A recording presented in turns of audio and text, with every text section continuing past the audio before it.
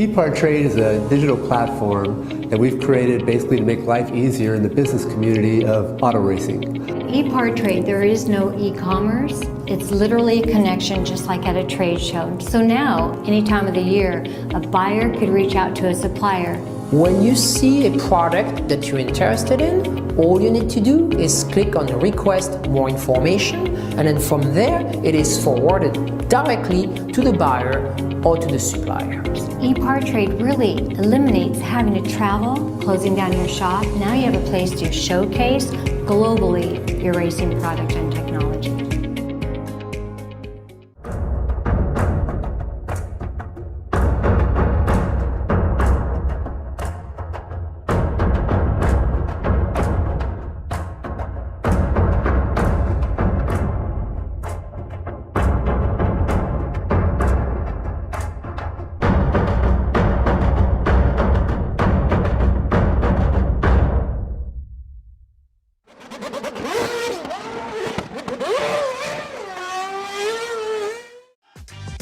Looking for a quick fix of motorsports news? The Speed Sport Daily is what you need.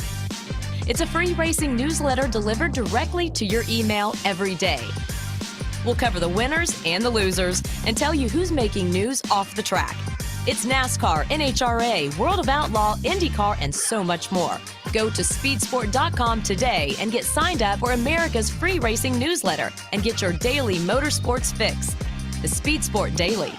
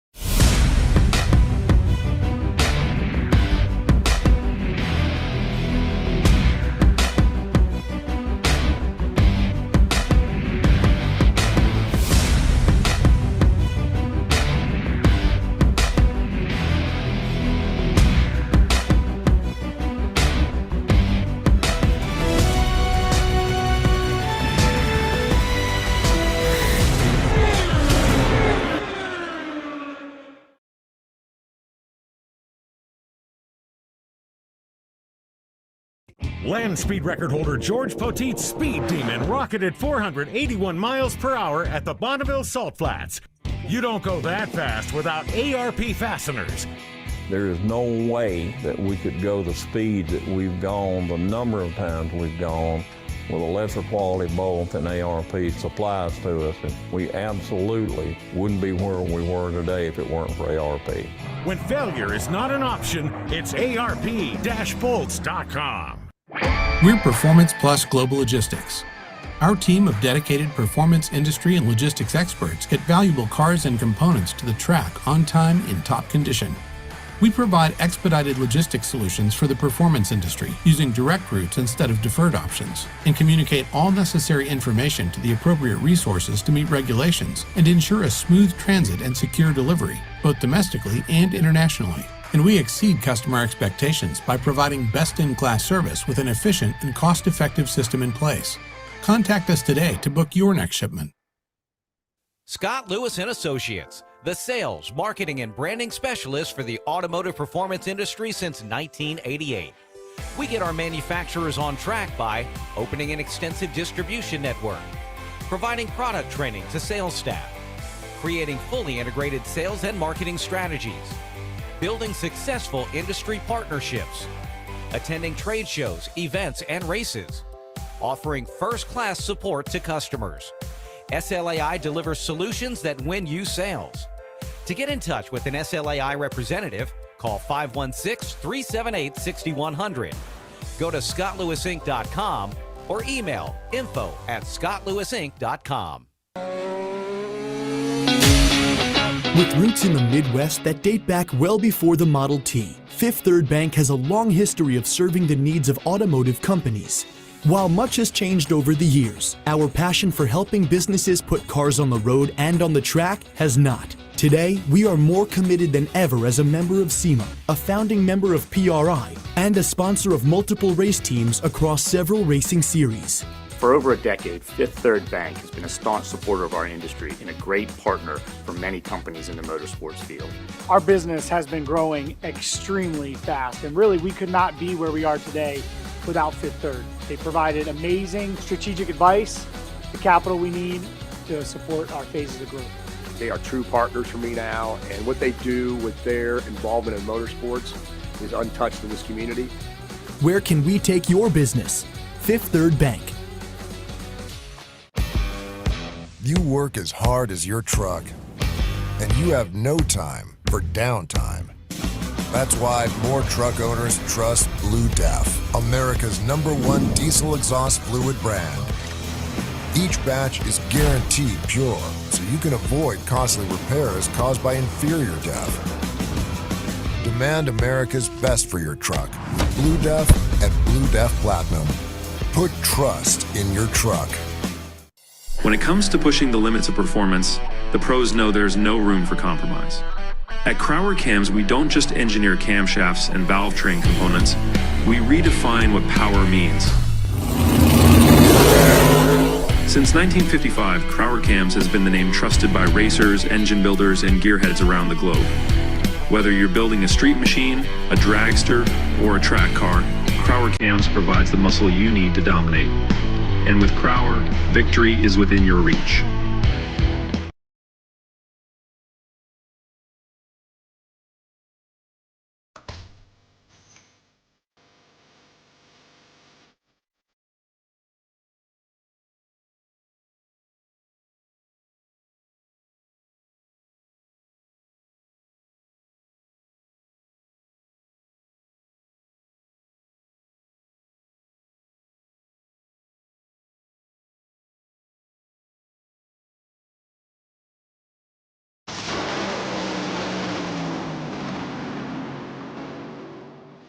For over 25 years, Wisconsin-based C-Tech Manufacturing has been engineering and manufacturing the toughest, most accessible aluminum tool drawers, cabinets, carts, and tactical storage solutions for America's hardest working professionals. Whatever you need to store and however you need to store it, put your trust in C-Tech Manufacturing. We build it better.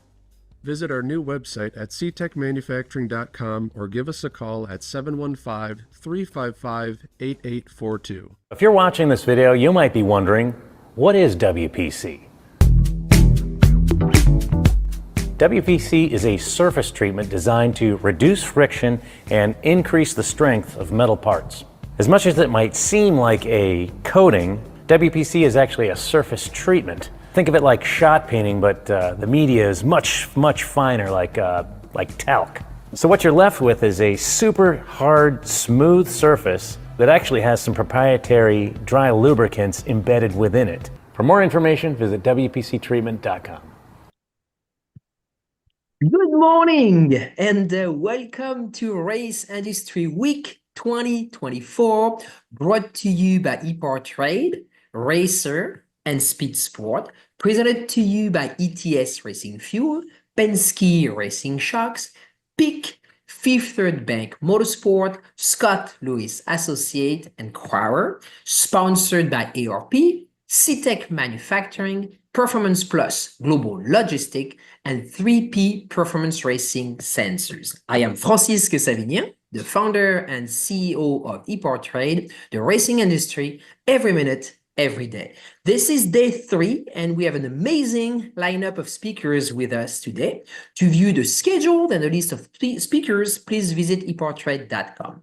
With me this morning are Judy Kinn, the co-founder of EPARTRADE, Joe Tripp, managing partner and CEO of Speed Sport, Scott Shelton, the chief revenue officer of Racer, and our wonderful host, Mr. Brad Gilly. Judy? Thank you, Francisque, and welcome everyone. It has been a privilege to send off this special week of industry leaders, racers, superstars, sanctioning bodies. We just developed this for the industry. And you know how this was developed? Through COVID. The world stopped. there were no trade shows. So we said, let's develop one. So here we are on our 5th annual, which is hard to believe we're on our 5th annual.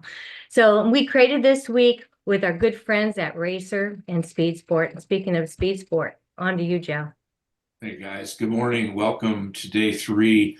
It's been a tremendous week, and Judy hit my theme word for today is privilege. It's been a privilege to be part of this for, I think this is our 3rd year.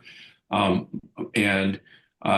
know, I've been in this industry for going on 2 decades, but one of the great privileges of my career in Speed Sport is having the colleagues like EPARTRADE to work with, and most importantly, I think for me is the folks over at Racer Magazine, Paul Fanner, Scott, and that whole crew. You know, we talk a lot about the heritage of my brand, Chris Economaki being sort of the dean of motorsports journalism. I think history will look back on everything that Paul Fanner has done and with Racer as being equally important to, you know, the annals of history and documenting motorsports and racing and keeping it relative and moving it forward. So Scott, congratulations to you and all your crew over there. It's an honor and a privilege to be part of this. And I look forward to today's interviews and what more comes out of it. Thanks, Joe. Scott. Yeah. Thanks, Joe. Thanks for your kind words. It's very nice. And good morning, everyone. And for those of you joining us from the West Coast, a very early welcome. It's my privilege to be here with all of you for EPARTRADE's 5th annual Industry Week. It's a special moment bringing together the best minds in motorsport, innovators, leaders, enthusiasts alike, celebrating everything that makes this industry just so extraordinary. I'm Scott Shelton, and I'm the Chief Revenue at Racer. It's so exciting to be here as part of a brand that's so deeply embedded in the culture of motorsport. At Racer, we've got a lot of exciting things happening right now, new ideas, new opportunities, new ways to engage with this incredible audience. All of our stories, our news, videos, and posts are created through the lens of a racer. So go to racer.com and check it out. However, today is about the amazing lineup of guests, the conversations, the innovations that we'll all be a part of. And I, for one, am thrilled to be here to listen and to learn and to be inspired, just like all of you. So thank you again, EPARTRADE, for assembling this incredible week. And Francisque, let me hand it back to you. Yeah, thank you, Scott. Thank you, Joe, for both of you for your kind words. Mr. Brad Giddy, our wonderful host, who has done probably half of all our webinars since we started, back with the technical webinar series. But good morning, Brad. Welcome back. Yeah, good morning to everyone as well. And thank you so much for having me back. It's greatly appreciated. And I know we've got a lot of exciting things that are going to be coming up here throughout the day and really the next 2 days. And, I think of this time of year, for a lot of racing series, they're still fully in their season. For some of them, it's their off season, or as like we like to call it, the non-racing season, because I think as we all know that it doesn't stop. This is literally a 365-day-a-year sport.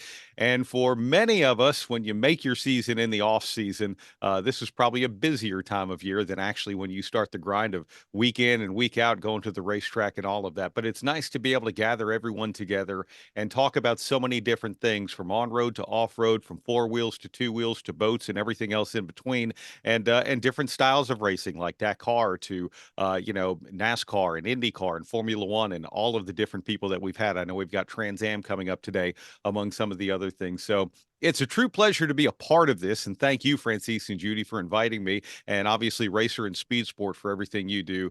And I can't wait to see what today brings. You're right, and you're a lot more than part of it. I mean, I think we have been thanking our sponsors, our partners, everybody, but a big thank you to all our hosts. I mean, you guys make this program what it is, and without your knowledge, connection, relationship with all the guests, this program would not be anywhere close to what it is today. So no, we very much appreciate everything you do, Brad, as well as all our hosts, Jeff, and everyone at Racer and everyone at Speed Sport. So thank you very much. So we are going to bring pretty soon our next guest, Mr. Jeff Dickerson. So this is the first time we're being hosting Jeff on the program. Do you want to say a few words, Brad, maybe?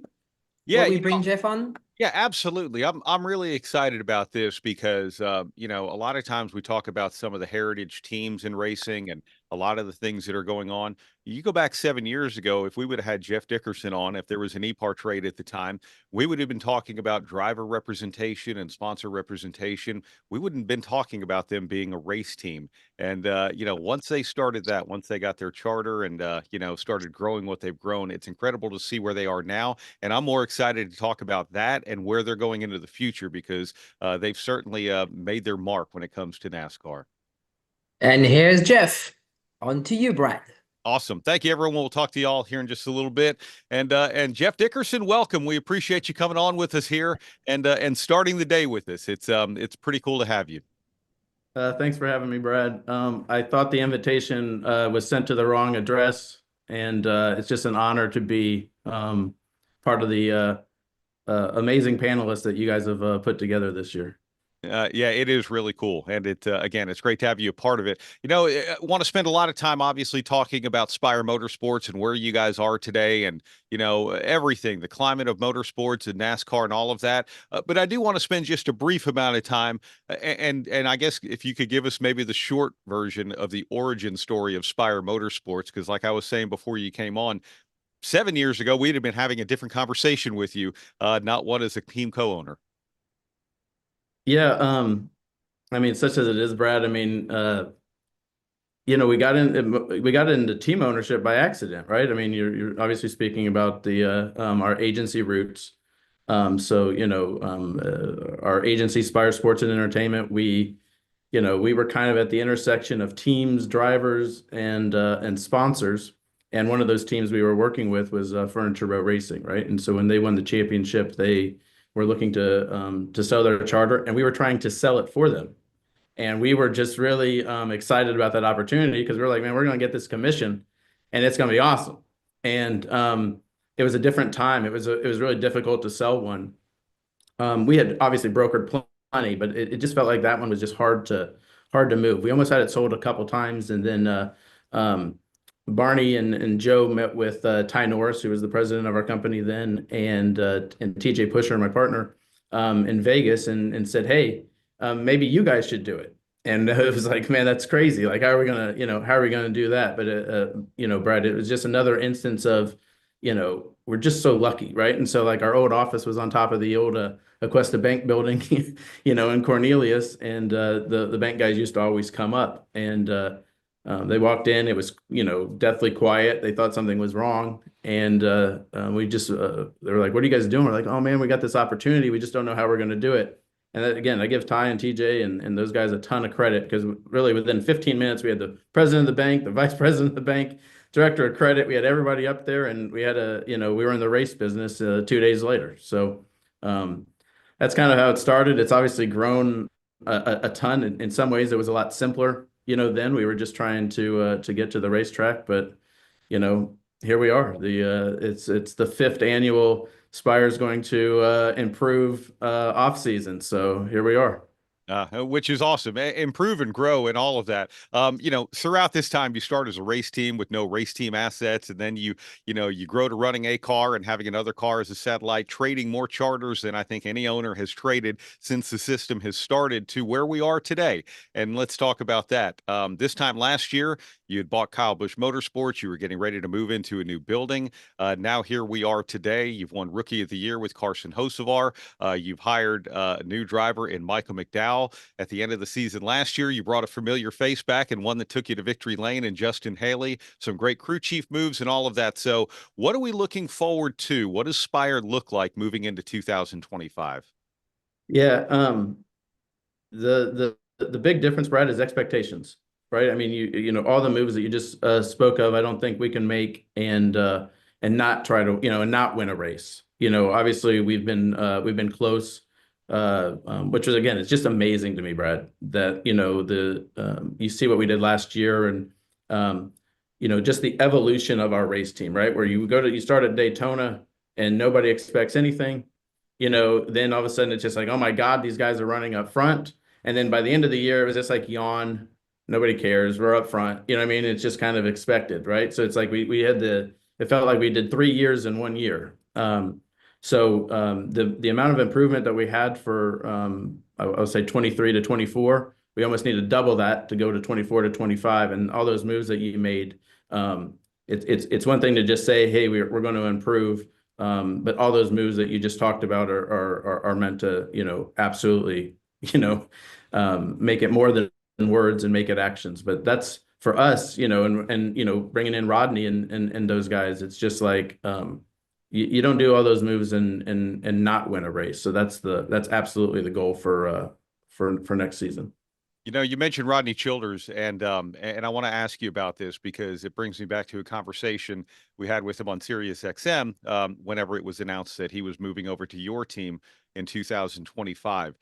Anytime you're growing a business, especially the way you guys have grown Spire Motorsports, sometimes it's hard to manage that growth. And, a lot of times there are hiccups along the way, and I'm sure you've had those. But what impressed me the most is in talking to Rodney and asking the why. Why this opportunity? Why go to Spire Motorsports as your next, move as a crew chief? And what he brought up was the culture. He said, I went over to the shop and I saw a few familiar faces, people that had left our team over at Stewart Haas Racing and come over in 2024. And really in talking to them and some other people I know, they talked about the culture of Spire Motorsports and what a pleasure it is for people to literally wake up in the morning and come into work and be around a bunch of like-minded people in a company that's very well managed, from Wednesday team lunches to different things like that. But the one thing that he really focused on was not necessarily the potential for success. I think he knows that's there, but just the culture that you guys have created. What can you tell us about that? Yeah, well, it's not lost to me that I'm on here with you, but it's seriously like, I'm just surrounded by exceptional people. Right. And I don't mean just the guys that you see and the guys that you've referenced. I mean, everybody behind the scenes, sounds like a Victory Lane interview in a way, right? But it's just like, I can't think enough, but it's seriously the exceptional guys from, the accounting department to the marketing department, to the social department, to the events and the parts room. It's just like everybody is just like exceptional, which sometimes makes it look like I know what I'm doing. Brad, the secret is, I think everybody says, man, we really value our people, right? I don't think there's a company in the world that says, hey, we don't value our people, right? Everybody values their people. I think at Spire, it's just not a cliche. It's just not something you put on the wall. It's something we absolutely believe. And I think that's the true measure of our success is, I think if you go to our people here and say, do they believe in you? I think they would all say yes, right? And I think that's the culture, right? The culture is look, there's plenty of guys here.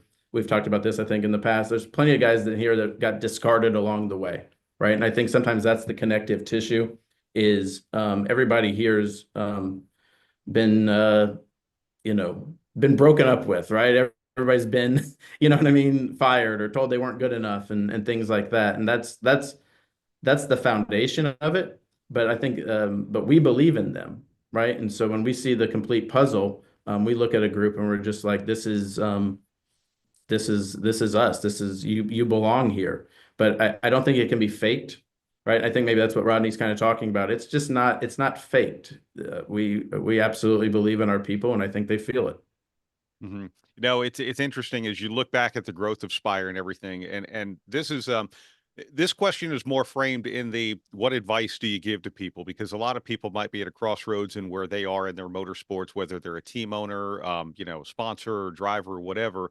But I think you can see places where, you and Spire have taken opportunity and grabbed it, like it's been out there, whether it was the opportunity to get that first charter, like you talked about, whether it was the opportunity to, buy Kyle Busch Motorsports, even as recent as last year, the opportunity when one team is shutting down in Stewart Haas Racing to say, hey, what can we do, to take that change and make it a great opportunity for us? What do you tell someone out there who is sitting there thinking like, boy, I might have a big decision in front of me and this could change the direction of where I'm going? You guys have actually reached out and grabbed those every time, it seems. Yeah, I mean, I think if you talk to, any entrepreneur or some of our contemporaries that have jumped into the space, you have these moments where you just, I mean, you got to shoot your shot. You got to, you know what I'm saying? Like, it sounds so simple, but it's like you have to have the courage to just shoot your shot. I know at Spire, obviously we've had to just do it one step at a time. So we couldn't shortcut for many years, right? So for us, it may have been different. We didn't have anything to lose, so it was easy to just kind of like, it was easy to push all in when you don't have, when you have two nickels. But that's what I'd say to anybody. It's just like, hey, you got to shoot your shot. You got to, you don't know the exact moment that's going to be the pivotal one for your organization. And, so you work so hard to put yourself in position to get those opportunities. So when they present themselves, you got to grab them. And, I think if you just do the right things, right? Like I'm a firm believer in that sometimes your opportunities choose you, right? And so like, that's where, if you look at anything that we've got in our solar system now, it's all happened kind of by accident, but we put ourselves in position, to get lucky. And I think that's really the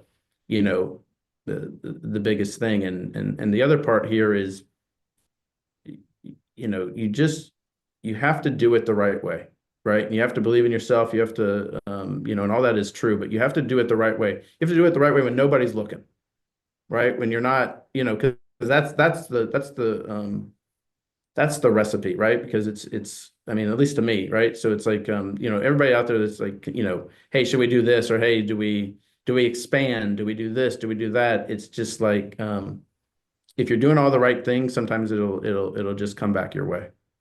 I like that. I think we could almost pull just that clip alone and send it out to everybody if they're actually, wondering a question. And like you said, sometimes opportunity finds you. All right, let's talk about what we've got on the competition side. I always have been of the belief that if you're going to have a healthy multi-car race team, you're going to do it with an experienced driver. You're going to do it with a driver who might be somewhere in the middle of his or her career, whether it's the beginnings of the middle or the end of the middle, and you're going to do it with a young up-and-comer.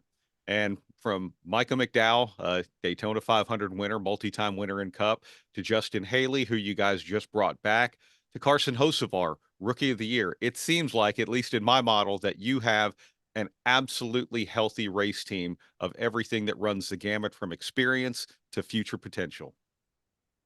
Yeah, I think you nailed it. It's like you were in the meetings with us when we were kind of putting it together. I mean, that's the Michael is steady, obviously, Michael's a leader. I mean, I think the thing where I used to represent Michael back in the day, and I think what Michael brings to the table is a sense of urgency and desperation every day, right? Michael, I just remember him as a younger driver, and I remember him sitting on my front porch one day, and this is probably in 07 or 08, saying, "I'm going to be a professional race car driver. I don't know how, right? I don't know what direction this is all going to go, but I cannot fail." And that's the other part. If you can't fail, you don't. You know what I mean? If you want to, the advice also, right? When failure is not an option, then it's not an option. And I think that's, Michael is a real example, of that. And you see what Michael did at Front Row, and Michael was very instrumental in building that team. And so when we were kind of like looking, how do we, where do we go next? Michael was an absolute example. I mean, I think you could look in 3 or 4 years, 5 years, whenever Michael's done driving, I think you'll see Michael in an executive role here. I just think he gets it. Justin obviously is we think the world of Justin. I think a lot of people in that garage do. We were happy to make the trade, with Rick Ware racing there. But bringing Justin home, I mean, it checks a lot of boxes, at least of which the personal relationship, the feel good of watching him walk back in, and him clearly seeing from the very beginning what we were, to what we are to now are two different, entire organizations. And look, but we look at Justin. Justin's not just going to be like the middle guy here, right? And just like, slow and steady. It's like we're looking for big things, obviously pairing him with Rodney. I don't think you pair somebody with Rodney and not win races. Rodney's very clear. Rodney wants to, I forget who got him there at the end, but somebody passed him for the most active crew chief wins. So I know that's going to be bulletin board material for Rodney, and then Carson, he's our pet honey badger, and he's all gas, all the no break all the time. But I think if you, I've been lucky enough to work with with plenty of those guys along the way. And look, if you're making noise and if people are talking about you at this age, with that experience level, you are doing something right. We've seen it with Joey Logano. We saw it with Brad. We saw it with Kyle Busch. It's almost like a backhanded compliment, right? I think the challenge with somebody like Carson is you are growing up in the public eye. These are, when they're that young, they should be at a college somewhere, you know what I mean, learning how to live, and certainly, in private, right? But I mean, I think, you're in a fishbowl here, and I think that's going to really be the biggest adjustment for Carson. It's not going fast. It's going to be everything that goes off the track, and I think that's up to us to, kind of shepherd him through that, because he's got the driving part absolutely figured out. And again, he was in contention for plenty of top fives and certainly a win, along the way. So we're hoping for no sophomore slump, but certainly we've got a lot of expectations for Carson in next year. Yeah, it's so I am curious to hear your side of his story, because in talking to him, obviously that big epiphany moment for him was when Corey LaJoie was asked to go fill in for Chase Elliott at Gateway when Elliott was suspended. You guys brought Carson Hocevar into your car, and before having a mechanical problem, he literally just raced his way up into the top 10. And I think a lot of people stood up and said, wow, the next thing we find out is you guys are adding him to your stable as well. How did all of that go behind the scenes, and what were the moments like for you? Yeah. So, Mr. Hendrick, again, like a dad to me, and I'd be dead without him. He called and said, hey, I have to do something here for Gateway, because I think Chase was being suspended or something. And I remember him calling and just being like, hey, I'd like to do Corey. And he goes, but I don't want to mess you guys up. Right. And I was just like, well, are you asking me or are you telling me? So if you're telling me you're taking Corey, then awesome. We'll just figure it out. And so he was like, well, what are you going to do? And I'm like, well, I think we're going to put this I would put this Carson Hocevar kid in it. And he was just like, huh? Like who? And Carson was running our Xfinity program, if you remember. We were doing that with Junior Motorsports. And so Carson did not look out of place in the Xfinity car, right? He was racing with, the Cup guys, up front. And I remember, like, we were at Charlotte and Darlington. He went to Darlington. He was like in the top 5 all day or top 10 all day. And I'm just like, what the heck?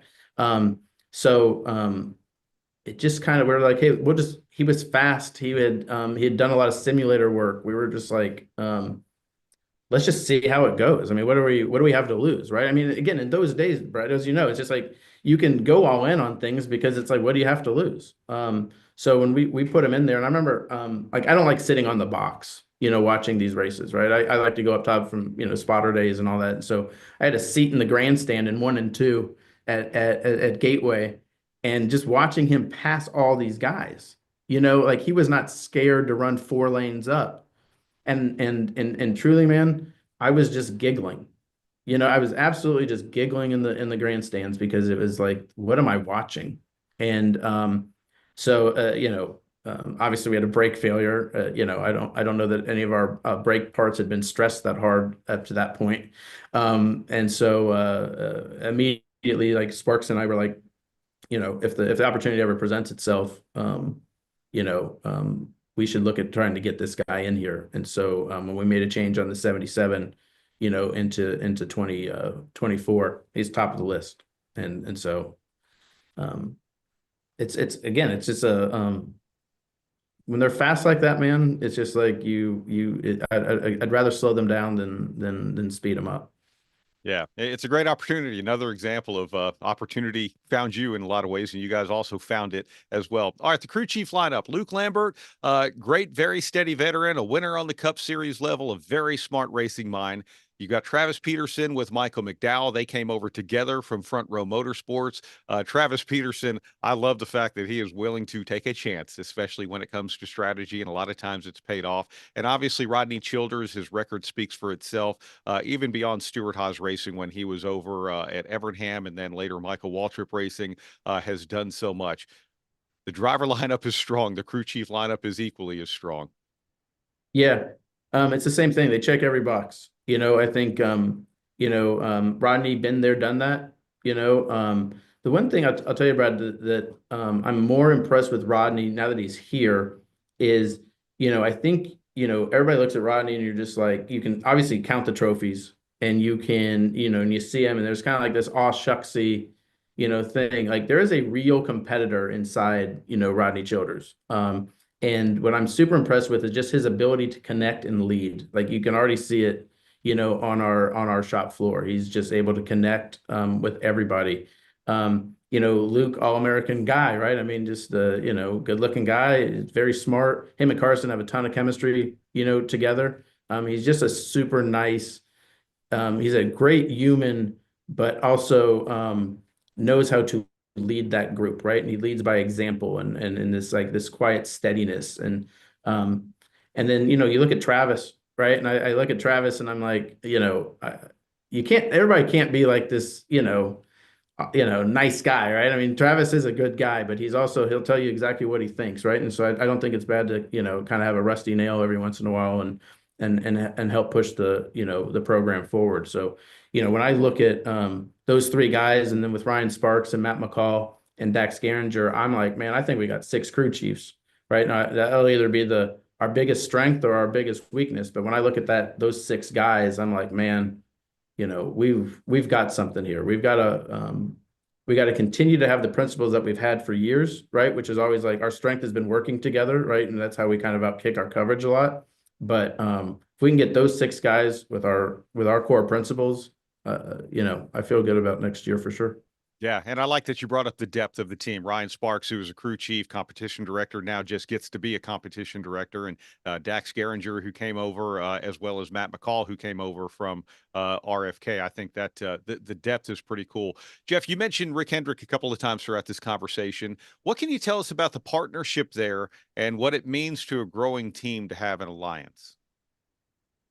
Yeah, I mean, for me, both personally and professionally, it's a huge deal, right? I mean, I was at Hendrick, God, man, now it's 20 years ago. This is crazy, right? So I mean,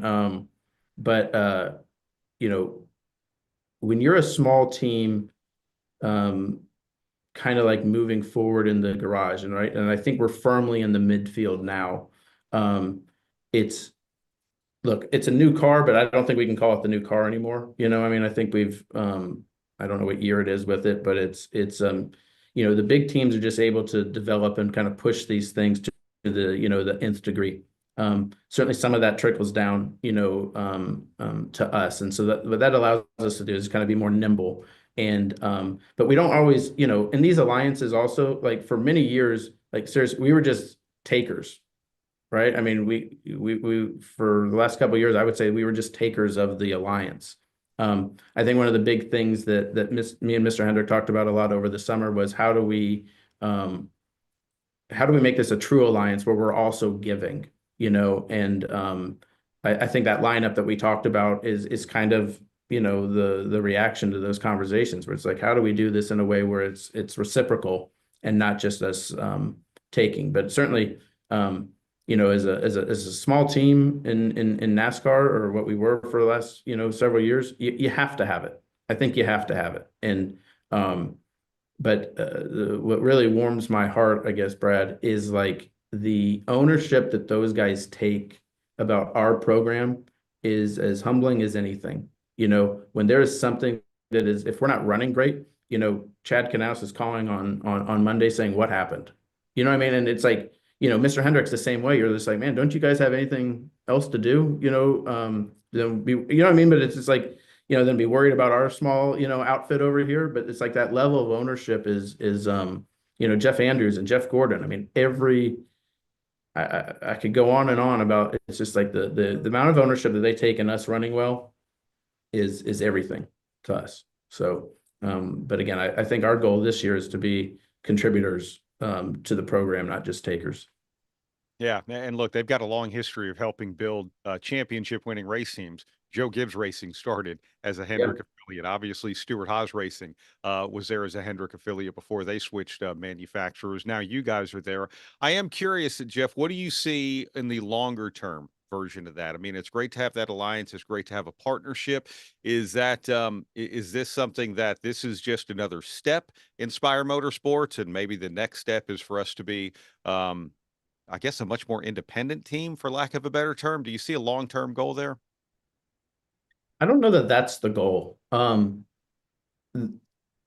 Because I don't those ties haven't been broken for 20 years, right? So I don't see that would be our long-term goal. I think, not to steal my last answer for this answer, but I think the long-term goal is to be a contributor into the program and be a bigger contributor into the whole General Motors, program. But we want to see their success as much as we want to see our success. And so I can tell you this much, Brad. It was funny. Me and Rodney were just talking about something on the shop floor. I never want to be calling Mr. Hendrick saying, "Hey, we're going to go a different direction." You know what I mean? That is something that's not in our headspace, at all. And but the long-term goal is for us to win championships and contribute to their success as well. Yeah, and what a great way to have a program. Jeff, on the sponsorship side of things, obviously this is something where you have an extensive background as well. How does Spire Motorsports look, and what would you say about the general health of the sponsorship market right there in NASCAR? Yeah, I'm bullish on it. I still think that the NASCAR sponsorship is the best value in professional sports, right? As far as the eyeballs that you get on it and the price point that you pay. Even with the big teams, quote unquote, big teams are offering. I think that's still better than, in any professional league, as far as like the hospitality you get, the access you get, the visibility you get, and I just feel like in NASCAR you're able to talk directly to your consumer. It's not like this broad paintbrush, that maybe the NFL paints their fans in. I think in NASCAR, motorsports in general, really, for that matter, but certainly in NASCAR, you're talking directly to your target audience every day. For us, Brad, again, I think this is just part of our roots. There's an urgency and desperation because we couldn't afford to lose money in the past, right? So, when you can't afford to lose money, guess what? You sell sponsorship, right? And I think a lot of sales, right? There's a lot of the dog ate my homework, it's like, oh man, I had it. And then it, what I mean? It fell through. Where I think at Spire, where we've always kind of been, not just for us, but for the greater motorsports ecosystem, we still take deals to other teams. I think with us, there's this desperation and this urgency that we can't fail. We can't afford to lose money. So our guys sell. And knock on wood, that's always, occurred. I would say that our general climate here upstairs, as far as the sales climate, and I hope that, in other motorsports, it's the same way, is we've never been in front of more companies. We've never had as many meetings and phone calls and that we've ever, phone calls returned that we've had right now. Just like everything else, you're just, you're trying to close 3 out of every 100, I suppose, right? But and that's success, I think. I think if you're closing 3 or 4 of every 100 things you got rocking, I think that's a really good percentage. So we churn through them, but where we sit, it's sometimes I'll talk to my our colleagues at other teams, and they're talking about this is hard and we're struggling here. We haven't felt it. I think we've got I think I have an exceptional sales group and marketing group here, and they make me proud every day, and they make it look like we know what we're doing. Yeah, well, a lot of excitement with Spire Motorsports right now. We can't wait to see you guys hit the track February 2nd with the Clash up there in Winston-Salem at Bowman Gray Stadium. Jeff, thank you so much for giving us time here today. It's such a pleasure to talk to you. Thanks, Brad. I'll see you guys later. Thank you, Jeff. Thank you very much. Stay with us. And it's almost time to run into our next session. So we're going to basically transition directly to our next session while we wait for Jeff Hammond to join us. Brad, any thoughts about what a great interview it was? I'll tell you what they've been able to do really over the last 7 years has been incredible. And to see the growth of a team that came from literally nothing, no race team assets, to now a 3-car organization that people are looking at to contend this year, I think that is an incredible story and one that we could all learn from. You know, Jeff has a stellar reputation in bringing on sponsorship, so I'm really proud to have him on today. Yeah, for sure. Absolutely. And I think we've got a familiar faces joining us, yeah. right? Mr. Hammond, good morning. Good morning, Mr. Gilly. Good morning, everyone. Good morning. Brad, we'll see you soon. Solid interview. Really enjoyed it. Yeah. Excellent. The So next one's going to be good too. I hope so. If not, I know you'll put me in timeout, Judy. So I will do the best I can. And I'm looking forward to having an opportunity to pick the brain of our upcoming guests, Doug Yates and John Dodson. So really excited about that today. I mean, all week's been exciting, and why should Wednesday be any different? Thank you. Exactly. And I see Doug with us, and John should be with us any second. Good morning, Doug. Good to see you.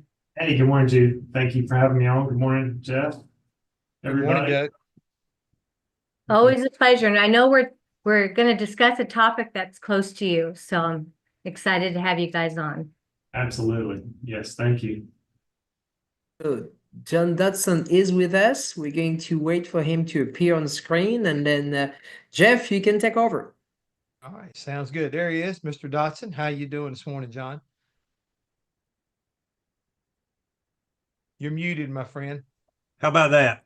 There you go. Now we can hear you. The lips were moving, nothing was coming out. There you go. Hey, Jeff. Good morning. Good morning. I hope both of y'all are doing well in this cold, cold morning here in the Carolinas. Yeah, my car was a little windy this morning when I cranked it up. Hey, Doug. Hey, John. How are you doing? I'm good, man. How was your big event last night? It was good. It was good. We missed you. I didn't know. I couldn't remember if I texted you or not. It's just been a whirlwind, but missed Jeff too. So, but it was a good Stocks for Tots. Well, I'm nursing some busted ribs right now, so I couldn't come in if I wanted to. So I'm okay, but at the same time, I don't go out in public right now until I get a little more healed up. Somebody run into me the wrong way, it hurts too much. Man. Wow. So sorry about that. Enough of that. Let's get down to brass tacks here. We got some stuff that's real important. So, Doug, do you want to lead off, or how you want to do this right here, my friend? Because I know that you've got a plethora of things that you want to share with us. Because again, I don't want to call it a sport no more, but our industry is, we thought it was an octopus, and I don't know what the next thing is. It's got more arms than that, but we've definitely got so many tentacles out there right now in so many different directions and so many opportunities, but a lot of those opportunities have not been pointed out, I don't think. And I think some of the things that we were getting away from, people are giving up on, they don't need to give up on. Does that make sense? Yeah, it sure does, Jeff. I mean, today, I'm excited to talk about Roush Yates, our company, and our partnership with the Universal Technical Institute, my buddy John Dodson, and the relationship that we've had since 2004 and how it's helped build our company and all the great employees that we have today. 30% of them came through UTI and John's connection there, but it really goes back to, me getting a start, my dad teaching me how to build engines, and he always told me, if you have a skill, you'll always have a job. And back then, as you know, racing was it was really just a passion, a hobby that's turned into a huge industry. That's the reason why we're here today. It's something I'm really proud of. But it takes great partnerships. It takes great people. And thanks for Judy and EPARTRADE and you guys having us on today.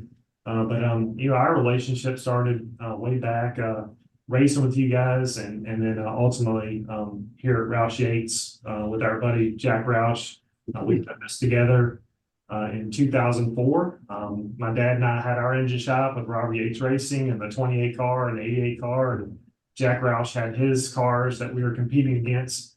We found ourselves the last two Ford guys left standing, and with the encouragement of Ford Motor Company and Edsel Ford, they said, you guys will be better together than apart. And finally we brought that together. My dad and Jack didn't they were competitors. They were really fierce competitors. They wanted to be the best Ford car in town. That was a lot of pride in that, as you know, back in how it used to work back in the day. And so at the end of 2003, we put Roush Yates together here in Mooresville, and I said, we want you to run this company, and want you to build engines for all 8 Ford Cup teams at the time. Later, we added Xfinity and some other things along the way. And I found myself sitting here in my office saying, all right, this is awesome, but how are we, where are we going to find some people, and how are we going to do this? And I called John. I said, John, you got to help me, buddy. I'm in desperate need of some hardworking people, and what can we do? And that year in 2004, we hired, many people from 10 people from UTI and John's program, and had one heck of a year, and went on to win the championship with Kurt Busch at the end of the year. I'll never forget John saying, these graduates now have championship rings, and they are so proud, and that's really how we got this relationship started. Can I interject something, John? Because I want to come to you next, and that's the thing that I find compelling and at the same time exciting. And folks need to understand, from my perspective, that I've known both these gentlemen for a long, long time. We were all, we're grassroots racers. But the main thing is, it's always hard to bring somebody in who's got desire but doesn't have experience, and give them the time and work with them when you're running a race team. And tip of the hat to those folks with the mothership, UTI, coming up with NASCAR Tech, and get somebody like John to go in and run it, and have the time and understand what you're needing, Doug, and what he's teaching. Am I right, John?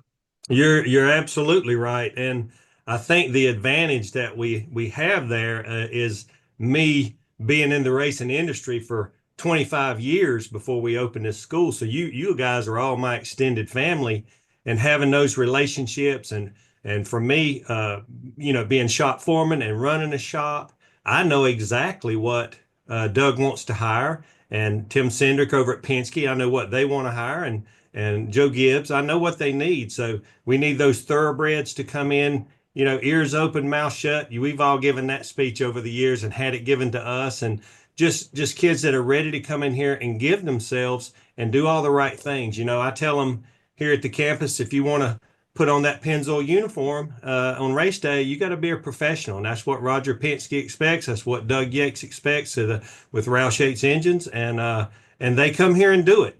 They come from all over the country. Used to come from abroad, but now all over the country.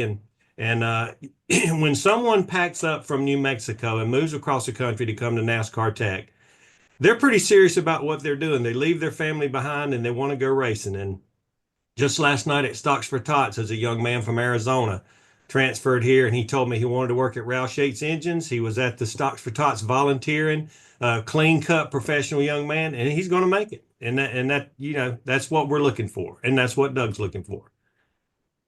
I mean, the thing is, and this is the other part that I love about what you're doing here, John. You can almost, because of your experience, you can evaluate that passion. Yeah. And a lot of times people can talk a good game, but get them in there and put them in the grind. Yeah. You got to understand, racing is still, it's a tough sport. But the other part, and I don't want to leave this without touching on it, is the fact that they come in, a lot of them come in wanting to be, NASCAR mechanics, machinists, whatever, fabricators. But some of them realize, maybe after they get in here and they get to understanding what's going to be required of them, they don't want to do that. But it doesn't mean they can't leave your organization or your school without a diploma and an opportunity to go back to what Doug said his daddy taught him. If you've got a trade, you got a job, because you guys have got other options for that. The trades, it's not a pandemic, but it's close to it, skilled labor, and we've started offering a welding, HVACR, robotics, electronics, industrial maintenance. We're doing all that now, and the classes are filling up. There's such a need for technicians, and it's a misunderstanding here. Yes, it says NASCAR Technical Institute on the building, but we have 14 schools across the country, and it's automotive and diesel training.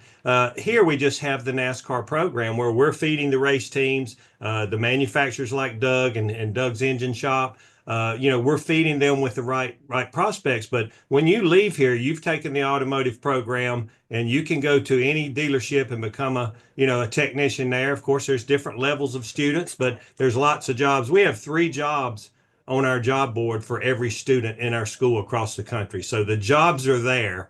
If you have the desire, and I've got 5 grandsons, and they're all going to learn a trade. I don't know what else they're going to do, but they're going to learn a trade as they grow up, and that's what their parents are saying as well. But I don't want to say one thing. I want to talk about First, because we wouldn't be successful without Doug Yates and without Roger Penske and without Hendrick Motorsport. So the First, as Doug said a while ago, he's the first one to hire a NASCAR Tech grad in 2004. I'm like, who's going to try? Who's going to be that first one? And it was Doug, and he got 10 and got him championship rings that year. He's the first, Doug's the first to hire a female graduate from here. And for years that was taboo. They had to have their own room, or when they traveled, and it was just hard to do. Doug's the first to hire a female for Roush Yates Engines. Then he's the first one to put a female, a graduate from here. Madison Conrad came here from New Mexico. Lots of desire, incredible student, and she's the first female engine tuner in the Cup Garage, all because of Doug Yates and his vision.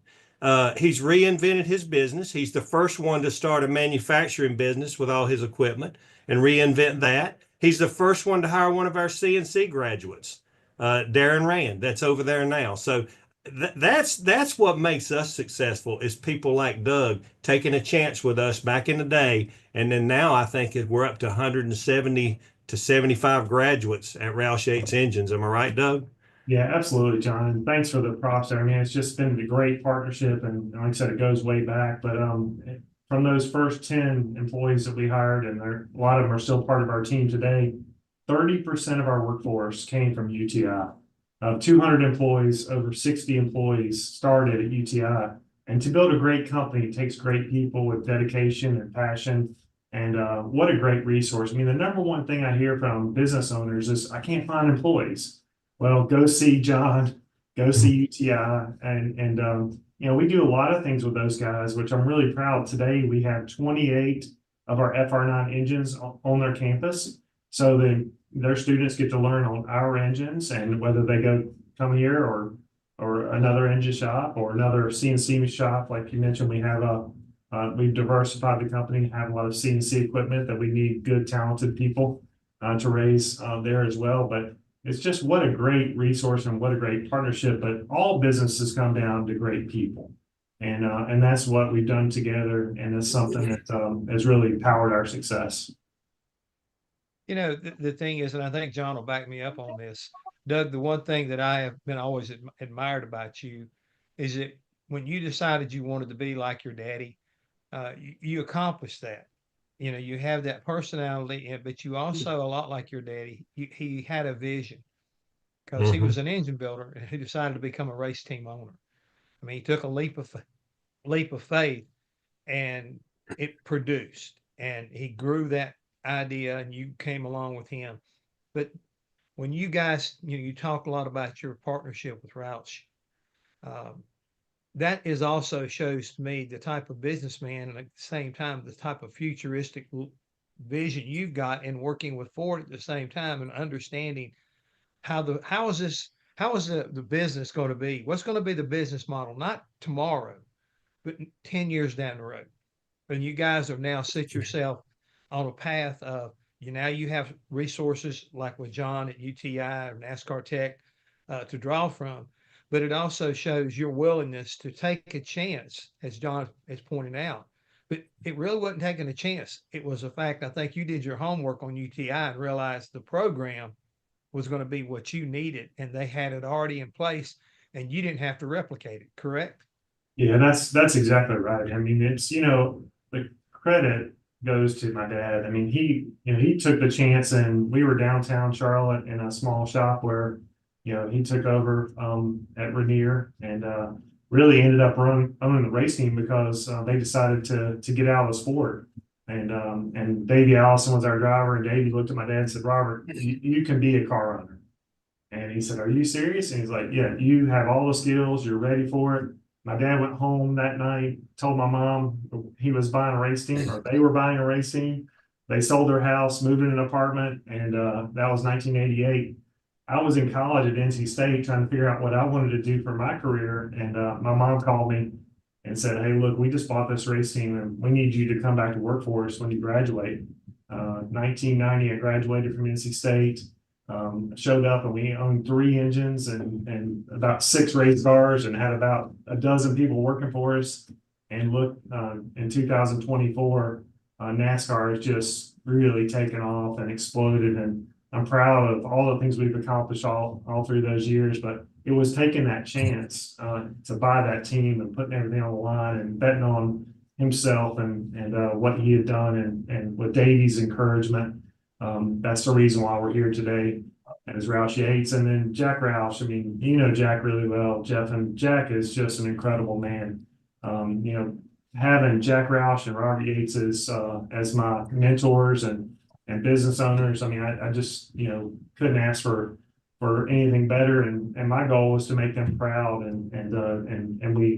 I feel like we've done that. And this year, I'm really proud. In fact, it's really special to have you here because you remember this. When my dad left Junior Johnson, they went on to win 3 Cup championships in a row with Kelly Yarborough. And we always talked about that. And he was kind of disappointed he didn't get to do that. This year, with Team Penske and their great teams and their great drivers, we've won 3 in a row with Ford Motor Company, which is a historic event. They've never done that before. Everybody at Roush Yates, all the great people at Ford Performance, the Ford family, just what an incredible team to be on. So I'm really proud to be part of that. And I know my dad would be smiling if he were here today to see what he started and we're carrying on today in 2024, heading into 2025 with NASCAR and where the sport is today. So guys, we talked a lot about the present, but let's talk a little bit more about the future. With all of what's going on within the motorsports world around the globe, can you give us some insight on what, John, what programs are you going to need to implement as we move forward? And Doug, as far as your stuff, I mean, I know that you also build spec motors for modifieds and, short track races around the country, sprint cars. I mean, you guys, you do everything. What's going to be the next thing that's coming down the pike? I mean, I've had a privilege this week to talk to NASCAR Europe about what they've got going on over in Europe and how they're growing and getting stronger. So internationally, across the board right now, what's kind of like on the horizon? Well, I'll start. I guess for us, the big thing's EV. We've opened some EV training programs in our California campuses, and we'll be expanding that out. I don't know how EV racing's going. I know NASCAR's dipping their feet in that. I kind of like to hear exhaust and have some noise at a racetrack. But look, it's going to be part of the future, and it's something we have to be talking about. But at our other campuses, Doug talked about what he does here. He supports us here in our CNC program with equipment, our FR9 engines, but all the other campuses are automotive, but they have a power and performance program, which is the Roush Yates Power and Performance Program. So no matter what campus you go to, you get that power and performance. The future, technology is here and it's going to stay here, but people still love hot rods, carburetors, and being able to tune an engine. And that's going to be here too. That's going to stay around. I don't think it's going anywhere. And that's what we're happy about with Roush Yates Power and Performance there. We've talked to Brazil. They've been asking us, NASCAR Brazil. They want some meetings with us. We have had a few meetings. Don't know how that looks, but and then NASCAR going to Mexico next year. There's going to be some changes. One thing about NASCAR is they're going to change, and motorsports. So you've got to be ready for it. And thanks to Doug and the partnership, we're up with the latest technology here and with their support. So we're going to be ready for that change. Yeah, absolutely. And John, it's good to hear that you like the sound of engines too. Oh yeah. Yeah. Now, for us, we're always looking ahead. I mean, we're proud to be partners with NASCAR at our CNC facility. We're part of the next gen car program. So we supply all the uprights. We service those for the teams. We make the ARBs. We're currently making the control arms this year. It'll be new for us, Jeff. So control arms and toe links and things like that. So we're always continuing to look ahead. How can we be part of the sport? How can we continue to look ahead? On the engine side, I think it's just more technology, more data, more control systems. I think in the future, the near future, I think you'll see other OEMs come into NASCAR with different engine architectures. So that's something that John Probst and his team at NASCAR really have to figure out is how do we have a pushrod V8 versus a turbo engine or other variants of that. And so those are the things that are coming in the future. So I think for the sport, it's going to be an exciting time. There's going to be change. NASCAR is always looking, like I said, Ben Kennedy, going to the Clash, going back to Bowman Gray, going to Mexico, racing at Chicago on the street course. That's what I like about NASCAR today. They're not afraid to change. It's not just the same schedule every year, which I know we loved going to Rockingham and going to, the same old schedule is really fun, but it's an exciting time where they're really mixing it up, trying new things. The new TV package is going to be exciting. I've got to figure out how to find it on my phone app or whatever. My daughters are seniors in high school, and now you can watch everything on YouTube TV. But I think, you have to continue to embrace change. And of course, we all love and have great memories about certain days and eras in our sport. But you look on pit road today, the guys changing tires and jacking the car, and you were one of the best ever, Jeff, jacking the car and John changing a tire. But you look at the athletes now are incredible. I mean, I walk down pit road and I'm in awe of the interest in our sport.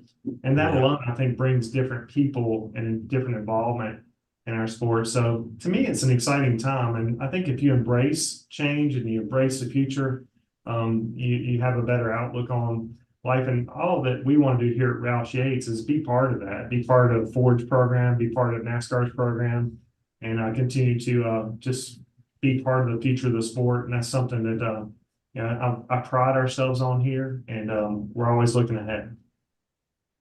Speaking of looking ahead, we've seen Chevrolet last year went to Le Mans. We know that Ford has been back and has won Le Mans several times. Key moments like that in these manufacturers, as you might say, history.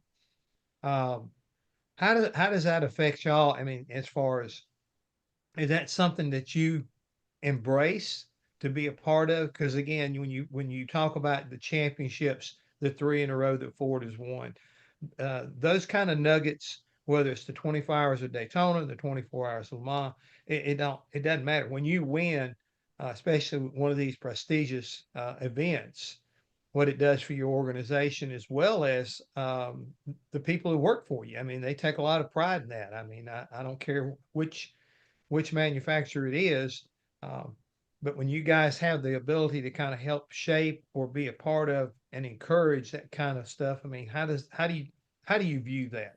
Yeah, I'll jump in, John, if that's okay. I mean, I had to tell a story, and everybody knows the Ford versus Ferrari story where Henry Ford II, the Deuce, Edsel's dad, wanted to beat Ferrari so bad. Finally, they went to Le Mans 1966 and beat Ferrari, finished 1, 2, 3. So fast forward 2014, coming up on the 50th anniversary, Edsel calls and said, I think we want to go back and win the 50th. And said, well, wow. And we want you, Roush Yates, to build the engines for that, because we had done the road race program, the Rolex 24, won that several times. And so we were going to race the 3.6 liter EcoBoost engine, twin turbo, and get ready. And that was a pretty intense call. And so in 2016, our team with Chip Ganassi Racing, Multimatic, and Ford went to Le Mans 50 years to the day and won that race and beat Ferrari. And it's just something that I still get chills just thinking about us being involved in that program. All of our employees, some of the UTI graduates were on that program. Yep. And to be able to race on an international stage and to bring that home with Ford Motor Company, and for Edsel and for Bill Ford and Will Ford and their families is something that, man, that's as big as it gets. And we want to be able to celebrate that. That tells you how confident Edsel is in you, Doug. And, you wait 50 years and say, well, let's just go back and win it again. And you pulled it off. It was that easy. Let's just go back and do it. It's been 50 years and we'll win it. And you did. And I don't know if Edsel is watching, but maybe somebody can give him a recording. But his dad used to say, just win. And really strong statement. And that's what Edsel told us. He said, just win. And he expected nothing less than that. And our team here at Roush Yates delivered that. And we're really proud of it. Well, it's funny that both of you are kind of like echoing the same thing, because to me, our industry as a whole is benefiting from what you guys are accomplishing right now at NASCAR Tech and over Roush Yates. And, so I think, maybe you need to get that saying and put it above your doors, just win. Yeah. When you walk in here, you're just going to win. And it doesn't have to be the race. It could be it doesn't have to be the mile. It's when you come in here, when you leave here, you've won because you got an education, you've learned how to get you that trade, and you're able to take that and move it forward in your life and your career. And all I can say, guys, y'all are doing one heck of a job, and you're making a lot of young men and women very excited to realize that they have an opportunity, and you guys are giving them the opportunity to do what they want to do, and that's just win.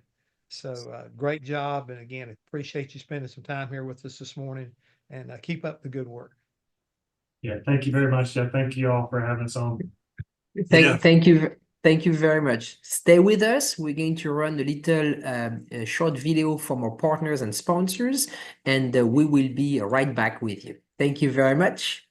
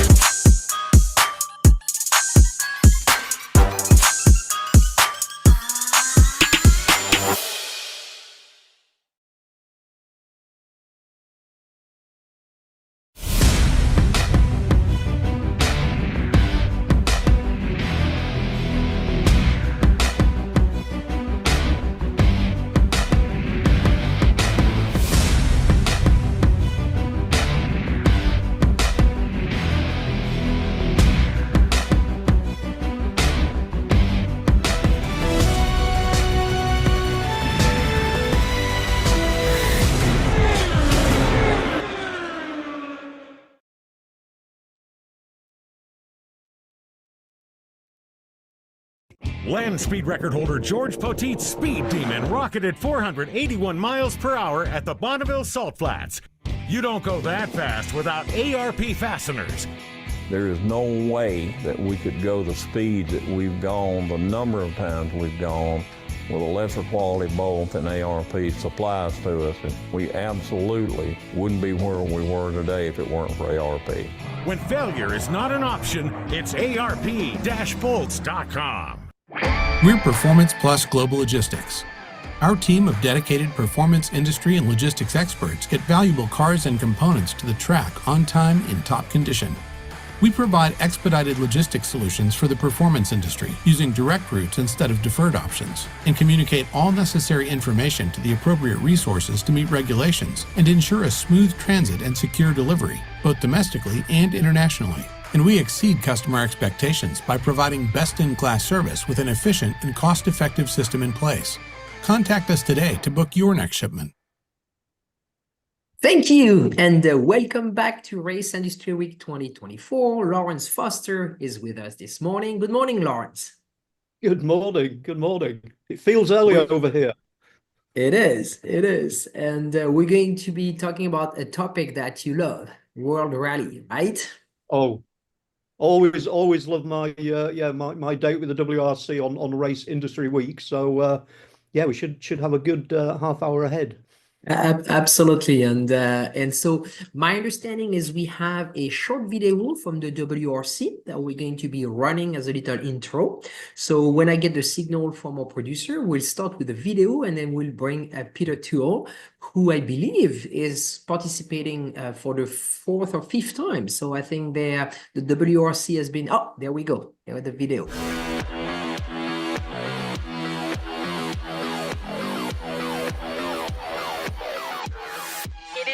A heck of a season ahead. Let's see these guys off the line.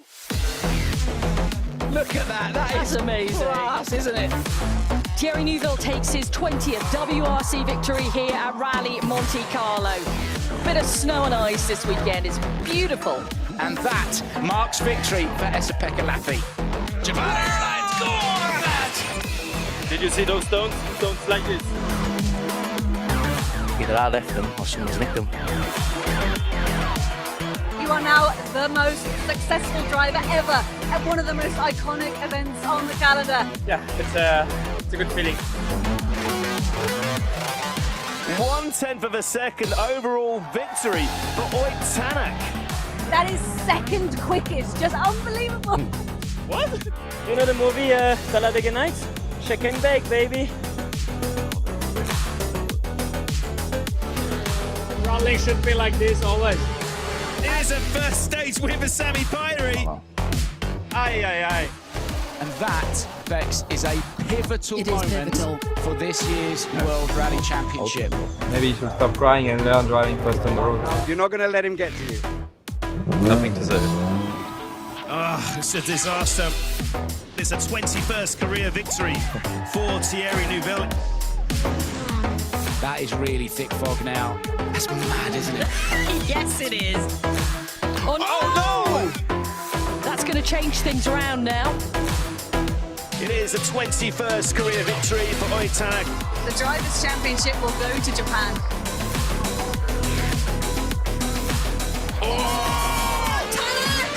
Tanak is off the road.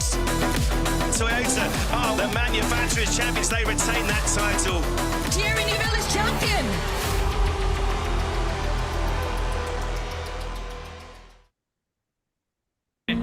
Flat right block 4 in 3 left block on the front, 3 right very long pull. What a great video, and what a great way to introduce Peter to the race industry. So good afternoon, Peter. On to you, Lawrence. Well, thank you, Peter. Welcome back to Race Industry Week. And yeah, that video certainly gave us a taste there of the WRC. But a week and a half ago, if you weren't a fan of the WRC, if you sat through events in the season finale in Japan, I think you would have been. Just talk us through that dramatic finale. Yes, can you, first of all, is it okay with the tone? Can you hear me properly? I can hear you, Peter. Wonderful. So it was a heartbreaking finale. Everything on the last minute. We went to Japan. There was only the decision between 2 Hyundai drivers who will be the world champion and who will be the champion for the manufacturer's title. And, you know, it came to the last day of the rally. Foyt Tanak went off, unfortunately, so Thierry was champion. But this was not the conclusion of them all. It was to the very last stage, to the power stage, in a nail-biting finale between Toyota and Hyundai. And you must imagine, we were in a tent surrounding a TV, together with Akio Toyoda and the chairman of Hyundai, Mr. Sung, and a lot of executive members of both manufacturers. And it was like in a football stadium. Up to the very last car, when the decision was made, and it was a fair congratulation, and this shows the extreme good partnership between Hyundai and Toyota. And not to forget, we had a podium complete by the third brand, by Ford. So it was just something Hollywood cannot do better. And finally, a championship for Thierry Neuville after 5 runner-up spots in the World Championship. Yes, he so deserved it, and we must know that he led the championship from the very first rally in Monte Carlo up to the finish, with ups and downs, with frustration, with triumphs. He had 2 victories, overall victories. Kalle made 4. Sebastian Ogier with a part-time program 3, and Elvin Evans and Esa-Pekka Lappi each 1. That means 5 times victory for Hyundai and 8 times for Toyota. It was really, really a good season, and we are very happy with how the WRC 24 presented itself. And I think we're only 8 weeks away from Monte Carlo starting the 2025 season. That starts on January the 23rd for the season opening Monte Carlo Rally. Peter, there is a big change in the Rally 1 class, the Rally 1 regulations for 2025. Yep. Just talk us through that. It is. We started 3 years ago with both plug-in hybrid and full sustainable fuel. By the way, the first FIA World Championship to use full sustainable fuel.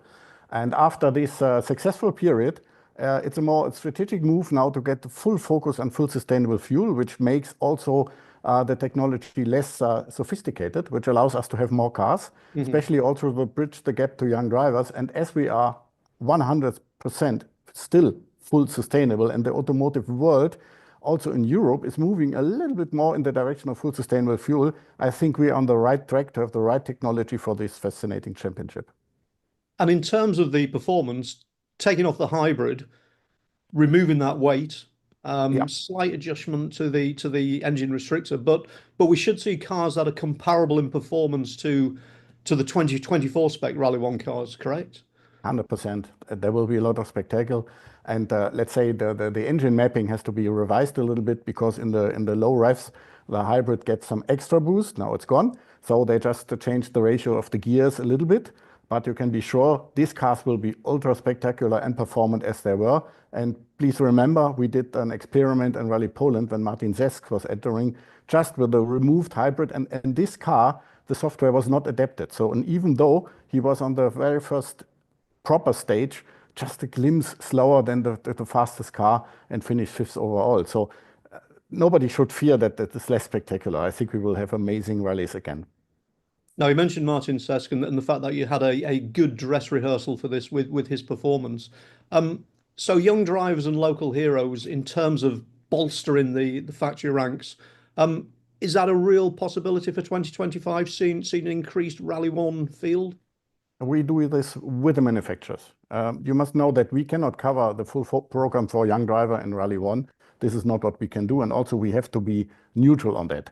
But all manufacturers know that we will support if they selected young drivers to compete in. So it happened with Martins.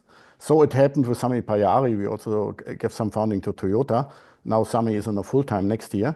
And we will do also in the upcoming season. So for all 3 brands, they get some funding from us. It's let's say it's just a kickoff to get things moved. But you should not forget that we also have a huge support, especially on overseas, for WRC2 competitors by logistics support and so on. And this was the reason this caused a full field of competition.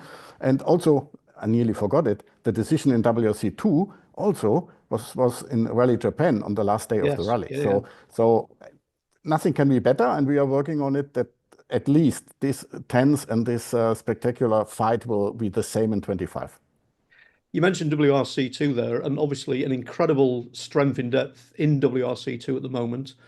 Great to see Sami Pajari moving up into a full-time Rally 1 seat.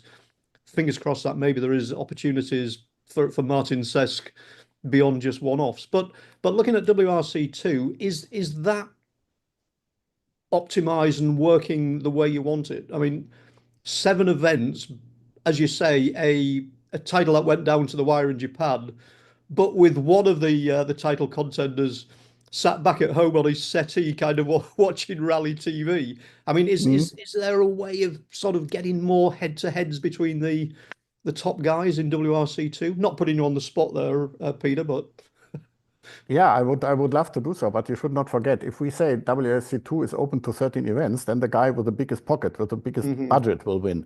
On the other hand, we must have a fair chance for that, and it's always that some fights will done remotely, let's say this way. But if you look back in the World of Rally Championship, even in the times of Walter Röhrl in '82, he was not competing on all events. It was also tactical, because he had this Opel Ascona 400 rear-wheel drive against the Audi Quattros, so he also selected his events. It's a kind of tactic, And you should not forget, even if there is a WRC event, and let's say one of the main title contenders does not have his opponent fighting against him, they are kind of locals and guys. So it's no easy win on no rally at all. So therefore, I think the sporting value is big. And in order not to have the guy with the biggest pocket, with the biggest budget to win, this is no other possibility than do the 7 nominated rallies, 6 best result counts. And going back to Martin Cesc, looking at him as a case study for how the ERC can be a real sort of hothouse for new talent. Just talk to me about how the ERC, the pyramid into WRC kind of works as a maybe a destination in itself, but also as a feeder to the WRC. Yeah, it works both ways. You know, sometimes you have drivers who are doing WRC2 in the World Rally Championship and cannot afford the budget, or let's say did it for a while but still want to win rallies, and then they go to ERC. We saw this with Hayden Paddon, 2 times European champion.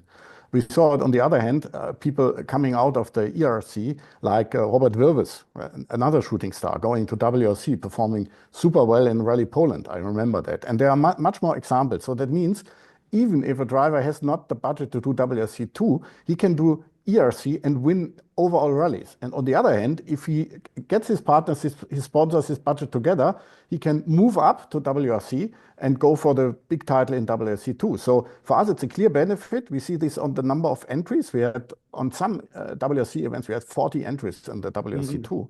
And in ERC, it's also a story of success, having 30 to 40 cars in the top category. Not on each and every round, yes, for sure. But we have a straight development on getting larger fields and quality plus quantity. So this is really, and the sporting value, you can ask Hayden Paddon how much he has to fight. You can ask Mats Östberg how much you have to fight. So this is a clear sporting value, and this sporting value helps us to get young drivers for the WRC. And in terms of integration of events as well, it seems that the ERC, especially with rotation of certain rallies, the ERC seems to be becoming more aligned with the WRC in that respect, moving rallies in, moving them out, allowing them to sustain themselves at a high level, maybe before entering the WRC. Yeah, that's a clear example was Latvia, for example, this year. And on the other way around, it was Estonia going back because some event organizers, some countries, they don't have the budget to do it every year. On the other hand, if they take a break for 1 year, all the volunteers and the whole structure, the organization is gone. This makes it very difficult. And this is an ideal thing, especially in the case of Latvia and Estonia. It was agreed between both parties, between us and FIA for sure. And then it was a win-win for everybody. And so it is, for example, next year with Croatia. Croatia will be part of ERC. It will be a very good event for ERC. And after 1 year, they will come back to WRC. So this is something we can work with. Rotation has to be done reasonably and in agreement with all the partners. I can hardly think that we would do a rotation in Sapphire Rally Kenya. But for this, especially for European events, you should not forget we have a limited of slots available, but a lot of demand, especially in Europe. On overseas, we have to grow the championship as a global world rally championship. So there will be naturally in the future maybe less European events. And in order not to lose them totally, there's always a chance to play this game, to have this rotation principle.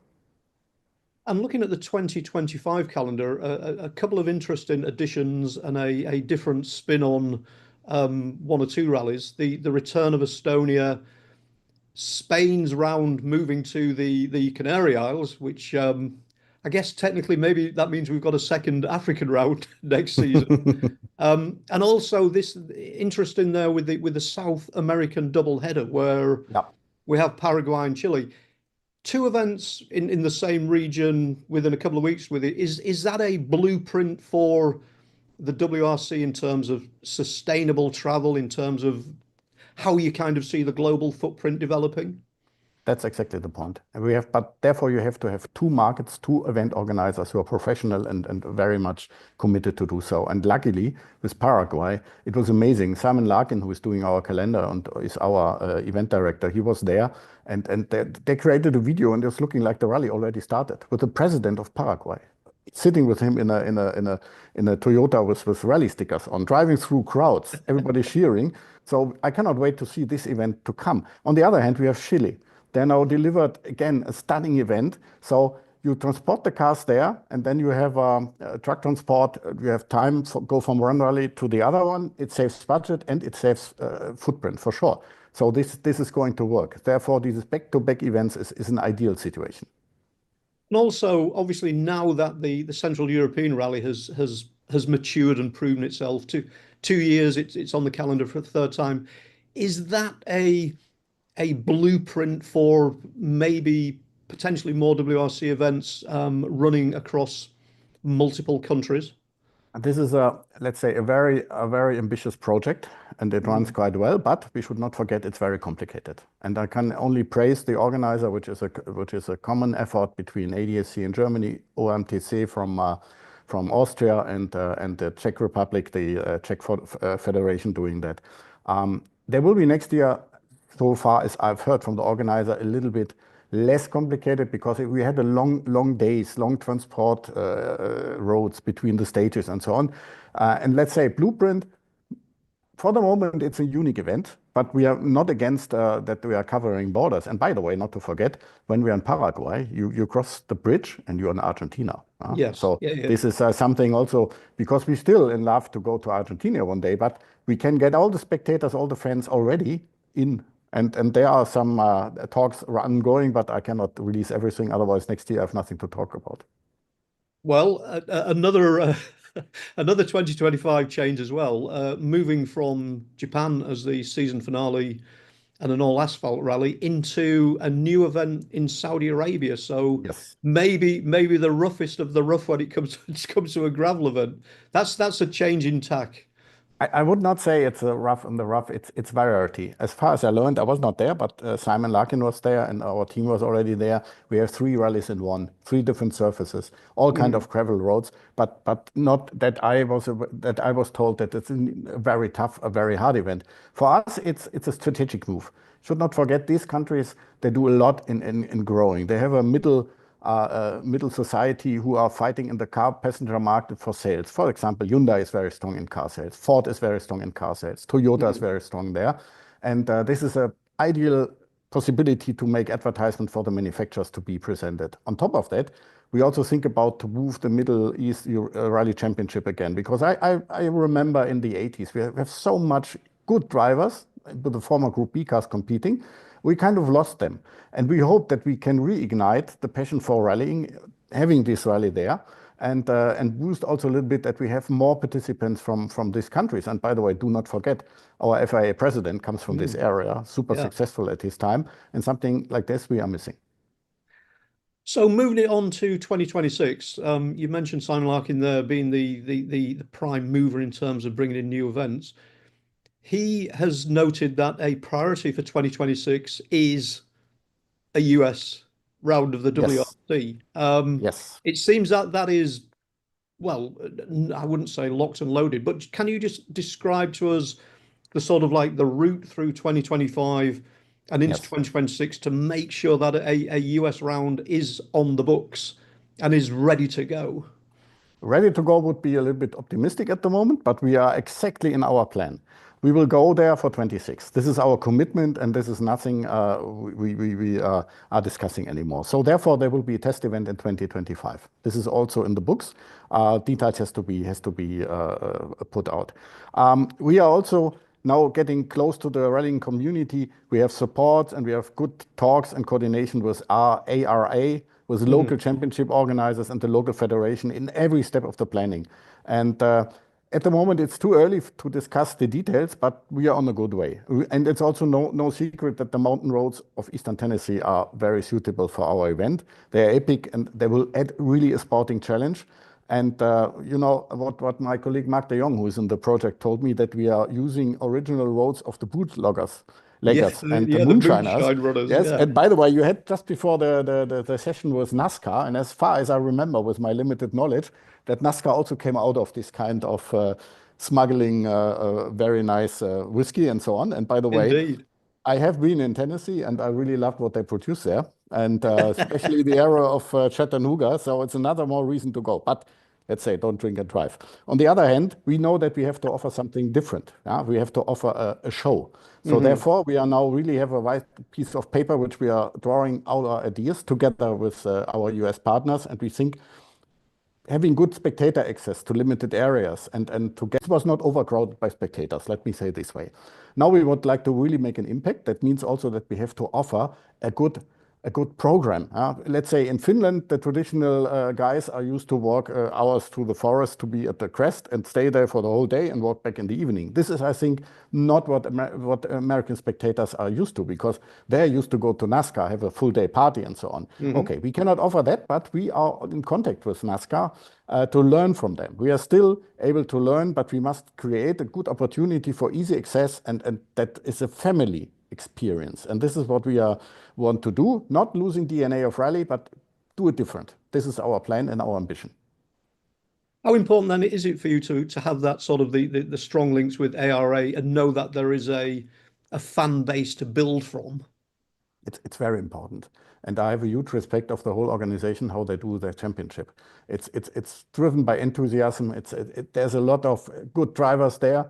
Okay, not so many. There is also room for improvement for the cars. I saw some older cars, but I appreciate the whole spirit of the ARA, how they do the rally. So, and we are not coming as invaders. We are coming as friends. And again, I must say that we want to learn. We want to learn to deliver the best project altogether. This is our target. And in terms of obviously US fans being primed for WRC appearing in the US, how important to that has Rally TV been? And this is, we're now coming off the back of the first season of round the clock Rally TV. How important is that in terms of making the connection? This was paving the ground for us, because we saw that there is a rock solid fan base, and a lot of people love to see rallying because it's spectacular. You just saw the video, and this makes me also totally confident. If we do it in the right way and put all the pieces together, I think we will run through open doors. You should not forget the last attempt in the 80s. There was no TV at all. There was some guys going in the forest editing some clips. The technology was not there. It was never the live broadcast of rallies like Rally TV open new possibilities. And with our international and worldwide fan base, especially in US, we are confident that I think people would like to see it in real life. Peter, I want to move you on something that I know is, well, very, very close to your heart, and something that you're directly involved in. The Beyond Rally Women's Driver Development Program. You actually are heavily involved in that. We just saw on CER a sort of a three-way, I think shootout is the wrong word. Oh, we can say so, but I don't like the picture with women with shootout. Okay, let's say it was a qualifying. That was a very poor choice on my part, Peter. No problem. We know what you mean. But we've now got a situation. By the way, just to sort of backtrack as well, 3 drivers who were assessed on CR, but from a pool of 15. Including Madeline Tabor from the US. So a real sort of global class whittled down to the 3. But just talk us through that program and how we haven't sort of resolved a winner yet. We're still sort of in the stages of finding the winner.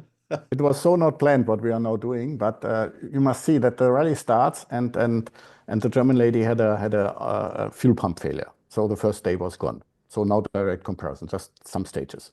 On the next morning, when everybody, and I made a reset. I said, because we cannot take a decision because somebody has a mishap on the technical side. Would not be fair. So we made a restart for Saturday. And the restart of Saturday, the lady from Belgium went off and killed the suspension. So again, no direct comparison. And our Scandinavian, our Finnish woman was good, but she was not on this speed like the others were. So what to do?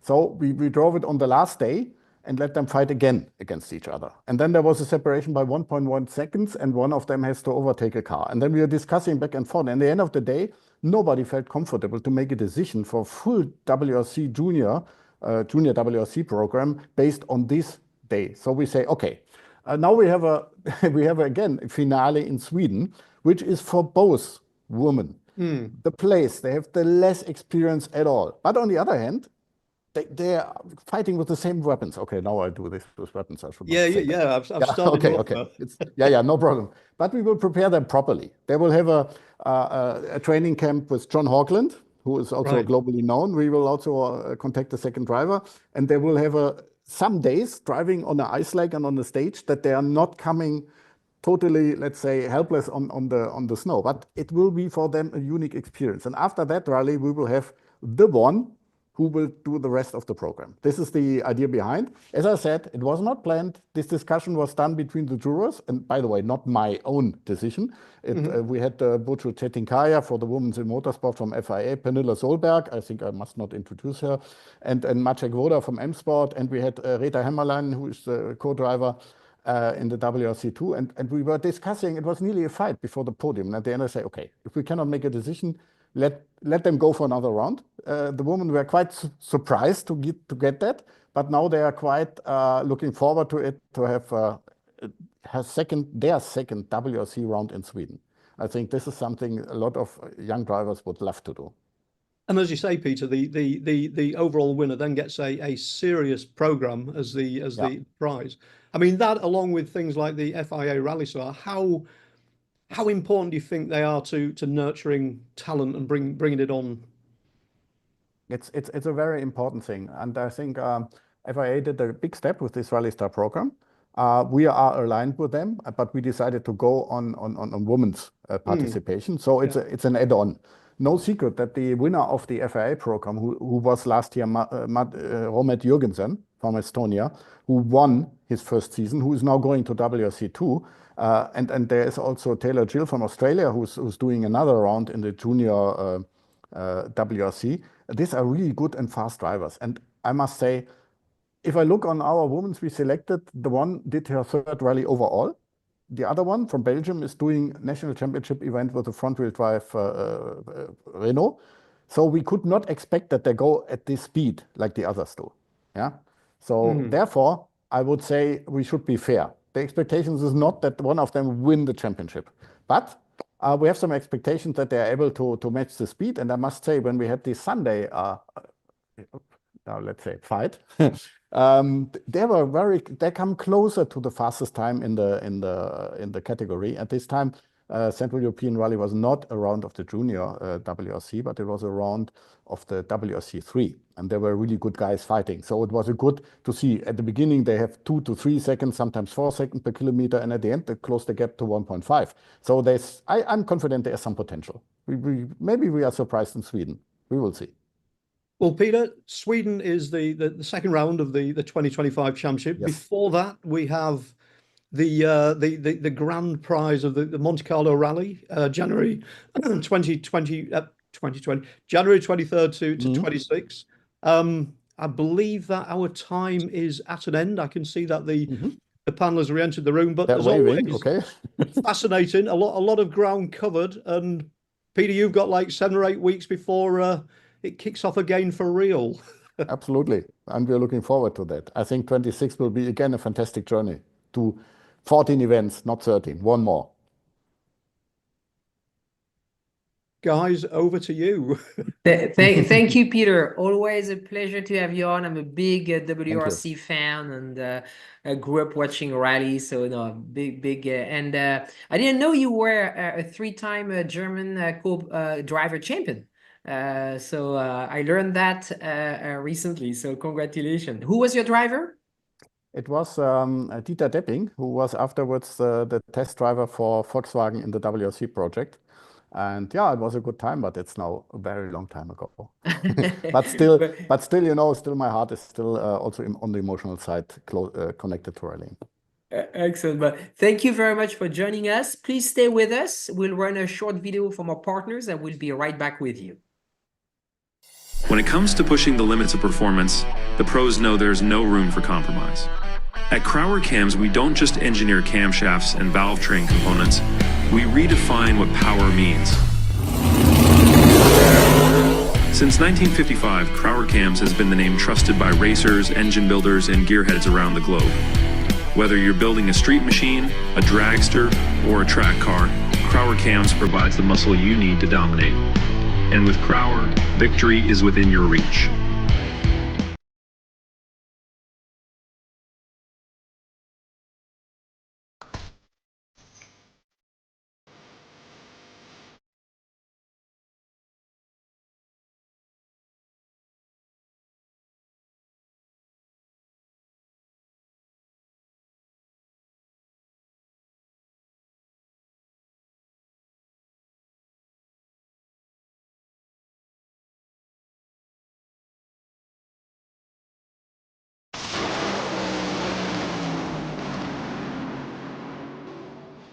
For over 25 years, Wisconsin-based C-Tech Manufacturing has been engineering and manufacturing the toughest, most accessible aluminum tool drawers, cabinets, carts, and tactical storage solutions for America's hardest working professionals.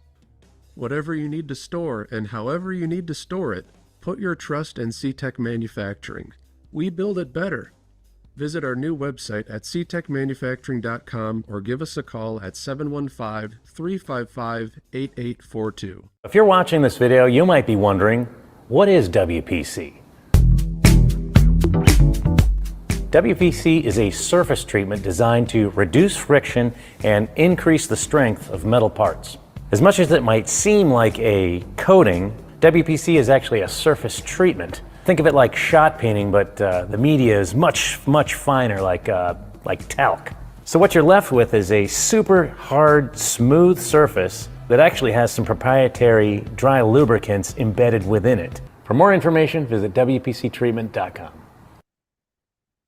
Thank you and welcome back to Race Industry Week 2024. This is day 3. Good morning, David. Welcome back to the program. Morning. How are you? Good. We've got some good interviews lined up for you, right?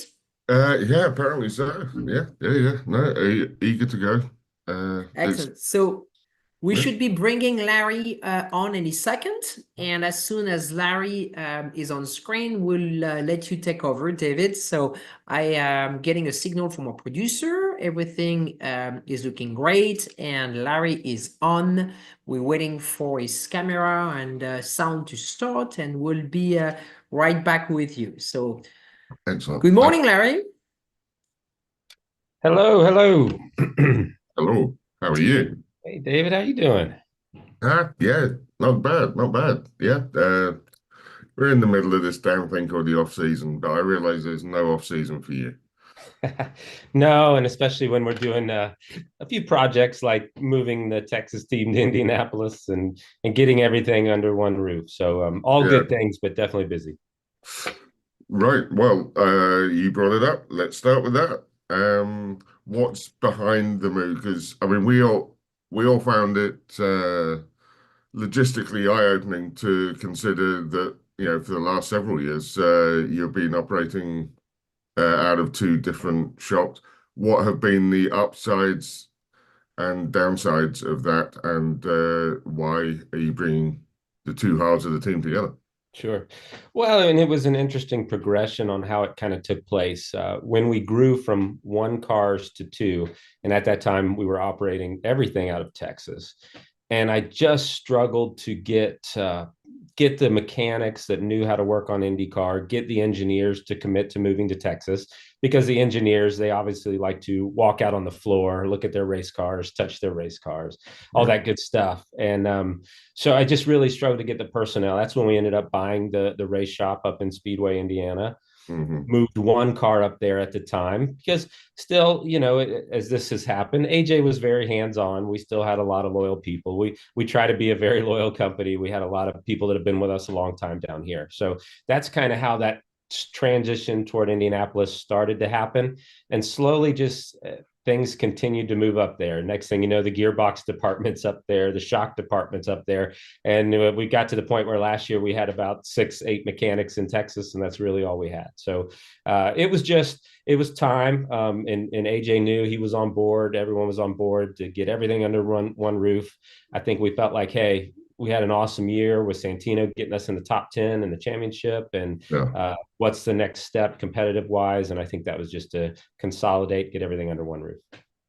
Well, I mean, in our own heads, we've all kind of considered that Indianapolis is the second home for Mr. Foyt anyway, because I mean what was his expression about that his career was made by the Indianapolis Motor Speedway. I mean, he sells himself short on that as usual, but no, I mean, it's absolutely. Always, always. And there's so many great stories. I mean, even when I think I know everything, over the Thanksgiving break, I started reading the book that Art Garner wrote on him, and I was learning things that even I didn't know about. It was fantastic. Yeah.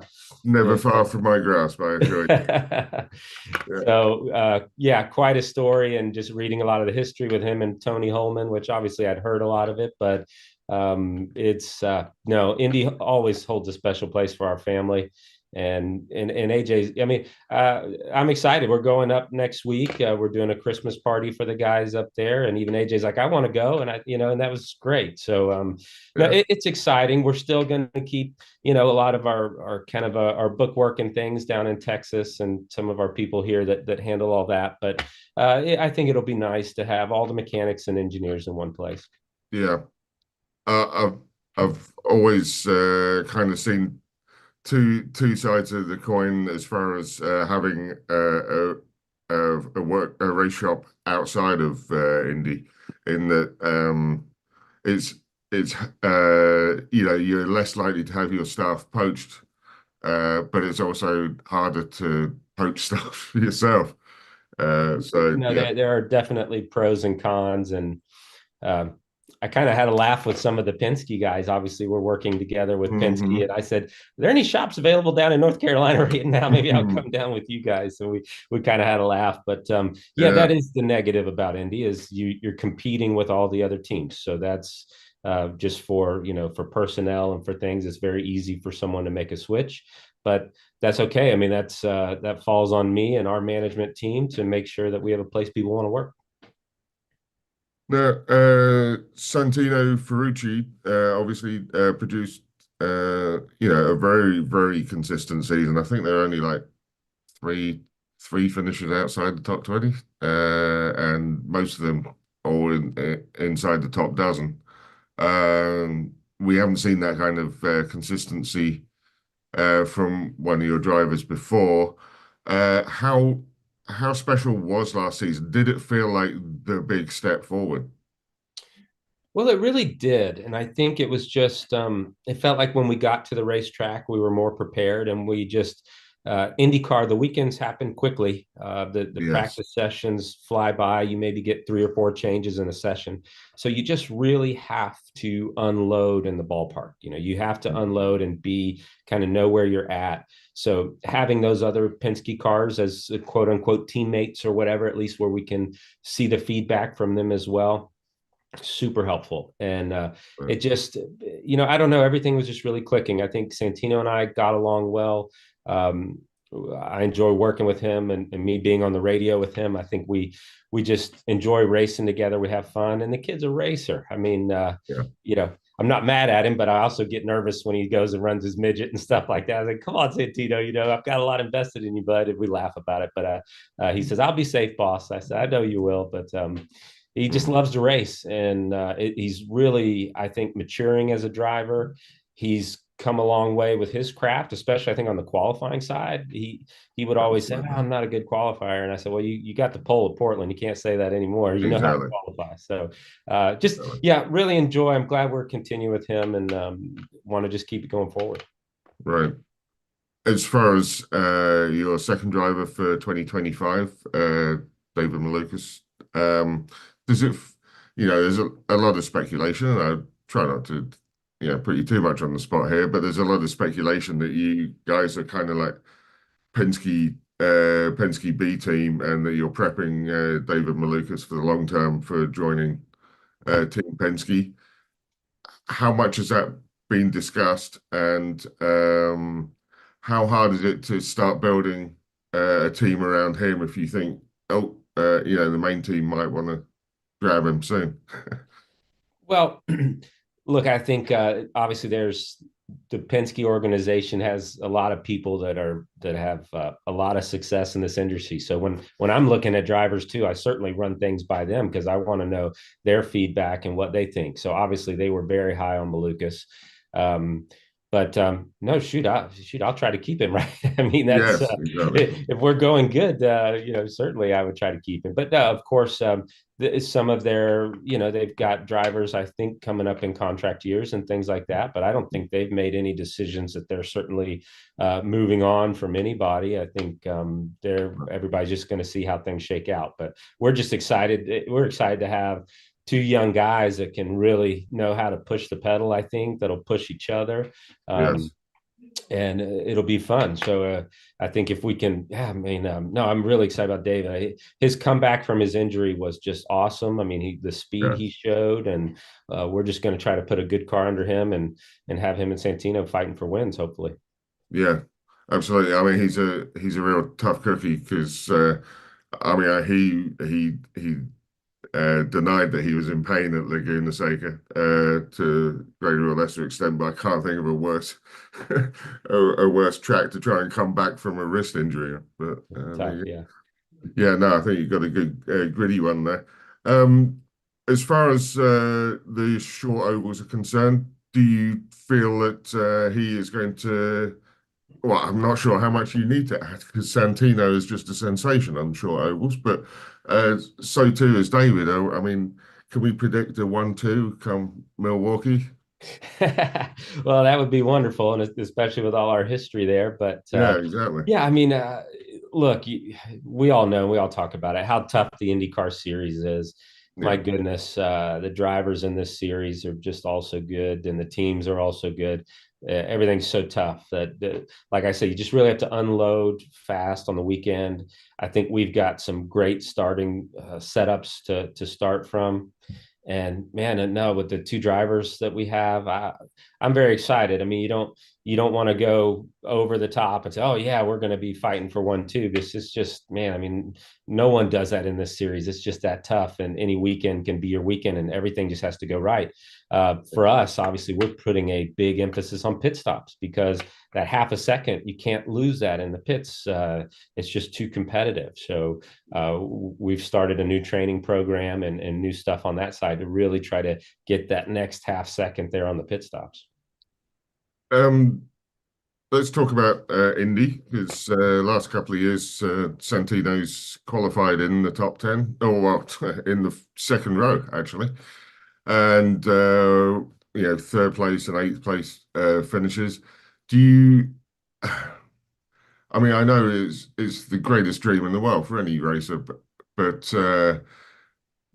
suddenly the Indy 500 victory that you've sought for, decades, it kind of looks feasible. It does. We had, leading up to the last couple of years, we had some flashes, right? With Kanaan leading the race and a flat tire. I mean, we definitely had the car and driver to win that day, and flat tire put us out of contention, unfortunately. Obviously, Takuma Sato is very good there, and we had some fast cars, not quite the cars. We didn't have the qualifying speed and the things that we've been doing lately to get there. But like you say, Santino is just really smart about that race. He gets it. He understands the last 50 laps are what matters. And we've had good speed, and David should be good there as well. Just, man, everything's got to go your way that day at Indianapolis, and hitting everything right, hitting the weather right, and the downforce levels. Everything just has to go well. And but yeah, no, again, that's the one, right? That's the one you want to win. That's the one I want to win for Dad and for our team. Just to be able to do that again would be huge for us and our organization. The downside is that it might finally prompt AJ to retire, and we don't want that. Never. But to be able to do that with him one time would be so cool. And got to give props, man. Chevrolet has been great the last few years. I think they've really done a good job there, and I know they always work hard at that race. So glad that we're with them, and I definitely want to win that one. I mean, perfect timing. I wanted to ask, how much of a headache or complication has it been for you to uh, deal with the hybrid unit? I mean, obviously, it's been pretty darn reliable, but is is there an extra layer of complication that means that you have to get a specific engineer to, I don't know, learn how to instruct the drivers in the best way to optimize this at any given track? Sure. Well, I think you're right. I think there was a lot of work. You got to give it to Honda and Chevrolet and the teams that were developing that thing, because they did a good job. Once we did get our hands on it, it wasn't nearly as tough as we maybe thought it would be. Right. Obviously, as on the team owner side, the expense of it has been a lot, that as we are renegotiating sponsor things and deals like that, just trying to add in and build in what that is added to the overall racing budget. It was certainly substantial. But what was cool was, I think some guys, not having worked with David yet, but Santino was very, he really adapted to it quickly. In the sense of, you do have more switches you can go to, you can control how much regen versus, how is that changing the car handling, when you deploy, how you deploy. It does add a lot of different maps and settings. But I think these young kids now that are growing up with iRacing, they're growing up on the sims, and they're hitting buttons, 10 buttons in 5 seconds. And Yes. so it comes pretty natural for them. I'd probably be lost, or some of the older guys, but it certainly added an element. But hey, I think it's been great to talk about. It's been cool to see how we're using it, and love now having a year with it, and that we got some setups, I think, pretty good, that with the balance shift of what that unit added weight wise in the car. I think the engineers on our group at least did a super job to sort that out and get the drivers pretty comfortable. Yeah, I mean, the just shifting the brake balance continually, it just seems like a completely unnecessary complication. But on the other hand, speaking to Craig Hampson the other day, and he was saying how much he loved the fact that IndyCar's left so much in the driver's hands compared with other hybrid units that are used in motorsport. So, someone's asking questions like regarding Michael Cameron and his departure from the team, and how much of a difference he made to your pace at the Indy 500, and how much will he be missed? Yeah, I tell you, Michael, what he came in and did for us at Indy was fantastic. I mean, he loves that place. And he's a bit of a magician there, man. And he knows how to get around that place, and it's awesome. So, well, we're certainly going to miss that. I hate that we couldn't work it out. It was just, just a couple of differences of things. And he obviously wanted, I think, to try something new. So I wish him all the best. And we're very thankful for what he brought to the table. It was great to work with him for a couple of years. I'd been trying to hire him for years. And, we finally got to work together, and pretty special those couple of years at Indy, no doubt. Yeah, I think Penske's pretty grateful about what he brought to the table as well. I mean, obviously they were still winning. They still won the race, the 2 years that we were working, but they're great there as well. But yeah, no, Michael's great for sure. Right. As a team owner looking ahead to 2027, how much of an input do you feel you've had with the next gen car? And what have been your priorities when trying to make that contribution in terms of, like, what are your major demands from the series and from Dallara, I guess? Sure. I mean, it's there's a few different things. Obviously, we all, and even when we're in owners meetings, we all probably have some different priorities. But I think the biggest thing is everybody is thinking of the common good, right? And the only thing one thing you're concerned about, obviously, when you're bringing out a new car is like, okay, we don't want to go backwards, right? We've had such good racing. Sometimes it's a struggle at maybe short ovals and hitting the arrow right and things like that to make sure that we can have good racing. But overall, it's pretty good. So you don't want to mess that up. And also, I think you can't argue the job Dallara has done on the safety of the DW12 and how far that's come. Some of the accidents we've seen and drivers just walking away has been amazing. And so that's something you definitely just want to make sure you keep there.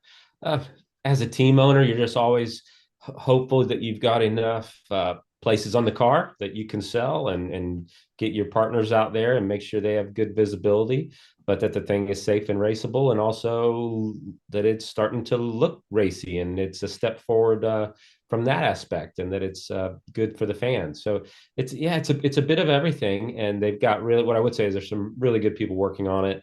I appreciate they do listen to us, I think, at the owners meetings as we voice our opinion, and it looks like it's going to be a nice piece. So I know it's still a lot going on with it, but I think it'll be good time. It's a good time for IndyCar to go that way. That level of safety is possible. It is possible to make that level of safety, but lighter, but also hugely more expensive. Do you kind of like wait and see how much of a difference the new Fox TV deal makes in terms of convincing sponsors to join before pulling the trigger on more exotic materials and therefore raising the expense of competing in IndyCar? How does that compute? Because obviously, however strong your race team is, you're going to make the numbers work as well. Otherwise, there's just no, it becomes less feasible to take on, the Penske's and Ganassis and so on. No, you're absolutely right. I mean, I know just with our, I'll say smaller racing team, probably in comparison to the Penske's and Andretti's and McLaren's, things like that. I know we've broke definitely some spending records this year on things, but you also, if you want to be competitive in IndyCar, you are going to have to compete with those big budgets. So it takes, that's where I'm spending a majority of my time, is out there working on raising the funding that we can go do what we want. And it's certainly a challenge. The Fox deal is exciting. The having every race on network, I think, is a very big deal. Should help our numbers, because metrics are a place that nowadays all these sponsors want to see. Yes. And that's being able to have those metrics and have those measurables and try to deliver on those is a big deal. So we're growing our marketing department as well as we try to compete with that. And it's part of the game right now. I don't think it's all negative. I think it's exciting. I think IndyCar as a whole is growing. And I think open wheel, just with the success of Formula One, you certainly hope all boats are going to rise. And I think the crossovers there and the fan base they have, and with what we do as well, is very promising. Right. As far as big name sponsors are concerned, I was driving home the other night, and my wife said, pointed to an ABC supply chain and said, "Are they still with Foyt?" And I'm thinking, okay, that must have just sunk into your head a long time ago, because she has a passing interest in the sport, but not deep rooted. Obviously, they are synonymous with you. How long does it take to build up a sponsor relationship like that, where they become absolutely tied to your name? And is there a way to ever form those kind of like season-long sponsorships again, so we don't have the kind of like constantly changing color scheme situation that so many teams are having to do, almost emulating the NASCAR model? Sure. Yeah, and I think you hit on something there. I mean, I think the days of that one paint scheme all year are probably just with where our budgets are now, that they're few and far between. The ABC deal was amazing, and it was just something that kind of happened organically that we just grew. It was something. It started at the Indy 500 with AJ and Ken Hendricks and David Luck all getting to know each other, and from there it just slowly grew. And then what was awesome is as ABC grew, the racing program grew as well. So they were acquiring companies, and so there were new employees that hadn't been to the races, and it just made sense as we kept growing. So it's awesome that they're still with us. I mean, they are like family friends. They're such a great organization, and I'll tell you what they're doing now, though. They've just pivoted to obviously the Homes for Our Troops program. They're really big about giving back.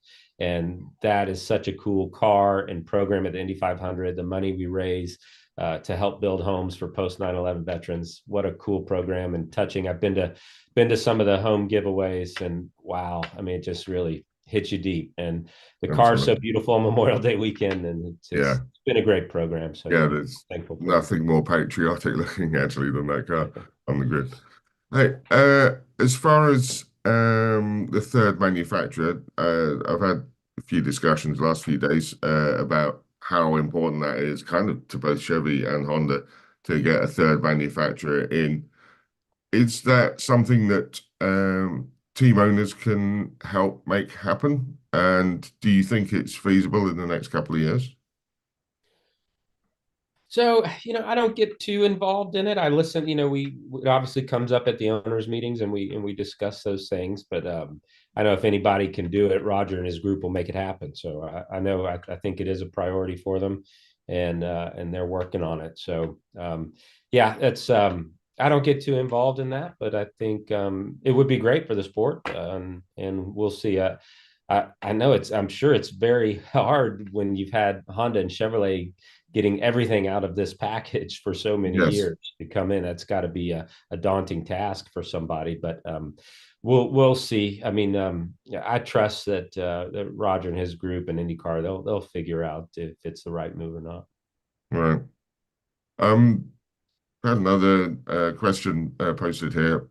Does Larry view technology advancing further in IndyCar, such as data analytics and AI, to give the racing team a competitive edge? I am a bit at odds with the Penske synergies, such as, I don't know, I don't understand the rest of that sentence because I'm a reader, not an interviewer. But no, do you see data analytics and AI advancements as coming to IndyCar? I mean, absolutely. I think AI is the next. If you think of how much data we try to go through in a short period of time, that's where I think AI could be extremely helpful. And yes, we are actually in talks with AI companies now as we, of course, the engineers get very excited about it because it's a bit of a new frontier for us in racing, and there's not always new frontiers in racing that can come, especially that I think could make a difference. We do spend a lot of money, and this is kind of an argument that we have maybe in the owners' rooms because there are people on both sides. But we look at one of the largest places we spend money in IndyCar is, of course, your dampers, your shock absorbers. And the thought is, well, this is a technology that the fans don't really get to see. It's undercover. We all hide it, but we're spending a crazy amount of resources because it makes such a huge difference. And I think you go to even a Formula One race, and they're even, I don't even think they use inerter dampers on the side springs. So, but we've gone down this inertia path, and it's an amazing technology, and it works on the racetrack if you hit it right. But it is a big expense, and all of us to be competitive are doing it. But it's I think AI is the next frontier. It's exciting, and definitely data crunching, man. If you can have any kind of advantage in that side of things, it'll just help you out. Yeah, I mean, the shop program, it is expensive, and there's not, there's nothing visible. There's no notable benefits from the fans. But where would you spend that money instead? Where do you think that we can have a point of differentiation within the teams? Well, I mean, you're right, because we're going to spend it somewhere, right? So if it's not absolutely, and when we're all running, the same body work and the same chassis, so where you go spend that money, it's in smaller things, and maybe you're looking for 100th here and 100th of a second there, instead of back in the day where you were really controlling your horsepower, building your engines, and you could go find 30 horsepower. You're not going to do that anymore. We're looking for a horsepower or a half a horsepower to try to differentiate ourselves. So it's just the nature of the beast. We're all racers. We're going to spend the money one way or another. It's just where we spend it, and if we're spending it the right way. Right. I see our time is drawing to a close here. Francisco and Judy are back on. But Larry, it's been enlightening. Thank you so much for your time, and very best of luck. And yeah, wishing you and the whole Foyt family, and I do mean the team members as well, very Merry Christmas. Well, thank you much. Merry Christmas, and appreciate y'all having me on. Thank you, Larry. Thank you very much. And David, stay with us. We're going to transition directly into our next session, as we don't have time to run any videos now. And so we're going to travel. We're going to bring Richard James, our next host. Richard is joining us, representing Racer. Good morning to you, Richard. Welcome back to the program. We're going to be talking WEC endurance racing, and we're going to travel to France, where Frederic, the CEO, is based, and my understanding is Marius is in Abu Dhabi right now. So they should be joining us any second. And any things you want to share? Oh, Fred is right here. Good evening, Frederic. Good evening. How are you? Very good. Thank you for joining us. So, Richard, why don't you take on, and then we're going to bring Marius on. Well, good morning, everybody. Thank you for joining us, Frederic. Hello. So, lots of exciting things to talk about in the World Endurance Championship in the near future. But to start with, why don't we talk about this past season? Three different manufacturers winning in hypercar, 5 different teams, privateer wins. You had 4 different manufacturers winning in LMGT3. First of all, do you feel you've achieved a real level of parity within the series, within the different platforms, within LMDH and hypercar formulas? And what can WEC do to further enhance that? Yeah, thank you very much. What can I say? It's a wide question. I think that yes, if we go back to some years ago, it was difficult to imagine that the cohabitation, with the LMH and LMDH would be possible, and we clearly did it. We managed that. Now we have an hypercar category, which is fantastic, with the LMDH and the LMH. And we show to our fans, to everyone, to the OEMs, that it's possible to race in the same category with 2 different platforms. And I think that, to answer to your question, I definitely believe that we achieved that through the BOP, of course, which is important in our championship. This is, I would say, the first very serious achievement. Excellent.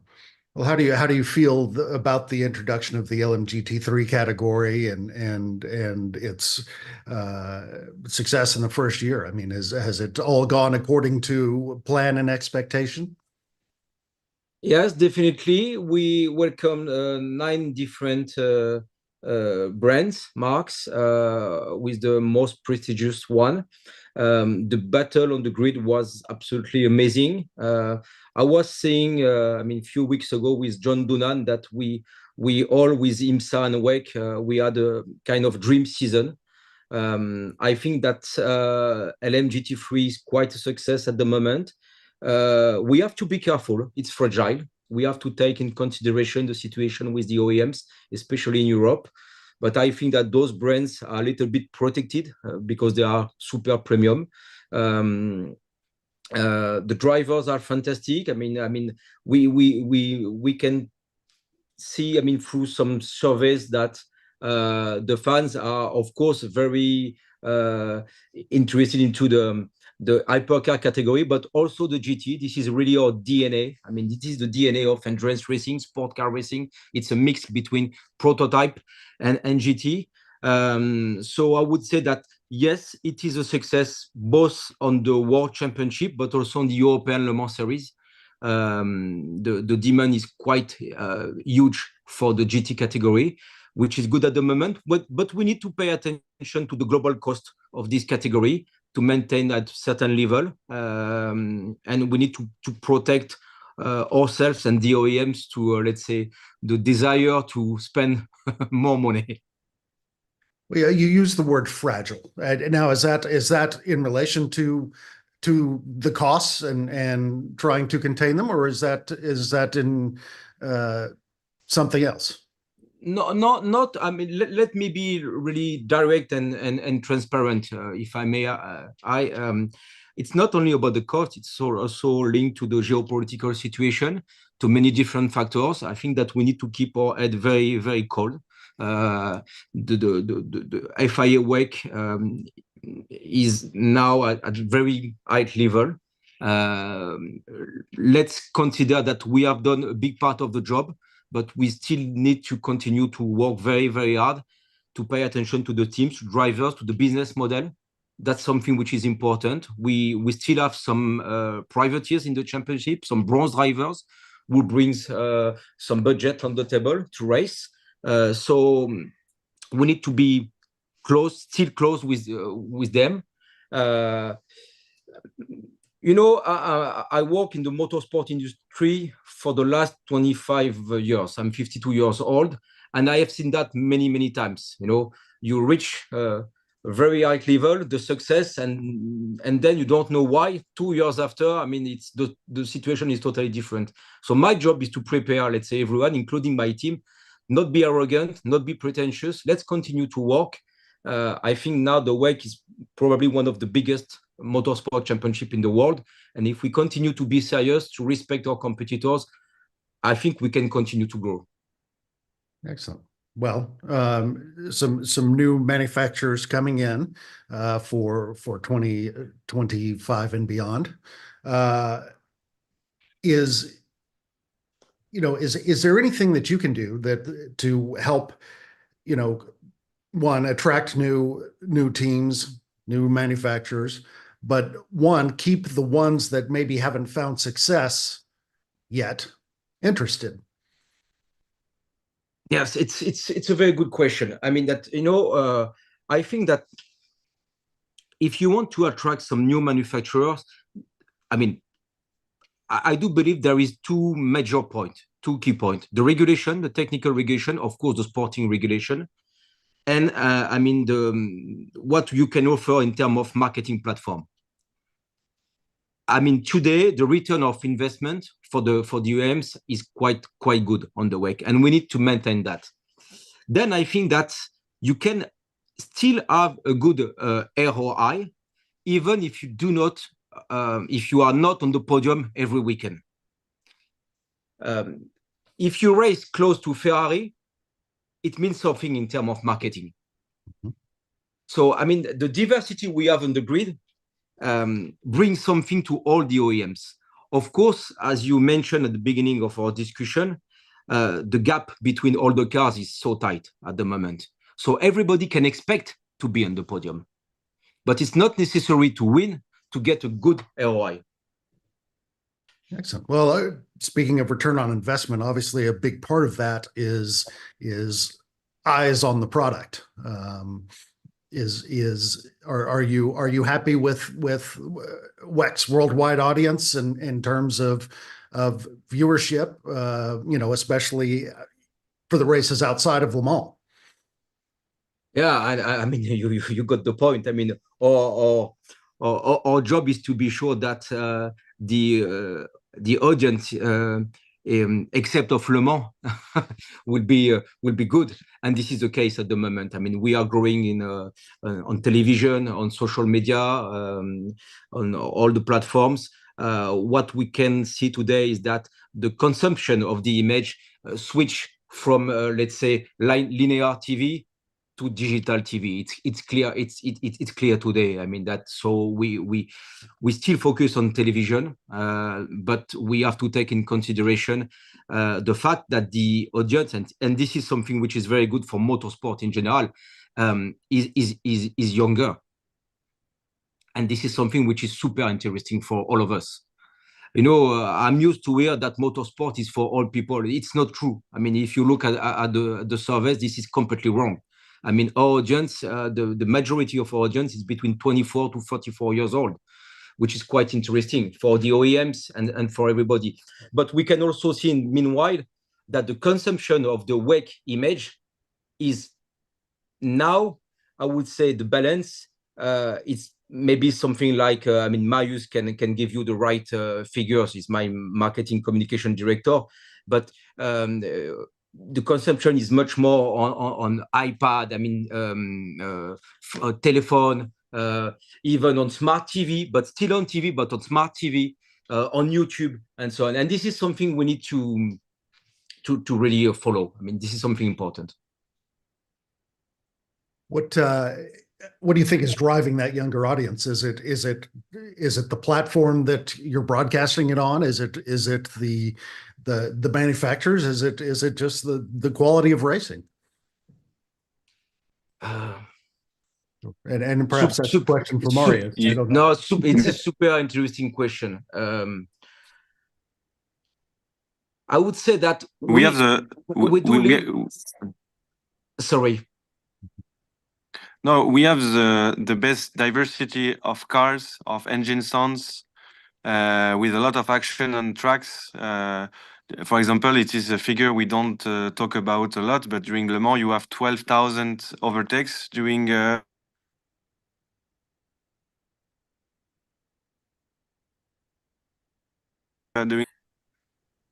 The connection is not good, Marius. Yeah. Are you here? Sorry. No, I just received another call and it cuts. First, we think that the product is interesting because there is a lot of variety, but also because we work hard to provide content that fits youngest audience. And Fred especially talks about YouTube, but we have a very, very strong strategy on YouTube. We have had more than 60 million views this year. We publish a lot of videos, but we work with a special agency to help the content to fit the trends, but also to have the best cameramans and producer. And we think that embracing the way the algorithm on this platform works help us to grow.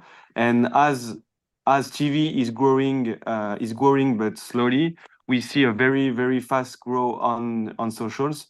And one figure that is very interesting for us is that when you are on YouTube, you can watch images because they are proposed to you. But in 2 years, we more than doubled the number of subscribers of our channels, meaning people are engaged and want to come back. So in 2 years, we doubled and the figures are increasing.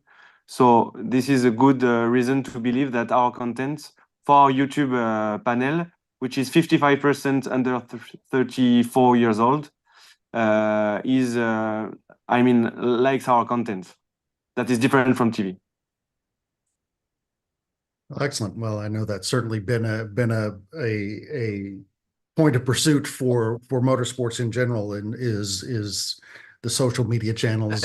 And let me add, sorry to interrupt you, but let me add something very basic, simple. We bring some passion.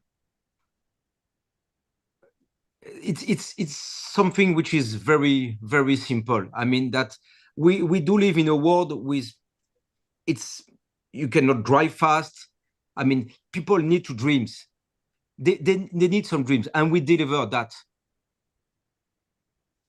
Now, is that dreams among the audience? Is that dreams among the manufacturers? Is that You know, Yeah.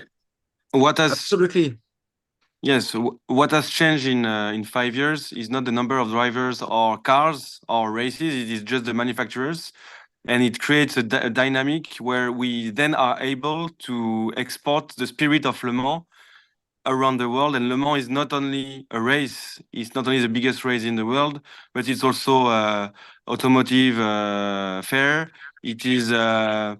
I mean, you can come with your family, and there is advertising and entertainment for everyone.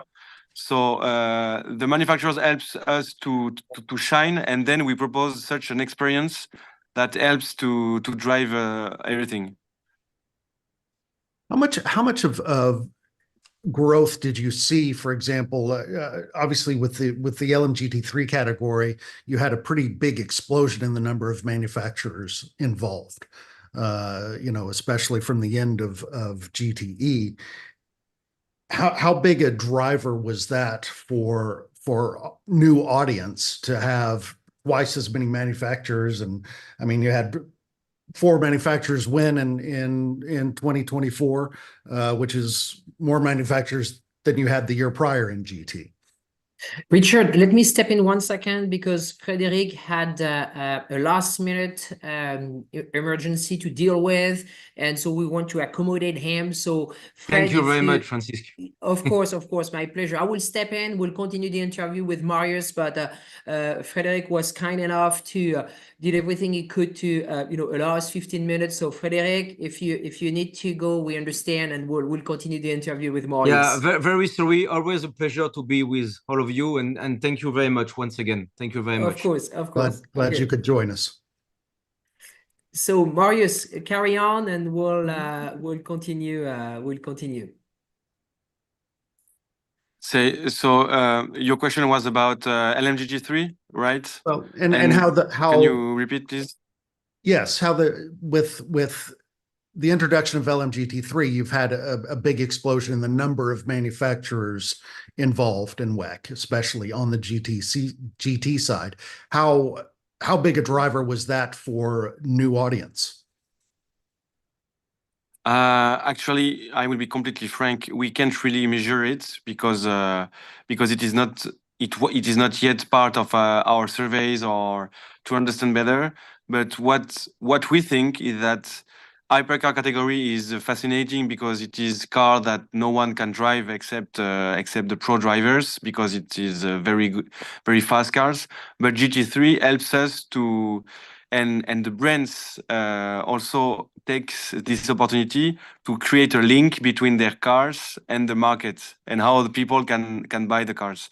So even if not everyone can buy a Ferrari, there is other brands like Lexus, like Mercedes, like even others that are more used to being bought or seeable in the streets.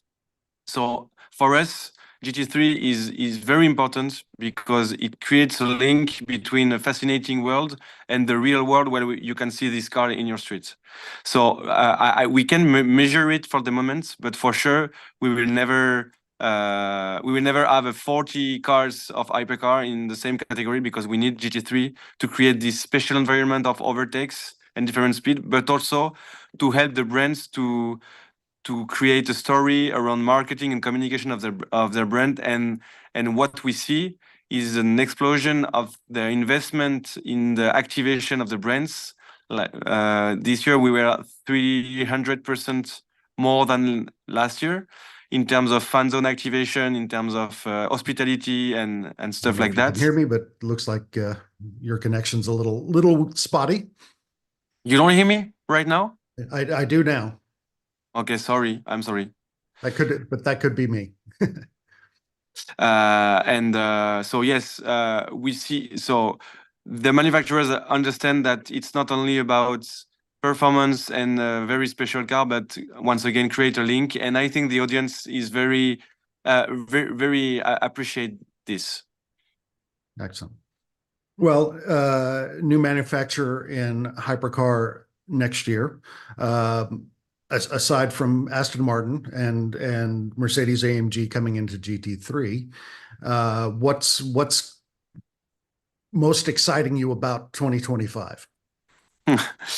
I think so we are very happy to welcome such a big brand like Mercedes AMG, because and we saw it in our socials when we announced it. It was a big event for us.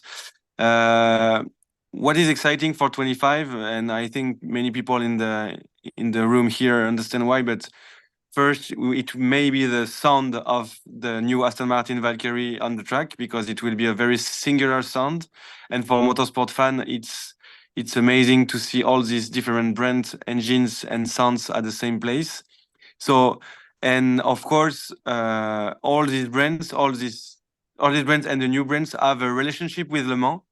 Aston Martin too, Mercedes too, and it's not always a very nice story. So for us, what is exciting is seeing history playing again, and at the same time, several periods of history reunited for the world title. And this world title, alongside Le Mans, is gaining more and more weight.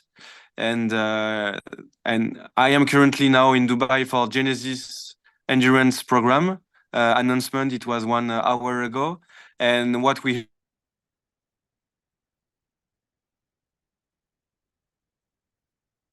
heard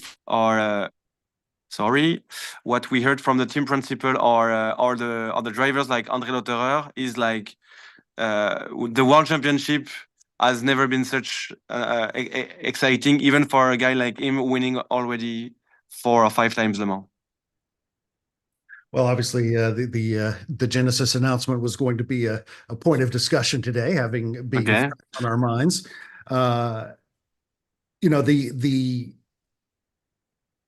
one thing that Frederick said was that you don't necessarily have to win, but if you're racing next to Ferrari, that's something you can talk about, and certainly I think for that's appealing to a company like Hyundai and Genesis.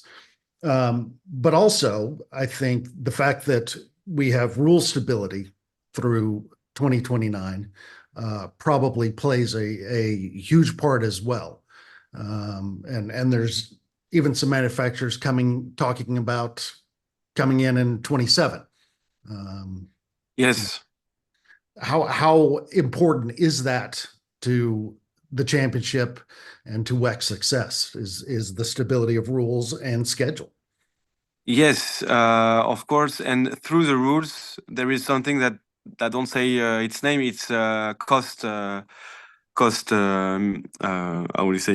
cap. And what helps us is that all the brands are coming because they know how it will cost. They know that it's only 8 races. It won't be something that will bring the team or several team on 24 races like Formula One with other budget, of course.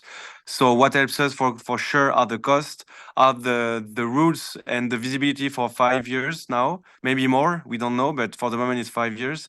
And also the fact that the BOP, a subject often discussed for core fans, it is also a reason to come. It's a good reason to criticize, but it's also one of the reasons they come because they all have more chance to win. It's not only about money; it's also about driving and how to manage your car and your tires during such long races. And at the end, everyone is winning because we have had, I think, 6 different winners out of 8 races. We have had 3 races with 7 different brands in the 7 first places of the race, and also sorry, I forgot my words, but yes, that's it. Sorry. It's okay. So yeah, we before you came on, we were discussing the parity and the level that WEC has achieved. But also, you know, this next year's schedule is very similar to this year's schedule, which probably plays the part in stability. We've actually got a question from, obviously, a lot of people watching this are in the US, and of course there are round of It's one. at Lone Star Le Mans at COTA. You know, so we have a question from a viewer who says, you know, how successful do you consider this year's race at COTA, and you know, is there anything you'd like to change for that race in the future?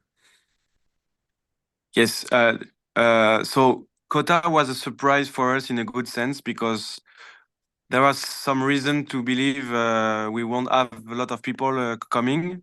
First, because it was very hot in Texas at this period. It's not the best time of the year to do motorsport and to be sitting in the grandstands. Second, because it was a Labor Day during this weekend, so we were a bit afraid, but we didn't have a choice the year before to choose this date. So with all these issues, we were very happy. Because we had the grandstands with a decent amount of people in a country we didn't visit it for a long time. So we know that it takes a few years, maybe not 10, but maybe 2 or 3, to implement an event and be sure the people that enjoy the race will come back. We consider that it was a great race for us because we had very good returns from people. Especially VIP people also going to Formula One, saying that the experience is very different. There is and we want to keep it, but the cars and the drivers are very close to the people, with autograph session mandatory for drivers. The garage tour are more easy to do. The paddock is more accessible. So even for VIPs, and I'm talking about big VIPs, the experience is very special, and we want to keep it, especially in the US. Where there is a lot of motorsport fun, and we see that the US is always in our top 3 on every races in terms of audience. So yeah, COTA was good. We want to do more. It is a huge place. COTA is a huge place, so we have to work hard in terms of branding, because it's a very, very big track for us. But yes, we were happy, and we will be happy to come back next year with another date. So without Labor Day, it could help. Well, with having been to other sports car races at COTA, I was impressed with the size of the crowd and with marketing activation, you know, within Austin. That was thank you. That was good to see. Also equally surprised to hear you say that US is always in the top 3 in your audience. So that's not for all races, but in Le Mans, it's. I mean, when I present the 5 countries following us in socials or on TV, US is in the top 5. So it depends on the race, but yes, I mean, it's a big country first, and there is also a lot of motorsport fans.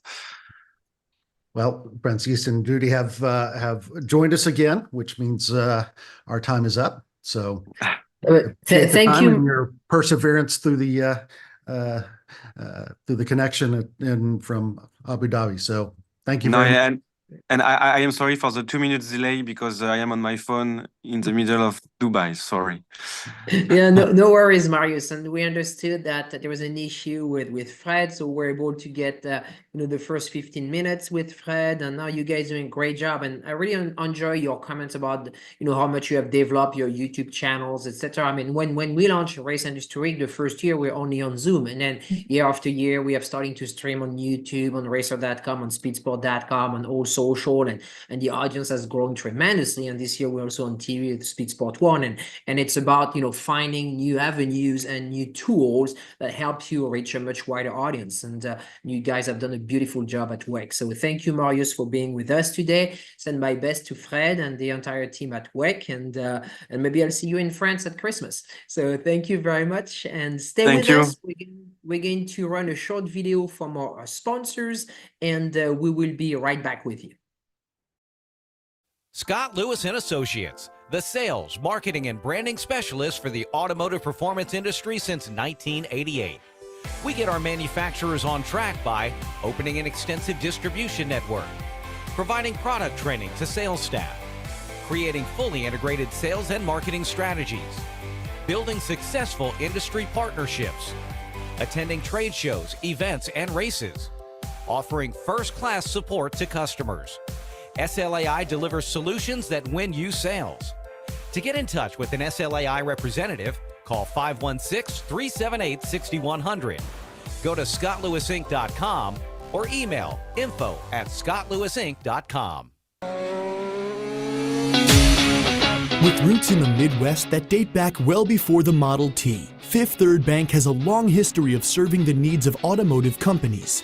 While much has changed over the years, our passion for helping businesses put cars on the road and on the track has not. Today, we are more committed than ever as a member of SEMA, a founding member of PRI, and a sponsor of multiple race teams across several racing series.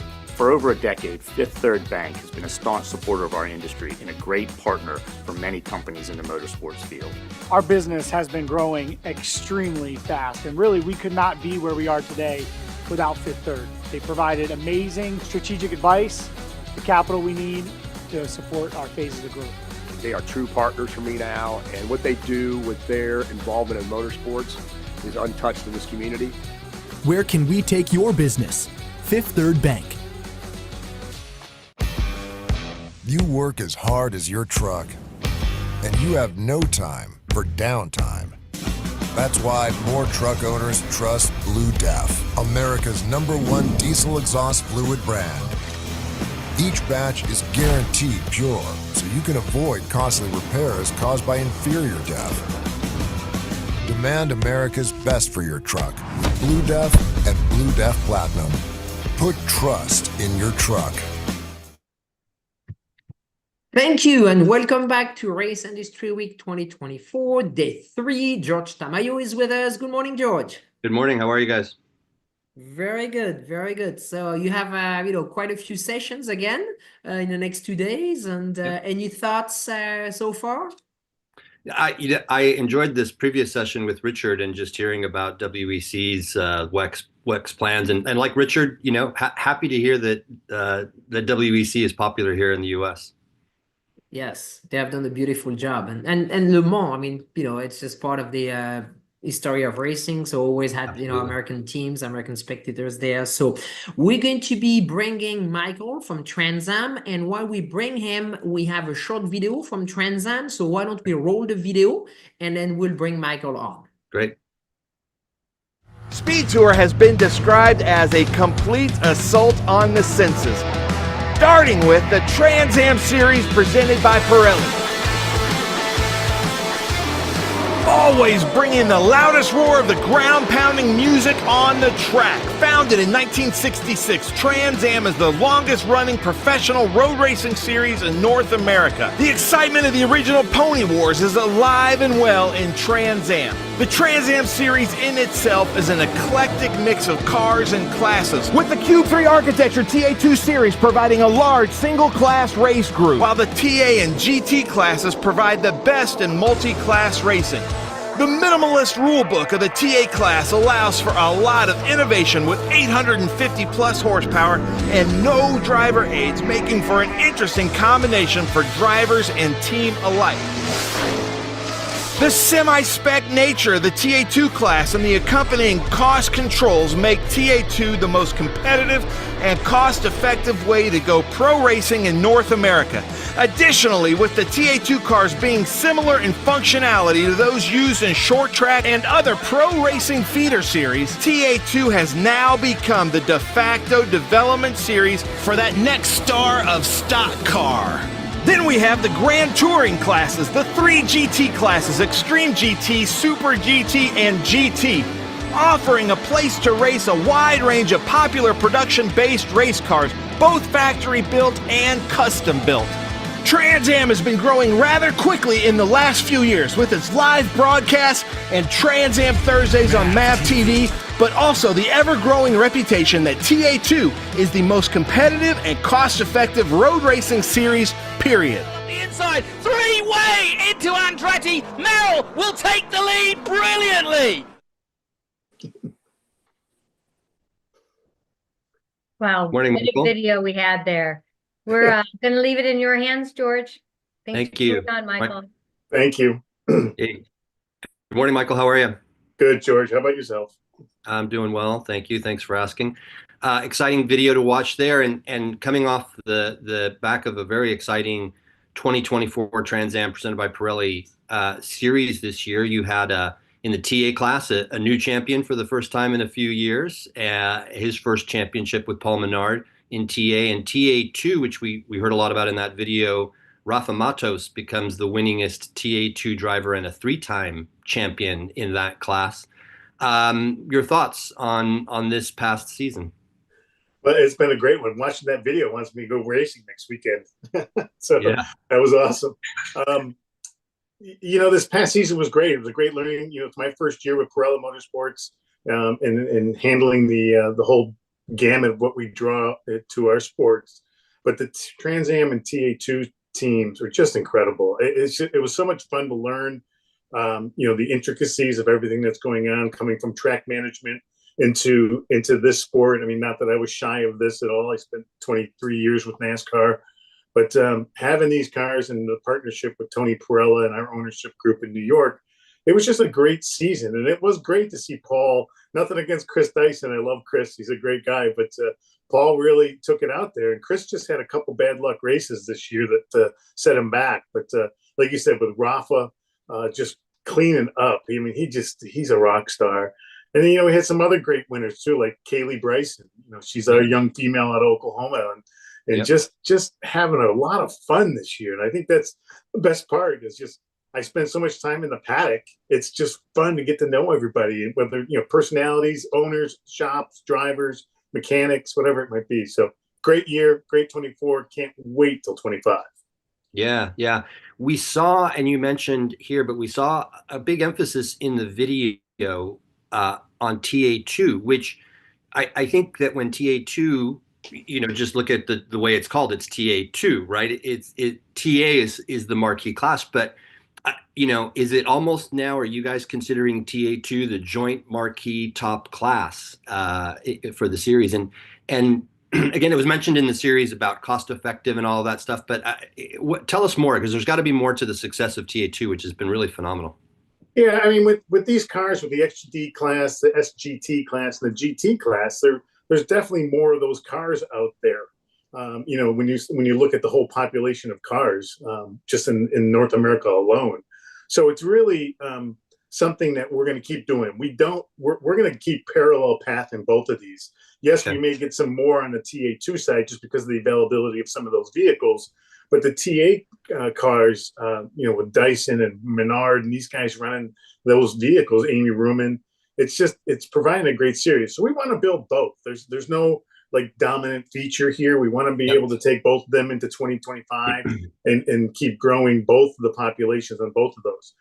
What we've seen is pretty obvious, and some of the drivers have pointed out. We're seeing these young drivers. You look at Connor Zillage and Brent Cruz, and when they started and they're coming in the GT, the Kaylee Bryson, for example. I mean, just rock star drivers. And now Connor's graduated, and we've graduated a lot of people up into trucks, Xfinity, and NASCAR. So we're going to keep doing that. We're going to keep looking for that young talent, whether it's TA or TA2, and we'll keep driving the boat. Yeah, and you've jumped ahead on me, because one of my questions was about kind of that youth movement. I mean, for next year, we've heard announcements from Boris Said Jr., Thomas Annunziata, John Buffamante, who are all young drivers who are committing full time to the series next year, and they join, as you mentioned, Brent Cruz and Dylan Archer, and Connor has been obviously a part of the mix. I'm not sure what exactly his plans are for next year. So why that youth movement in TA2 specifically, and what is it? Does it change anything in terms of your mindset about how TA2 is positioned within the greater kind of hierarchy of Trans Am and Pirelli Motorsports? I think if you go all the way back, down to the bottom, when these young men and women are karting, their experience is coming up very quick. To jump into a TA car, 800, 850 horse, that's a lot of requirement right there. I mean, that's more than a NASCAR Cup Series car. Yeah. But so I think that the platform to come drive XGT, SGT, or GT in the TA2 side just gives a bigger platform for the youth movement. Not to mention, we took Connor in when he was 14. You can't do that at NASCAR. And not that we're going to play an age game against NASCAR, but you can come develop yourself from karts to cars in our series very carefully. And Kaylee, I think, she's going to be one of the next ones. I mean, she's going to graduate. She's going to keep moving, and hopefully we see her in a TA car up there coming shortly in the couple of years. But I think that's the big thing. It's the platform we offer in a 500 horse, 550 horse car that allows these young people to really learn how to drive, particularly on some of the road courses that we go to. Yeah. So you have an interesting balance just across the board, because as we were talking about these young drivers who have further career aspirations, you have sort of seasoned drivers who have found a home in Trans Am, like Chris Dyson as an example. But you really run the gamut, because across every class, TA, TA2, XGT, SGT, GT, you have a whole host of other drivers who are, I don't like to use the term weekend warriors, because I don't think that that's very respectful to what they're doing. But we don't have a great term for these guys who they're doing it because they love it. They love the passion. They love the prep. They love loading their car into the hauler and going to, all of these great tracks that you guys go to. How much of that has to remain a core component of what Trans Am is, of keeping those drivers who, for them, Trans Am isn't a holding place. It's not a place to leap to the next thing. It is the thing for them. Right. Yeah. And I say this with a very flippant intent. We're not out there recruiting for Rusty Wallace and Mike Wallace to come back in, right?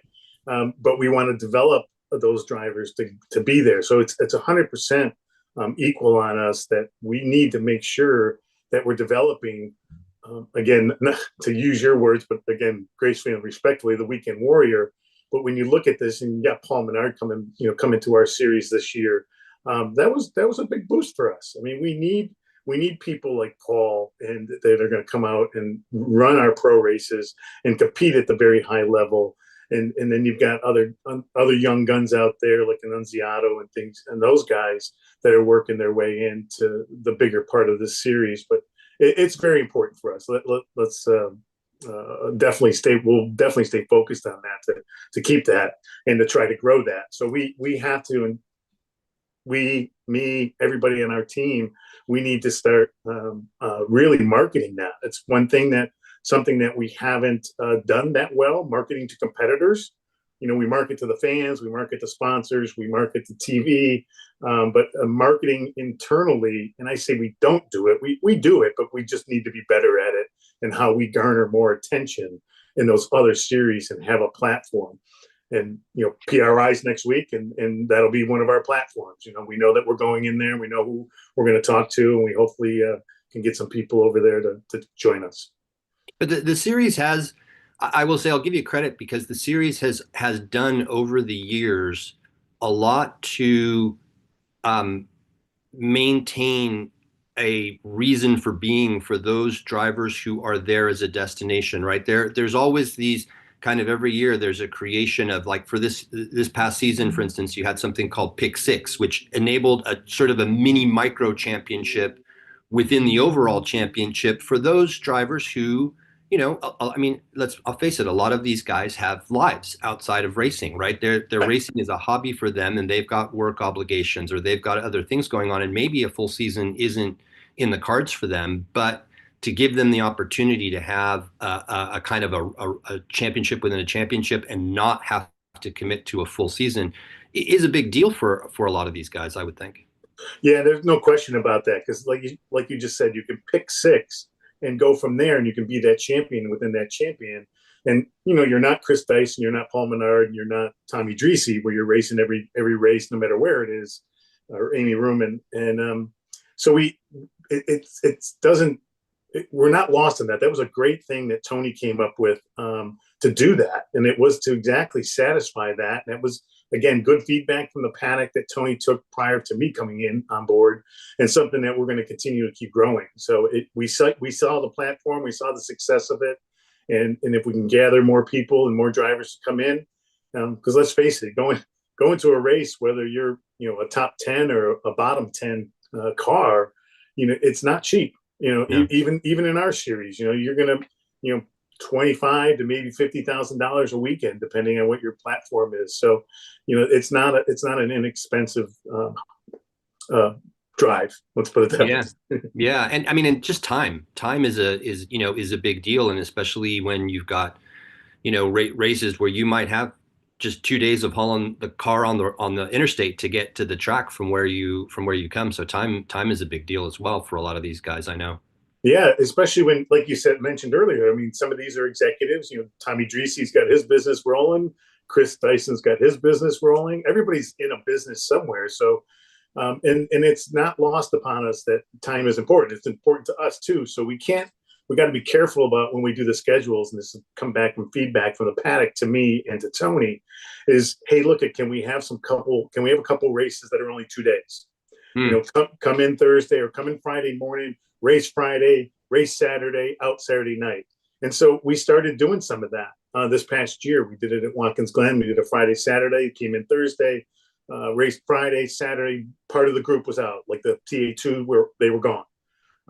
So we're working on that, because we also understand, when you're out and you've got a crew of whatever, 5, 6, 10 flights, hotels, feeding, everything else that comes on board, we know it's not cheap, because we have to do it ourselves internally for Pirelli Motorsports.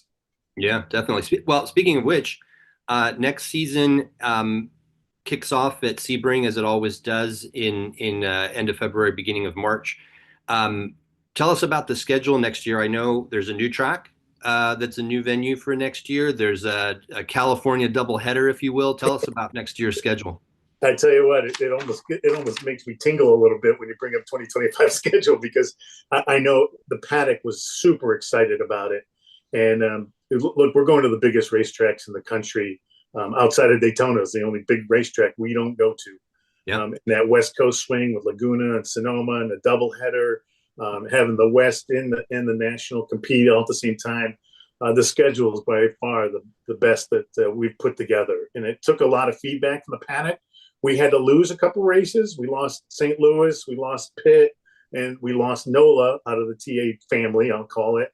But we repositioned as well. And then we added Button Willow just a couple weeks ago, came on really late. But we're excited about that West Coast ad. But the new one that we're really excited about, Tony started it last fall, and then 23 fall, and then handed it over to me. But we're going to Barber this year, right before COTA. So that is an eclectic, famous racetrack. Most people don't even know much about it. And then they have the most famous museum outside of Indianapolis right there on the property, or maybe just as equal as famous. But we're excited. It's going to bring a whole new different realm to that. And, we're bringing our other series in there as well, the FR4 and SBRA there. But it'll really be a cool way to end the season for FR4. But then we continue to COTA as usual as our season ending. And, that's always a lot of fun when you're going to a Formula One track and being able to compete there. It just draws a lot of hair-raising moments, I'll call it. Yeah. Awesome. And we shouldn't give short shrift to the fact that, again, in the efforts that Trans Am makes to appeal to competitors, there's the national championship, but there is also the Western Championship, which helps, those competitors that are here on the West Coast not having to drive cross country all the time. You mentioned Button Willow is on that schedule. There's some joint events like COTA, and I can't recall off the top of my head, are the Sonoma and Laguna rounds in some way integrated with the national championship as well this year on the Western side? Yes, they are. Yeah. So we'll have that as well. So that'll be another big add to that West Coast swing. So it makes so much sense. And those two tracks, as you well know, just two of my favorite road courses on the West Coast. Not my favorite, because Watkins Glen will always be my favorite. But, of course, yes, goes without saying. But no, I just, we're one big family in the road course world. And, from here to Canadian Tire Motorsports Park, I mean, it's just a lot of fun that we get to do all this new one, which, as you know, we added Canada this past year, and wildly successful, even though we weren't the show. We were part of the show mixed in with the NASCAR program. But I tell you what, drivers were grabbing me after the race and said, if we don't come back here next year, you're mud. So I called Tony and I said, hey, I'm not sure we're going to come back here. He goes, I think we need to go back there. And obviously we're going back for 2025. Yeah, fantastic. You mentioned a little while ago about your marketing efforts, and one thing I noted, and I wanted to just touch on, and I know you've only been involved for the last year or so, but one of the things that's pretty incredible is the partnership that Trans Am has with Pirelli as both the tire supplier and a title partner. This will be the partnership started in 2017, so next year will be the 9th season if we're counting in terms of seasons. And I remember when that partnership was first announced, speaking to Rafael Navarro, who was at the time was head of Pirelli Communications and was integral in making that partnership or starting that partnership. One of the things, I thought, gosh, it's kind of curious, Pirelli being involved with Trans Am, what's going on there? And his point was that from a Pirelli point of view, they wanted to expose the fact that Pirelli isn't just for, an Italian super exotic. It's as much for an American pony muscle car as well, right? And so that was sort of the genesis, I think, of that partnership. But it has continued. I think it runs through 26. Am I correct in saying that? In the current Tony's renewing it right now. So, but yeah, they'll be back. Yeah. Yeah. So tell us a little bit about that, because it has been a really successful partnership. Wildly successful. I mean, Tony landed a dream bomb when that one came in, and just Pirelli's been so supportive of us, and then we've been able to branch out to our other series with it as well. So not only just the Trans Am side, we've been able to partner and be good partners with them. And like, there's some people in this world will say, let the other guy make money first, and then we'll make money later. This is definitely one of those scenarios that Pirelli saw the value, and we saw the value in them. And with the kind of tires we're rolling through every weekend, they're a great product. There's nothing else to race on. Pirelli is just killing it. And, and then you throw Cube 3 architecture in there on the T82 side, and then we've got two of the best sponsors that we could ever ask for. But Pirelli has really sustained and maintained that Trans Am and the competition and their tire. You look at their wear and their sidewall integrity and everything that goes into those tires. And it sounds, you can get into details, as you well know, on these tires, but they make a tire that is perfect for these cars. And with the weight, and, you're pushing 2850 or 2830, I think, on these cars.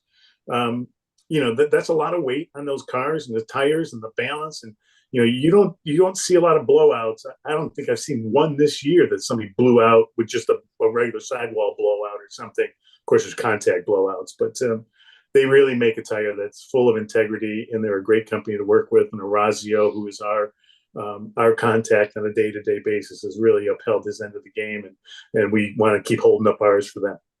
Yeah, I mean, and also just consider the fact that most of the cars have few, if any, driver aids, so there is a lot of stress on that tire throughout a race. Yeah, when you're the good point. I mean, with no traction control, no anti-braking, there is a lot of stress. You think about the G forces going into any one of these road courses that have a high load G force going in, and you're slamming on the brakes, you're downshifting, and then you're going back out in apex, and you're running these tires mad, and they they're doing a 100-mile race or a 75 lap is the criteria.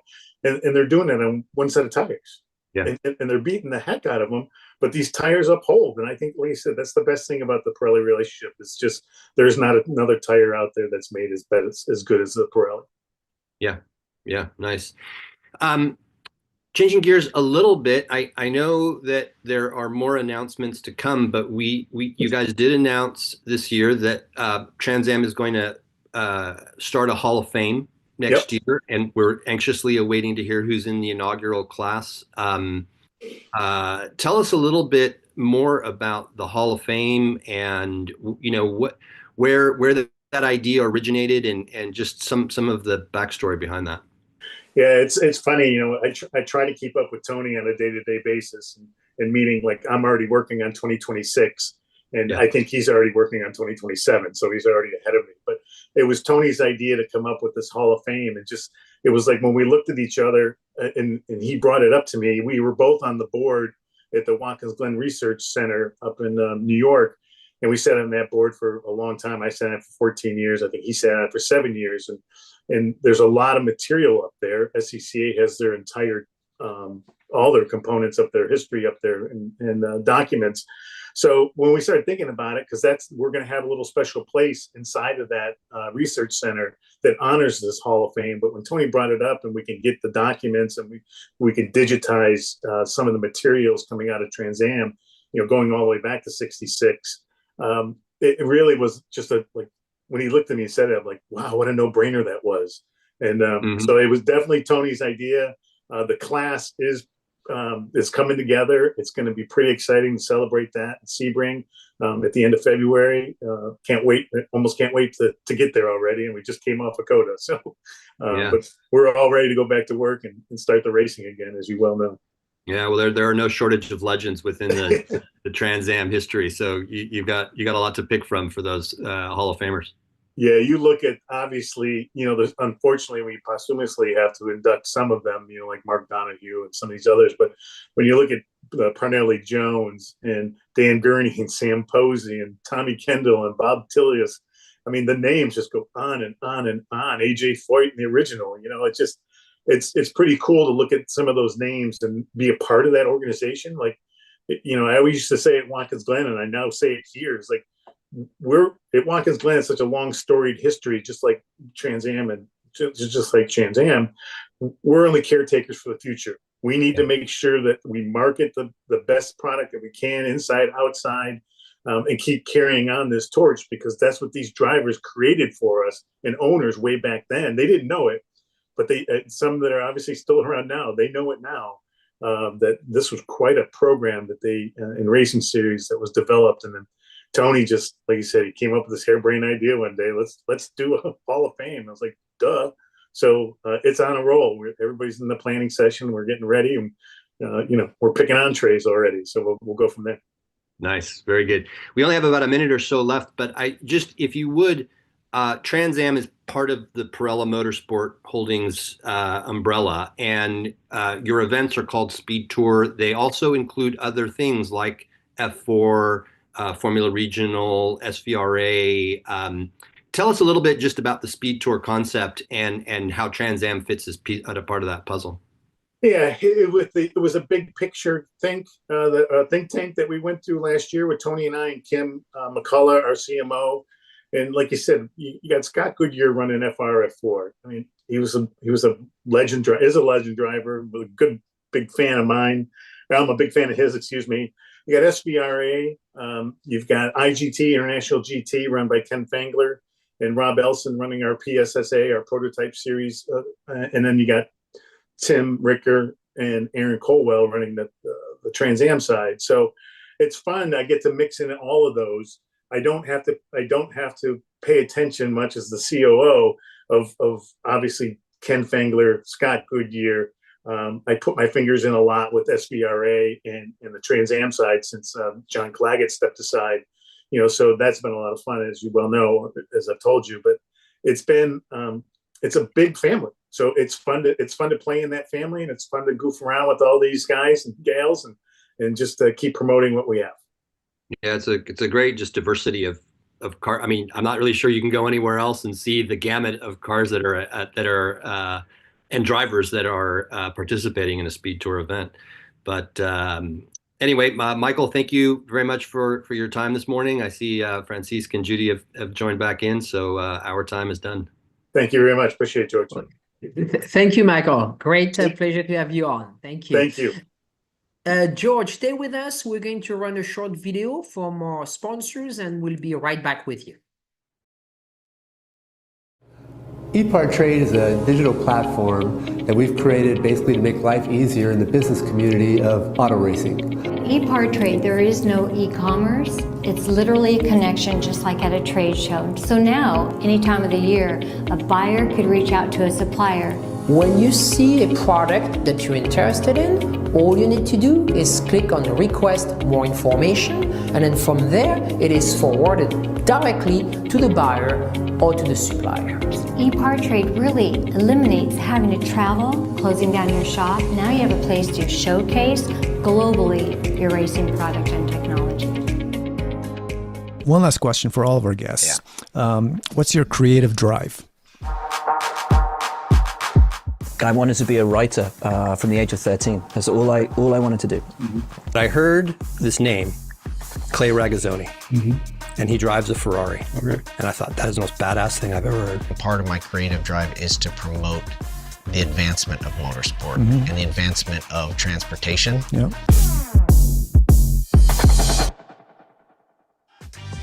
Looking for a quick fix of motorsports news? The Speed Sport Daily is what you need. It's a free racing newsletter delivered directly to your email every day. We'll cover the winners and the losers and tell you who's making news off the track. It's NASCAR, NHRA, World of Outlaw, INDYCAR, and so much more. Go to speedsport.com today and get signed up for America's free racing newsletter and get your daily motorsports fix. The Speed Sport Daily. Thank you and welcome back to Race Industry Week 2024. A big thank you to our partner, Racer.com and Speed Sport. They have made, so much. They have put so much into this as well, and they help us reach such a bigger audience now with streaming on Racer.com, on Speedsport.com, on their YouTube channel, social media, and of course Speed Sport One. So that's what we're talking about that earlier with the WEC, ways to expand your reach. And David, welcome back. You had a great session this morning with Larry. That was great. Did you enjoy it as much as we did? Absolutely, yeah. Larry's one of the nicest people in the IndyCar paddock, and he's always taken a very placid view on life. And despite the pressures of, working for AJ, I'm not sure how people deal with working for an absolute legend who's still very much hands-on. But Larry's just one of the good guys, and it's good to see him. And it's great to be talking about positive things with that team, because they have really been through the mill the last few years, and to see them on an upswing is great. I mean, Santino finished just one spot behind Joseph Newgarden in the championship, which is would have been unthinkable 2 years ago. So, yeah. Talking about great guys, I think there's another great one on screen right now that just popped up. Mr. Parella. Good to see you. See you folks. Thanks for having me on again. I appreciate it. Of course. David, on to you. Okay. Well, thank you for joining us, Tony. 18 SVRA events in 2025. That's a heck of a commitment, sir. What would you say is the reason for SVRA continuing to thrive? I think it's, people forget how far we've come over the last 12 years. When I got involved with SVRA, we ran at 3 racetracks, Watkins Glen, Sebring, in Mid-Ohio. And, to be national now with 24 events for next year with SVRA, it's a huge undertaking for our team, but it just shows you the strength of grassroots racing in this country. It's been a pretty fun ride, needless to say. We're actually now working on doing more standalone vintage races for SVRA. Through the journey, it's a lot of lessons learned. But when I first came in, when we were strictly SVRA, long before Trans Am, FR, F4, SCCA Pro, PSSA, all these other race organizations that we've bolted into under the umbrella of Parella Motorsports Holding, it became very clear to me early that if I was going to take this series national for SVRA, it was going to be a lot of risk associated with renting a track and praying enough people show up to cover your bills. And over the time, we built a huge database of racers across the country and attracted sponsors and allowed us to keep expanding. But in the same time, we added Trans Am and FR and F4, and balancing the schedule where you're giving as much to the race as you can through the eyes of the fans, making it economically feasible and not taking away too much track time. Trying to balance that has not been a perfect science, but now we have 2 races a year at Road America. Yeah. We'll do 2 races a year at Watkins Glen. We have 2 races a year at Lime Rock. And what that allows us to do is get back to our roots and have special vintage features. Now that we've got the scale and we have the sponsorship behind us, I can afford, and we know how to market to this database, we can start to go back to our roots and afford it and do it under a solid financial footing. So I'm really excited. Watkins Glen is certainly one of my favorites. We won't have Trans Am on the normal Watkins Glen date this year.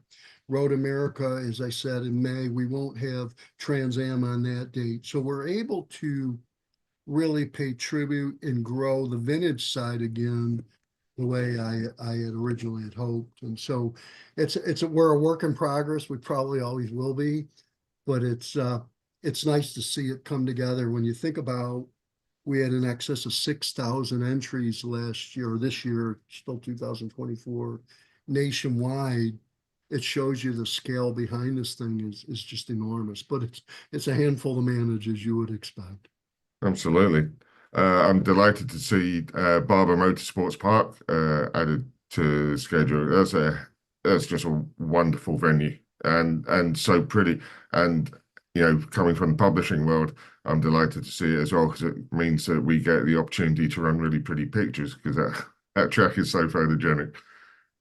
It really is, and to take advantage of the museum, and I think we can build a very special experience for our drivers. Like I said, each track has its own culture. When you think about Watkins Glen, it's growing up literally an hour from here, and then you look at Indianapolis, or you look at Coda, or you look at Laguna and Sonoma. Each one is unique and special in its own right. And now I think with Kim McCullough and Michael Printup coming under the intent, where we've built the staff where it's frankly not just on me or my wife Kim, it's really enabling us to take these events to the next level. I think probably one of the things that, as we've evolved, we're starting to become much more serious as a spectator event and less as a club type event. As an example, at Coda, we launched what we call our Speed Tour trailer. And this has simulators on it with a full video screen behind a 53-foot trailer, where fans can come in and lay down a lap and win prizes on a simulator for the track that we're at. This enables us to capture marketing information from the fans so we can ship them prizes. So it's good business sense, but it also gets them engaged with our events and kind of get a better appreciation of what's going on that racetrack. But behind them, the live streaming that we do at all our events will be playing behind them, and that gives us a chance to, the casual fan can see the whole track or hear this streaming broadcast. Instead of just looking at it on their phone, they got a 53-foot screen that's pretty special. So I credit Kim McCullough with all of that. She was a former lead marketing person for Jaguar Land Rover, and she's involved with Pebble Beach for the concourse. So she's a racer. Her husband's a racer. So she's looking at this through the eyes of the racing community, but bringing the polish from her marketing days at the highest level at the corporate world. And she's taken us to another level. And it's really been fun for me to be able to lean on my team this way to see us get to the next step. Absolutely. I mean, how do we get younger eyeballs on the historic elements of motorsport? I'm thinking, obviously, that we all have rose-tinted spectacles for our specific eras where the motorsport drug caught hold of us.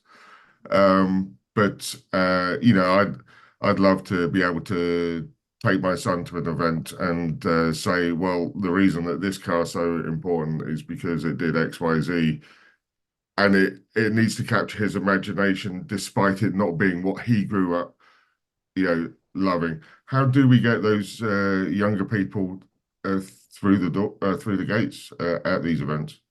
I think it's a multitude of things that we're working on. I don't think there's just one thing that'll take the interest level to the masses at the grassroots level. What some of the initiatives that we have. Number one, we are having the championship for Racing Prodigy, which is these kids go through a simulator competition and then ultimately win a ticket to get a driver's license, etc. We're having a competition in NOLA this year in conjunction with Racing Prodigy, David Cook's organization. And All right. those for the most part are kids that don't shave yet. Yeah. They're young, and they're obviously, if they're gifted on a simulator, that's a different type of kid than that's come through go-karting. We have Scott Goodyear is championed with our F4 FR series to work a deal with Radford Racing School, where we're taking kids out of karting and have a scholarship program where they can get their license and compete with FR and F4. We have a diversity scholarship that pays attention to kids of color and female racers that don't necessarily have an opportunity to be exposed to it and get involved with racing. But I think the other piece to the puzzle is our national scale. When you look at the Pirelli Motorsports umbrella as a database, we have roughly 35,000 names of racers, of people like me with gray beards, of generational racing, but they got grandkids and kids that have been exposed to it. But then we've also, last June, we acquired Motorsport registration from Hagerty. And, the main driver for that is we want that database has over 800,000 racers in it. So it's really encompasses almost all of grassroots racing. So making kids aware and people in that database, there's options to go to race school, track days, all the different elements within their geographic area, we think will accelerate the exposure. Kim, again, I mentioned Kim McCullough, she's been driving our media strategy with our streaming. We got a long-standing partnership with Mav TV, so we're getting exposure there, but we're also live streaming for free. We're not tucked behind a paywall. We give it away on Speed Tour TV.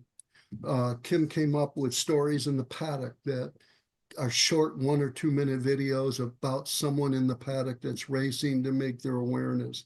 We've put a bigger emphasis on social media, organic social media. And I think this calendar year will be between 45 million and 50 million impressions, which is mind-boggling to me. But more important, with a 6 or 7% engagement rate, which is off the charts for that scale. So we are reaching the masses, but we still have a ton of work to do in that area. And I'm having Kim's focus on the marketing element. We've really never had marketing focus as a company outside of what I was doing or John Claggett was doing running Trans Am. We just did the best we could. We didn't apply the resources to that. Now with our scale, you're going to see a lot of interesting things come out of our shop in the next couple of years, geared for getting younger kids involved. But those are some of the things we're doing. Right. How will the as more and more cars become classified as historic, they're increasing in complexity. It's like now there's I'm really into vintage planes as well, and there's now a big hole in the kind of from the 60s and 70s planes. You don't get them because they got so technologically advanced that no one in their right mind would try and keep an F-14 Tomcat still flying in private hands. How so the vast majority of the vintage planes that you see are from the piston engine era.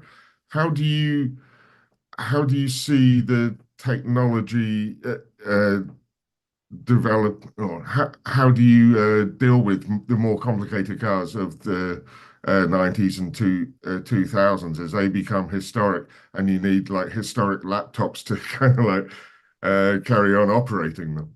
Well, you hit on, David, you hit on something that's probably one of the biggest challenges of trying to be inclusive to as many drivers as you can. And, you know, the perception is what you don't want to do is just take any car and put it in a group just to take an entry fee. But to balance, you know, 100 years of automotive history at some of our events, where you get into the pre-war classes all the way up to modern day prototypes, you know, having 12 classes frankly doesn't do it. And so you have race groups, and then in the middle of all that, you have guys that really are purists, and they run the cars as they were made. And we call those cars in our world gold medallion cars. These are cars that have gone through a scrutineer as tight as you can be, from gauges to tires to everything, brakes. You really put them in a box and you keep it in that. Most of our gold medallion cars are on the West Coast, thanks to Steve Earle's world. When we acquired General Racing, he had probably the purest racing organization. But he was doing a couple events a year. Well, you try to take that across America for 24 events, you would be in serious financial trouble if you tried to replicate that and you would not allow all these wonderful race cars that are out there that maybe have made a brake change or a tire change or something that doesn't level the playing field. So Rob Elson is my head of tech, and I think he has the hardest job in all of racing, trying to balance the competition where it's fair, balance that it's safe, and still allow people to come in. But the key to it, in my opinion, and as it relates to SVRA, brakes, weight, displacement, and tires. Those four things. If you get those four things on a level playing field, you have good racing. Because at the skill set of a typical vintage racer, that's balanced enough. But what's happening is the guy, you know, when I was a kid, Triumphs and MGs were commonplace. My children are now in their late 30s and early 40s.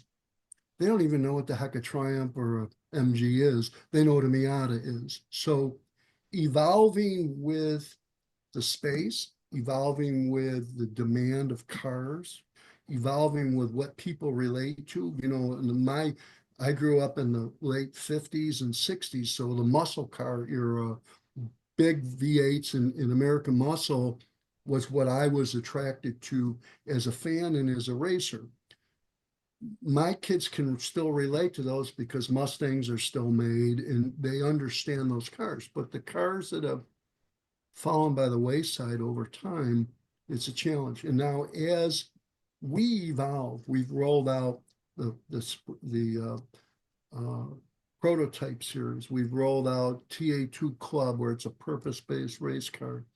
We are evolving with the series, and as the fields of the stuff that's starting to become obsolete, we start to consolidate those race groups. So it's still a good experience, but you don't want fans watching 5 cars go around the track. No. So as long as they have somebody to race and get acknowledged as what they're competing with, we think that's the right recipe. But it's a constant struggle to get that balance right. Right. Are you still, given the value of some of these cars, are you still shocked that there's so many people that are prepared to put their cars on the line, you know, and actually compete rather than, I know if I had a classic muscle car, I'd take it to a parade any day of the week. But you know, driving it on track and risking someone, you know, getting involved in someone else's accident, let alone your own, it just wouldn't even cross my mind to do. Are you surprised at how much spirit of competition there still is among the owners of these wonderful cars? No, yes and no, I guess is how, I'll give you both sides of the coin. It is definitely having an effect on the purest of cars, the Ferraris, the lightweight Maseratis, the lightweight Jags, what I would call just, you know, 7-figure cars. These are fantastic machines. You're seeing less and less in them compete because as the car industry, auction industry has gone through the roof over the last 10 years, putting $1 million car at risk, and you're racing a car that's worth 1/10 of its value, probably doesn't make a whole lot of sense. So you're seeing some fall off of the true elaborate high-end cars that, or they'll only run in an exhibition class, or they'll run in a 1 or 2 events that they know the people they're racing with. You don't see them out every day in vintage racing. But what you do see is still guys and gals that have a car that's worth some money. They'll put them out there, and that's why we try to do the gold medallion class, where they're not pushing the car beyond its capabilities. They may come in 10th overall, but they come in first in their race group within a group, or class within a group, that they're competing with like-minded people and cars. And to us, that's what it's about. But it is it's sometimes it's shocking. I remember a few years back, we were out in Sonoma, and I won't mention the competitor's name, but he had a Ferrari that he paid $28 million at an auction for. $28 million, which is kind of mind-boggling to me. And he was out there with cars that were beautiful cars, a 356 Porsche or whatever, but certainly not worth anywhere near $28 million. And he raced it like nobody's business, but God bless him. And I asked him, I go, aren't you worried about putting a paint chip on here, let alone hurting the car? If we do, we'll fix it. So there's, you know, you have that level. Yes. And then you got the budget racer who maybe is in a Miata or a Triumph or whatever, and they're out there. They're obviously, you don't mix those together, but it's yes, it's still in today's world, coming from old school blue collar upbringing, to see somebody put that kind of value at risk. But it's all, you know, it's all perspective. Some of the people who race with us, when you look at the demographic, you know, it's hard for me to get that, but I'm not necessarily in that league is the point. Not yet. As far as if you're trying to, you know, there's a few vintage racing groups out there. If you were trying to pull someone in SVRA's direction, what would you say is your USP? You know, what makes SVRA distinct from other historic racing organizations? I think that's a great question, because I see that all the time. You know, you have the CVARs, the VARAs, the CSRGs, the Sovereigns, and there's that many more that I haven't even named, but just as an example, are mostly regionalized, and you have a familiar group that you race with all the time, and that is a typical club event with most of those, not all of those, but most of those are club only without spectators. And then there's this SVRA, who is national in scope. And my belief system is, I don't look at the nonprofit groups necessarily as competitors. I look at them as a feeder system. As an example, you know, for the typical East Coast racer to go out to Sonoma and Laguna, that's part of a nonprofit organization in the East, if they didn't get accepted in the Monterey Historics, they probably never would have the chance to go to Laguna Seca and race. It just economically is too big a price. But by me having a back-to-back with Sonoma and Laguna, they have a chance to go across the country, one time racing a tier 1 to 2 biggest tracks on the West Coast. Their race will be streamed, and so their family and friends can watch them race for free, which they typically don't have opportunity for if they're in a nonprofit. And they'll have an experience with a lot of spectators, because that's our model. It doesn't make us the only way to do it. It's just the way that we do it. and vice versa. You know, if somebody wants to come across, I've seen so many folks come out of the West Coast, always wanted to race at Indy or race at Watkins Glen or race at Lime Rock. They have a chance to do back-to-back, even if they package it with one of the other nonprofit clubs. A lot of times our fall race at Watkins Glen, except for this past year, we always follow Labor Day weekend at Lime Rock. So I can't tell you how many racers go to the Lime Rock Historics in Labor Day weekend. And then they race on Monday. On Tuesday, they transport to Watkins Glen, a few hours away, and then they have a chance to race Watkins Glen. And even though the Lime Rock Historics is at my race, a lot of times we'll do back-to-back. So we think the big things we bring are, for the most part, Tier 1 racetracks, a very professional race operations as far as our safety and all of that stuff. We don't cut any corners. Good fan base, live streaming, and usually a pretty fun social event on top of it, just to make it a different experience than if you're going to a club event. I will tell you, I cut my teeth in racing at CVAR, which is a more localized club out of Texas. And some of my fondest memories of vintage racing was doing that as a CVAR member in a non-stressful, non-pressured weekend. You go up to Watkins Glen and you're racing against 400 people or at that event. That's got a different it's a different feel. Right. Both are very important to the sport. Both are I've done many of both types of events. It's just our way to make it work nationally. That's our model. Streaming, gate, now with the Speed Tour trailer, we're really taking it up a notch as the fan engagement, and we'll continue to drive that type of experience. Right. You mentioned earlier that tech inspection at an SVRA event is probably the hardest job in racing. I wanted to ask about how you found in terms of the driver quality. There are big variations in talent, always have been, and how those drivers behave on track. Is it self-regulating in terms of they know the value of their cars and what cars might be coming up to lap them or race with them?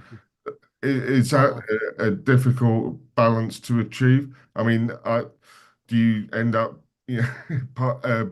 parking anyone, or is generally everyone well behaved? Because I think I'd find that if I was coming in with my BMW CSL, I'm dreaming here, but whatever, that I'd be worried about someone else running into me more than I would about shoving myself off the track. That's a great question. We've done we have evolved in our drivers meeting where we now mostly show video of the do's and don'ts instead of just standing up in front of the group saying don't do this or don't do that, we'll put you on a trailer. We're more of our drivers meetings have taken on a more comprehensive approach. We still consider this a no contact sport. If you want to trade paint, you want to race that hard, vintage racing is not for you. That's not where you should be.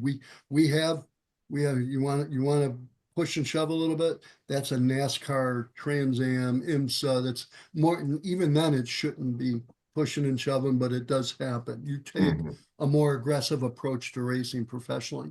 In the vintage world, we're flag football, we're not the NFL. And we want to make sure, and we do park them. If you do something that it's clear you did something other than a mechanical failure, and with today's technology, with us streaming, we got video from every angle. Most of our drivers have camera. It's pretty tough to hide, and it's pretty tough to say I didn't see the flags. And that's the basis. The investment I've made in Flagtronics, that we have digital flagging around all of our corners. So it's pretty hard to say I didn't see the flag when you got a billboard side saying green or red or yellow, and the same with the flagging. So we've really done our best to keep these folks within themselves Yeah. Inevitably, all it takes is one or two that lose sight of or lose perspective. And Yes. it ruins a weekend for them or someone else. We take a very harsh look at that. Right. Well, I mean, the majority of people there don't need to see the cars driven at 100%. They're more than happy to see them driven at 80 to 90%. And honestly, SVRA events are one of the best ways to see some of the greatest sports cars of all time in action. And it's been wonderful catching up with you, Tony. And very best of luck with your ridiculous schedule in 2020. Well, thanks for. This is supposed to be the off season. I don't know how that's working out so much, but no, you go we're appreciative. February to November. Yeah, that's more hectic than most professional, frontline race series. So but if that's what it takes, then I'm sure you'll be up for it. Oh yeah. Well, thank you all for having us on again. Thank you, Tony. Thank you for being a regular year after year. It means a lot to us. Thank you very much. Stay with us. We're going to run a short video for more sponsors. We'll be right back with you. When it comes to pushing the limits of performance, the pros know there's no room for compromise. At Crowder Cams, we don't just engineer camshafts and valve train components, we redefine what power means. Since 1955, Crowder Cams has been the name trusted by racers, engine builders, and gearheads around the globe. Whether you're building a street machine, a dragster, or a track car, Crowder Cams provides the muscle you need to dominate. And with Crowder, victory is within your reach.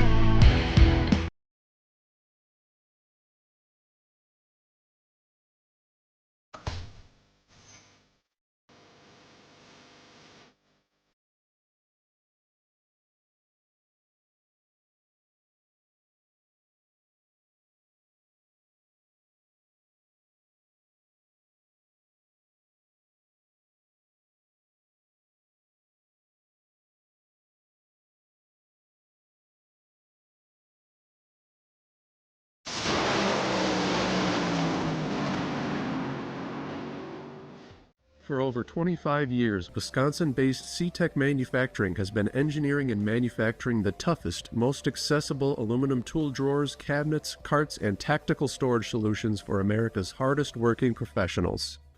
Whatever you need to store and however you need to store it, put your trust in C-Tech Manufacturing. We build it better. Visit our new website at ctechmanufacturing.com or give us a call at 715-355-8842. If you're watching this video, you might be wondering, what is WPC? WPC is a surface treatment designed to reduce friction and increase the strength of metal parts. As much as it might seem like a coating, WPC is actually a surface treatment. Think of it like shot painting, but the media is much finer, like talc. So what you're left with is a super hard, smooth surface that actually has some proprietary dry lubricants embedded within it. For more information, visit WPCtreatment.com. Thank you and welcome back to the program. So our next guest is coming on any second. We have a little video actually from SCCA. We're going to run the video while we bring Michael on. So let's roll the video.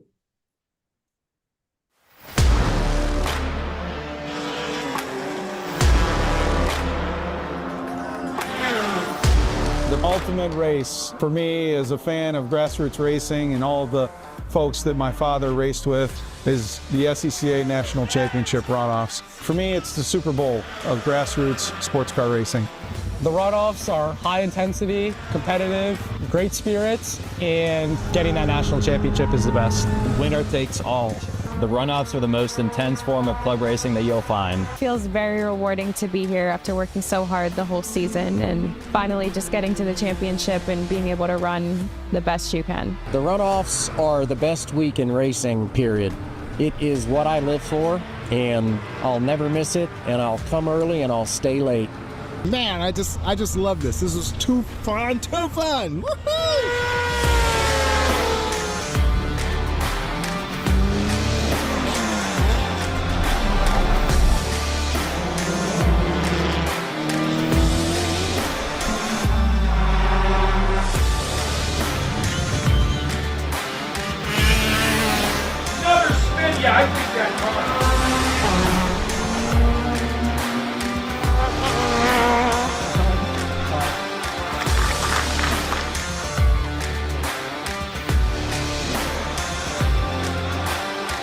families, individuals. Folks have dreamed of first making it to be a runoffs competitor, being on the podium, completing the race, and then ultimately having a medal put around your neck.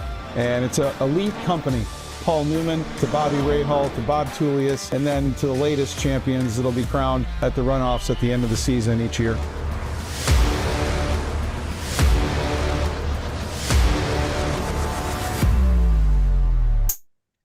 What a great video to introduce Mike. Wow, thank you. Thank you. That got me going again. Thank you, Francisque and Judy and Richard. Great to be here. And a shout out to my brother from a different mother, Mr. Doonan, who was the announcer for that video, who I believe is in Germany right now. So appreciate the opportunity to be here and to be part of Race Industry Week once again. Thank you. Of course. Well, Mike, thanks for bringing that video. It made me a little wistful that I wasn't able to attend the runoffs this year, either working or as a competitor. But certainly reminds us of why we love it so much. Nothing better than a fall day at the National Park of Speed with some great grassroots motorsports event like the runoffs going on. That was actually our 60th anniversary of the SCCA National Championship runoffs this year, presented by Sunoco, and it was a great event. Absolutely. Excellent. Well, your background is a little striking because it illustrates kind of not the full gamut, but a pretty good chunk of everything that SCCA is involved in and produces for grassroots competitors of all stripes. Right. Given the diversity of SCCA, how do you manage kind of keeping on top of all this as president and all the various things that SCCA is involved in? Well, I appreciate the acknowledgement that I am on top of it. I tell you, I'm a Texas boy, and I was raised with several Texas adages, one of which was, some days you're on the bull, some days the bull's on you, some days you're just full of bull. So hopefully, Richard, today I won't be full of bull. But I'll tell you, when you run, and thank you for noticing the background. I built this specifically for the show today because, we do over 2,000 events a year, over 100,000 participations through 115 different regions. And if I told you that everything runs smoothly and we execute as one orchestrated, aligned army of volunteers all the time, I might be misleading you a tad bit. It is a challenge. I'm not a podium level road racer or autocrosser or anything. I'm just an enthusiast. I grew up as an enthusiast. When I had an opportunity to kind of marry my professional career and competency and experience with the opportunity to serve in a sanctioning body with a club with a rich history like the Sports Car Club of America, I jumped at the opportunity. So silly me, I thought, how hard can it be? You race cars, and I have since found out in 7 years, Richard, that it can be very difficult. And the nuance of road racing versus the nuance of road rally versus the nuance of solo versus hill climb versus track night in America, all the things. While we're purposefully built to serve grassroots enthusiasts across North America and deliver the best experience possible, how you deliver that is very different for each one of those programs, right? Some require licenses, some don't require licenses, some take place on a defined venue, a road course, some take place, our largest solo event takes place every year on 100 acres of bare concrete in Lincoln, Nebraska. It's bare when we get there. In less than a week, it's a tent city. And before you know it, we've got 1,500 participants racing across 7 days. So, it's a very challenging ride on that bull to kind of keep everybody grounded and going the same direction, the right direction. But I'm pretty proud of the progress we've made over the past several years since COVID. We've bounced back very strong. We have, at this point, more full-time members than we've ever had in recent history. we track all of our programs from an overall experience score. It's kind of a poor man's net promoter score, if you're familiar with that concept. And we do everything in our power to deliver programs and experiences for folks that score at 90 or above, and simple math for Mike means if you got 10 people, 9 out of 10 say it met or exceeded their expectations. And if you can do that consistently over time, I think you're going the right direction, right? So that's kind of what we focus on. Well, there's been a lot of new programs since you took the helm. You've got a lot of smart people over there that are trying to grow the club and continue to offer new things to members. How are some of these things? Do you see growth coming in as a result of things like, the new spec classes, the club spec, the race experience? Yeah. Are these things attracting new people and getting them into seats? Yeah, no, great question. I would say, two of the things you mentioned, club spec and SMX, right? So let's just kind of break those down real quick. So SMX is the NC platform road racing class for SCCA road racing. I would say that they absolutely crushed it this year in a positive way. Not only did we see strong subscription pretty much at all events, we also saw a little bit younger demographic engaging with us through that class, right? Which is, I was listening to Michael and to Tony earlier, and they were talking about, how are you engaging an earlier, younger demo into motorsports? Well, there's a lot of different ways to do that. Certainly one of the ways is to, through a class like SMX, which is, a low barrier to access, entry-level class, high performance, great racing, very competitive. And a lot of the men and women that drive in that class, they're sub 30 kind of talents in terms of age. And that's great to see around the track and in the paddock, certainly. The club spec program on the, I was going to say on the solo side, but really club spec was designed around two platforms for solo, time trials, track events. And you mentioned club racing experience. We're working on getting an approved full cage for those cars so that you can use them in all of those programs as well as club race experience going forward. I'm really excited about that. But those classes really launched this year with the S197 and the NC platform club spec Miata. And we had a very, very strong showing of both those classes at Solo Nationals this year at Lincoln. Straight up, I'm an NC platform owner, and unfortunately, I did a 2.5 swap in mine before we launched the club spec classes. Usually, as usual, I kind of move before I should. And having driven a club spec Miata at Solo Nats, I really had regrets about doing a 2.5 swap. I wish I would have just kept the 2-liter in there, put the Penske's all the way around it, built it to spec. The spec line that's defined for the platform, because it's an absolute blast on course, on track, and it's still docile enough that if you need to run the quick trip and pick up some groceries or something like that, you're not running insane spring rates that knock your teeth out if you're driving down the road. So, again, we have classes that appeal to the dedicated full-on wheel-to-wheel sprint racer, and then we have classes that or events or programs like Track Night in America, where you don't need a roll bar, you don't need a license. It's not wheel to wheel. It's not for time. It's really about getting you from, gosh, I would really love to get on track and experience that. Whether you're in a Mustang, a Miata, a GR86, it doesn't matter, right? Get you on track, give you that experience. And we found that kind of program, in addition to the other things that you mentioned, the other programs that you've mentioned, those are really kind of I'm going to use an inappropriate metaphor, but those are kind of the great gateway drugs, if you will, to grassroots amateur motorsports.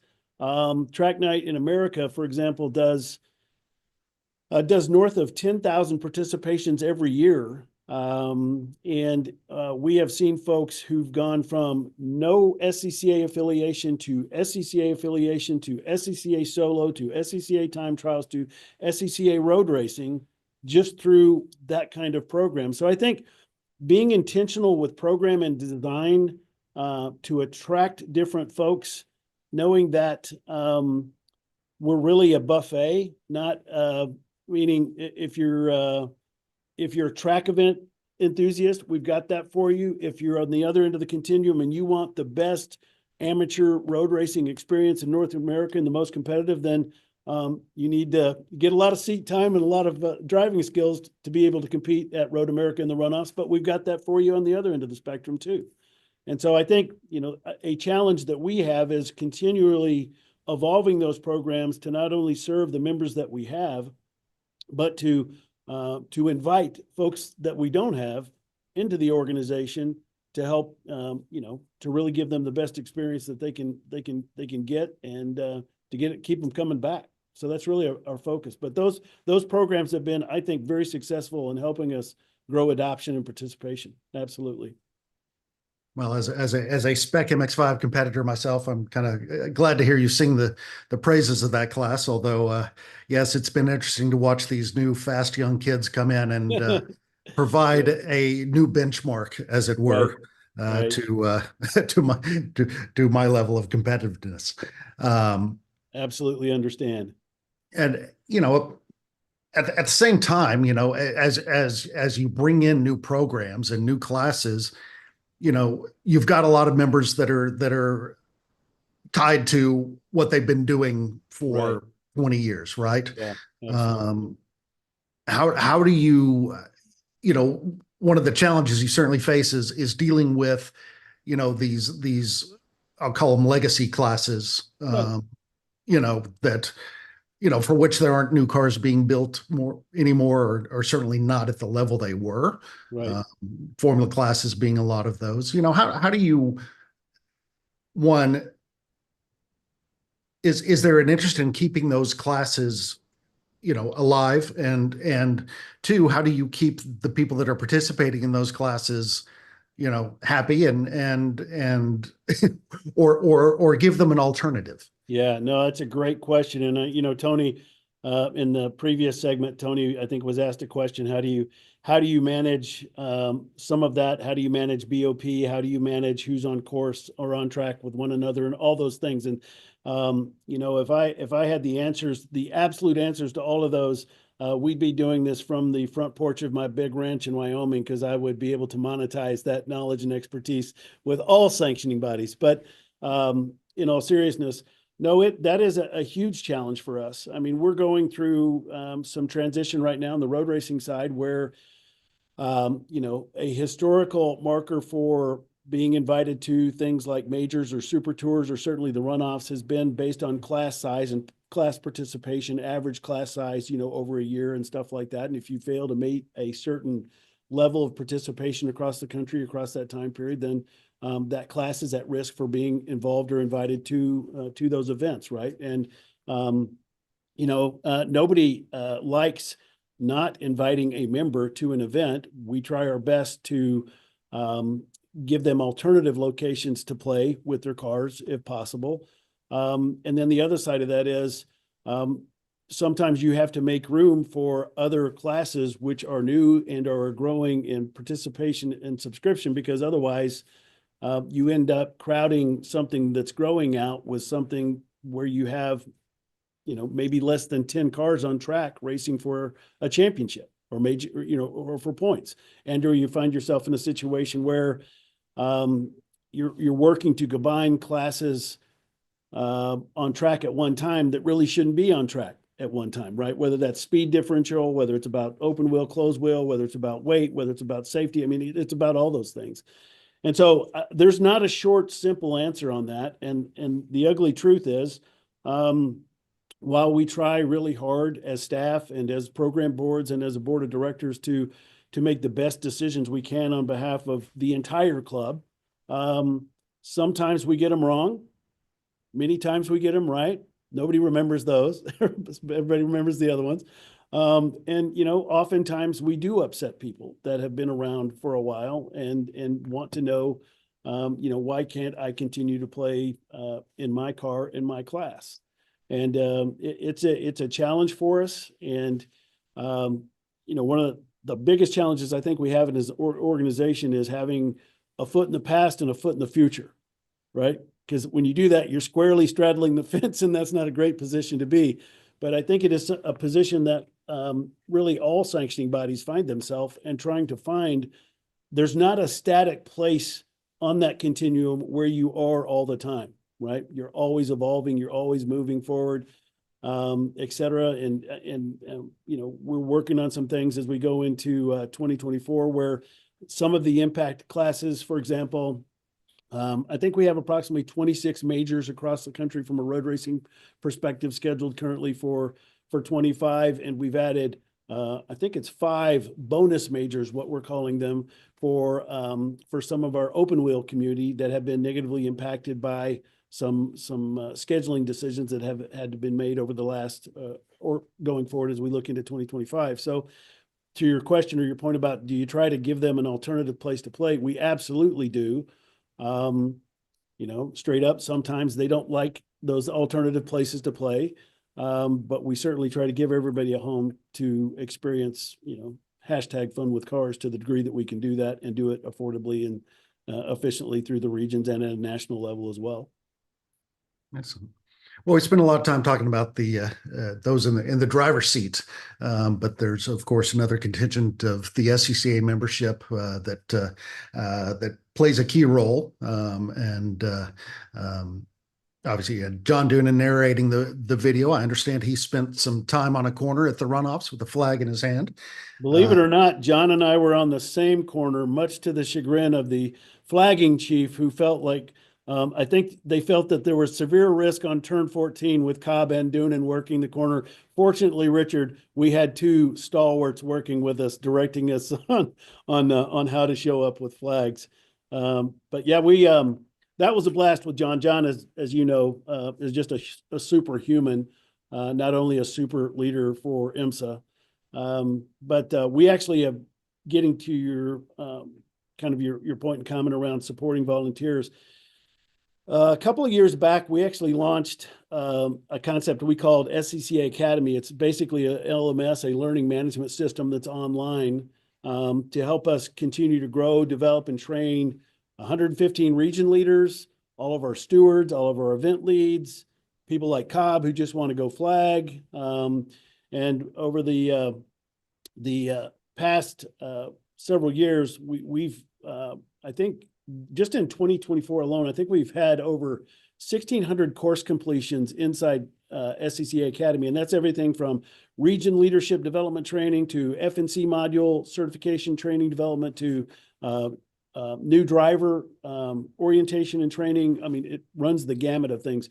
Solo safety steward training, road rally safety steward training. We have to, there's quite a big cadre, to your point, of volunteers that fuel those 2,000 plus events across the country every year. And so this is a mechanism to outreach, train, retain, and activate those folks. And we actually just got done with well, 2 things. One, on the flagging communication side, we've actually had 900 folks go through our FNC module just this year alone. I'm one of them. And we just, in partnership with IMSA and with John and his team, just launched a IMSA certification module. Think of it as a ladder series for flagging communication workers, if you will, right? So that Mike is certified to support SCCA events. I've already taken the IMSA module and become certified there. So when I go to the Rolex 24 next year, I show up and they say, well, what are your qualifications? What are your certifications?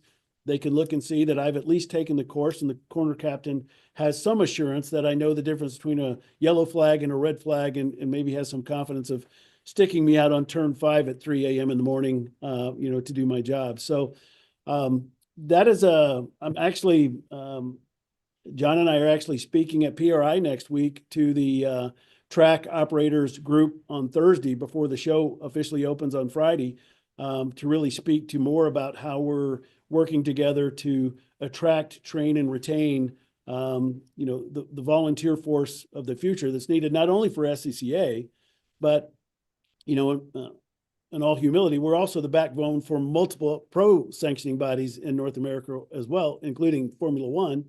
And so it kind of, again, using kind of that feeder series concept, it kind of starts with us, and then we flow, hopefully trained and qualified, competent leaders into these other programs. So partnering with somebody like IMSA, I think is going to work out well for multiple parties involved and really help us grow the total pool of volunteers and give them, I have folks who see me and they say, how did you get on a corner? Why would they let you on a corner, to work and support them? And they have a lot of interest. So now we have a path.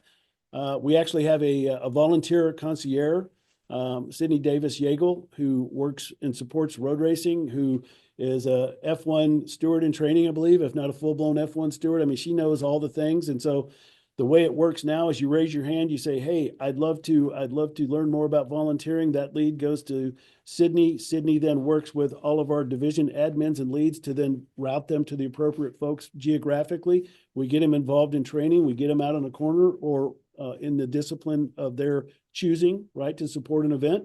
And that's how you do it. I mean, it's using a Woody Hayes line, it's 3 yards in a cloud of dust. There's no easy way to get there. It takes a lot of work and a lot of connectivity, but we're trying to build out that infrastructure and that pathway so that we can do a better job of recruiting people in, getting them trained, and then getting them out to events to support it. Because, I'm probably the odd duck, but once I did it, I was hooked, and I want to do it more. My theology is if you can't drive an Apex, work in Apex. That's kind of the way I look at it. So, but that's me. Fair enough. Well, I certainly, as someone who got their SCCA start in autocross and working corners, I can certainly understand the appeal. Interesting that you mentioned that you have a certification, a training for IMSA specifically. How are you feeling about the partnership between SCCA and IMSA? I love it.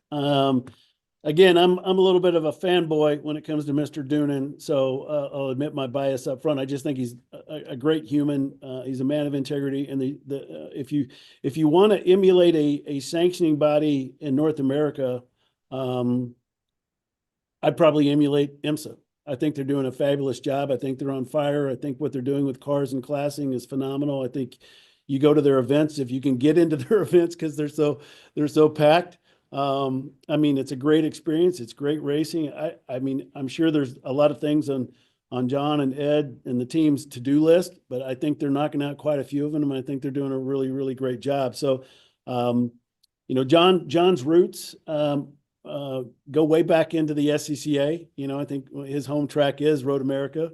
Spent a lot of time growing up around that track, and so he's a longtime member and a longtime ally and supporter of the club. So I think that relationship is great. We've got a lot more things we want to do with that relationship going forward. And candidly, I'd like to take that model and maybe expand it to some of our other professional series partners around the ACAS table, like IndyCar, and some of the other folks, if appropriate, to kind of continue to scale that learning and best practices going forward. Excellent. Well, we're up against our time limit, but I'll ask you one more.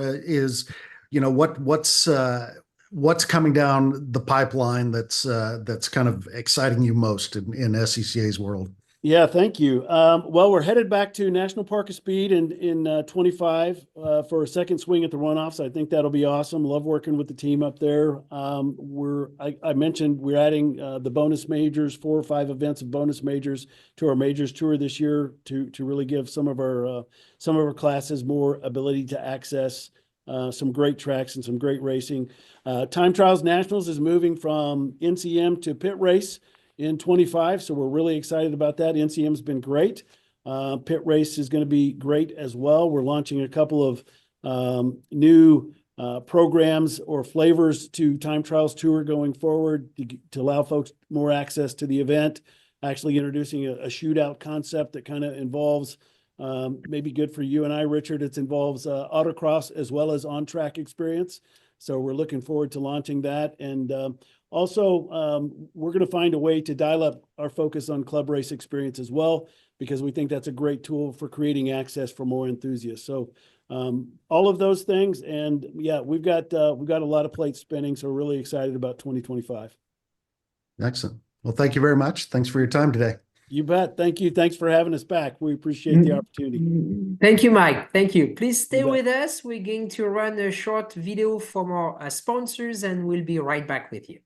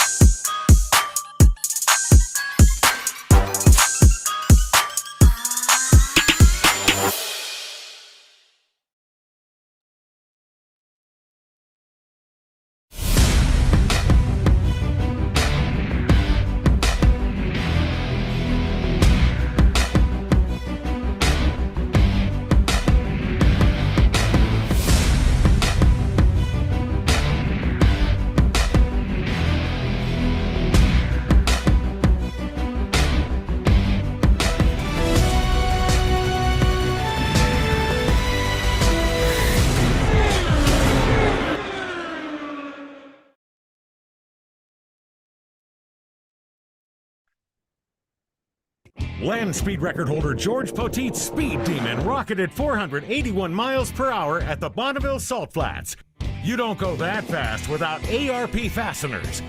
There is no way that we could go the speed that we've gone, the number of times we've gone, with a lesser quality bolt than ARP supplies to us. And we absolutely wouldn't be where we were today if it weren't for ARP. When failure is not an option, it's ARP-bolts.com. We're Performance Plus Global Logistics. Our team of dedicated performance industry and logistics experts get valuable cars and components to the track on time in top condition. We provide expedited logistics solutions for the performance industry using direct routes instead of deferred options, and communicate all necessary information to the appropriate resources to meet regulations and ensure a smooth transit and secure delivery, both domestically and internationally. And we exceed customer expectations by providing best-in-class service with an efficient and cost-effective system in place. Contact us today to book your next shipment. Thank you, and welcome back to the program. David, we're going to bring your next guest any second, Chris Ward from the HSR series. I think it's the first time we're having Chris on the program, right? Sounds right, yeah. I can't remember who was... Can't remember who was on HSR last year, but yeah. I think this is his first time with us. So Christopher is starting his video. There you are. Good afternoon, sir. Wonders of technology. Welcome to the show. Thank you, Judy. Thank you, David. Francis, thanks so much for having me on. And of course, David. Our honor to have you on. Well, let's get right down to it. Well, actually, testing must be underway for the Pistons and Props event right now, right? It is. You're absolutely right. I'm speaking to you from Sebring International Raceway. So if you hear the growl of thundering V8s and other such noise from outside my trailer here, I apologize in advance. Don't apologize. Timing is somewhat perfect. Open the windows, I say. We're right on top of the lunch break, but in about 10 minutes, I think we'll get some noise again. Magnificent. If you start vibrating, we'll know why. You'll know what it is. Yeah.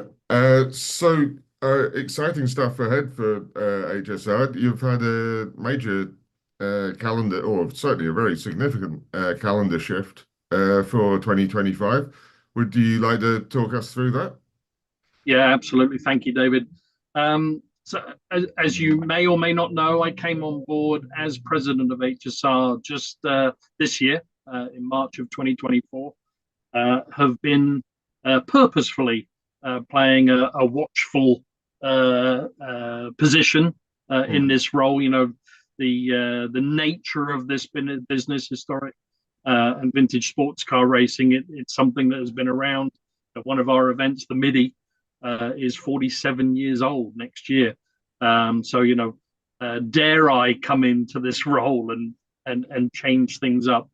But what became apparent to me was an increased appetite amongst the competitors in HSR for this unique vintage and historic endurance sports car offering that we have. So with the Fame, we've just completed the 10th edition of the wonderful classic 24-hour at Daytona International Speedway. Just the 2nd edition of the classic 6-hour at Watkins Glen. And here we are, as you just said, we're at Sebring International Raceway for the classic 12. So as the 2025 calendar came into being, looked at that and said, you know, well, for me, one of the missing ingredients was indeed a classic 10-hour at Michelin Raceway Road, Atlanta. Yeah. With the addition of that event, in the time of year where we used to run our full historics event, it gave us a fabulous opportunity to bring together, for the first time in North America, a 4-round classic endurance championship, now with the 24, the 12, the 10, and the 6. So that's formed, if you like, the backbone of our 2025 calendar. I've already alluded to the MITI and wouldn't dare to move that from its fabled date at the end of April, the weekend after Easter. And then after some dialogue with the competitors, it was one of the first things I did when I came on board was took the opportunity to do a survey of our competitor base and asked, you know, how many rounds of competition do they want in a year? And the resounding answer actually was 8. And historically, we've run 6 rounds of competition. So next year, we're going to increase from 6 to 7 rounds, and with an objective and a goal to reaching that 8 target in 2026. So we're going to Virginia International Raceway again by popular demand. So excited to go to VIR then at the beginning of September. So a terrific calendar, 7 rounds, and this, as I say, this core component of the 4-round classic endurance championship. Yeah. And, you know, the other interesting thing is pulling the dates more in line with modern day IMSA. You're right. I think that's a brilliant idea. I can't take all the credit. I can't take all the credit. Okay. It was, again, you know, those sanction bodies, which, you know, I know we had Mike from SCCA on before, and others, and John Doonan, I believe, just yesterday. And, you know, the piecing together of a calendar is such an important and integral part of what we do as a sanction body. And it's not easy. You know, the demand on these race circuits in terms of their time and the calendaring is increasing, which is great. It's great news for the sport, but it makes our job that much harder. Yes.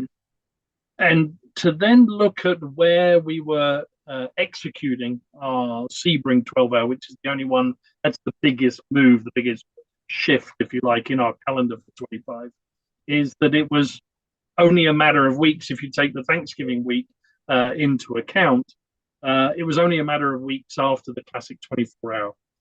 So we then took it was a tough decision, but we took the decision to move the classic 12 from its historical December date, and as you said, align it being the weekend before the IMSA Sebring 12-hour. And I think it's going to give our fans and our competitors a really unique opportunity of coming to Sebring and creating this festival of sports car racing and having the vintage and historic product the weekend before the modern IMSA content. I think it's really got a tremendous opportunity to become really a global landmark event, given the success of the Sebring 12-hour. And then we took the decision to do the same with the Classic 6. So the Classic 6-hour will be the weekend before the Sailing 6-hour at Watkins Glen. Wanted, candidly, to do the same at Road Atlanta for numerous logistical reasons. That wasn't possible. But it gives us the opportunity to gauge the success of the alignment of those events with the IMSA weekend versus not having them the weekend before. So I couldn't be more excited for the 25 calendar. Yeah.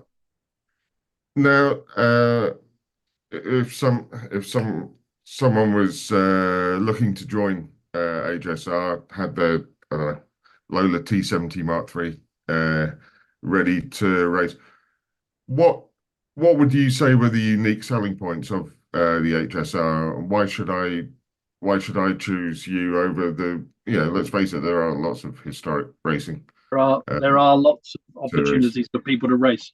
Not so many to race a Lola in North America, but there are others. It sounds cliche, David, but we emphasize the fun and the camaraderie. I think that's the thing that's really impressed me of this paddock since I came on board in March is the fun and the camaraderie within the paddock. I do think, in addition to that, we offer unrivaled track time, in particular when you take into account those classic endurance events. We're able to offer extraordinary amount of track time for a weekend, from the test day to the historics, the WeatherTech sprints that take place during our race weekends, and then into those classic endurance races. So track time, fun, and most importantly, the camaraderie in the paddock is wonderful. The very first race weekend, which was here at Sebring in March, in what we call the Spring Fling.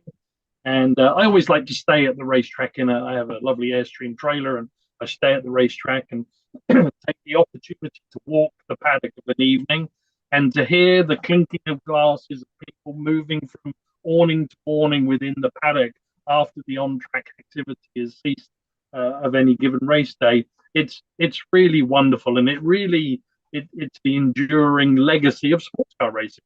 And to witness that firsthand when I came on board in March, it was really something to behold, and a load of, if you like, preconceptions that I had of maybe what we could do to the paddock to improve paddock layout or change.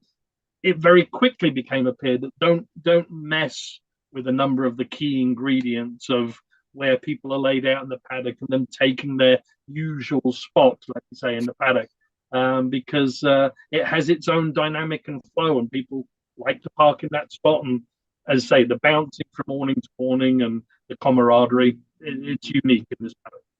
Right. Given the value of some of the cars at HSR meetings, does it get harder to convince drivers to, bring one of their exotic cars to do anything more than parade? How do you balance the spirit of competition with, hey, take it easy, guys? The majority of the spectators are just happy to see these cars driven at 80 to 90%. It's a great question, and there's a couple of key components to it. As we look at trying to entice owners of all the race cars are special. No one race car is more special than another, of course. And if of course it's special to the individual owner. And it doesn't matter whether that's a more modern Porsche 991 Cup car versus a 1950 Morgan 4+4. They're special to that individual customer. Yeah. But as we are the authentic home of vintage and historic sports car racing in North America, that is our mantra, our mission statement, if you like. It's beholden of us to make sure that we create as safe as possible racing environment for our customers to come and race. And I made that abundantly clear when I came on board. My former life, the last 10 years, was as head of a single make racing series in the IMSA paddock, and prided myself on working with IMSA of making sure that series had the fewest number of cautions of any single make in IMSA of a given period. And when I came on board here, not that it was the Wild West, I don't mean that at all, but there was certainly some, if you like, laying down of the law that needed to happen to say, we do not accept car-to-car contact. Absolutely, categorically not. And some harsh decisions have to be taken. We value and welcome all of the customers in the paddock, but if customer A is consistently one of the, let me call them repeat offenders as it relates to car-to-car contact, the loss of one customer can actually attract 5 others. So that's been one of our areas of focus for this year, is really getting the word out to our paddock constituents that avoidable car-to-car contact is an absolute no-no. in the HSR paddock.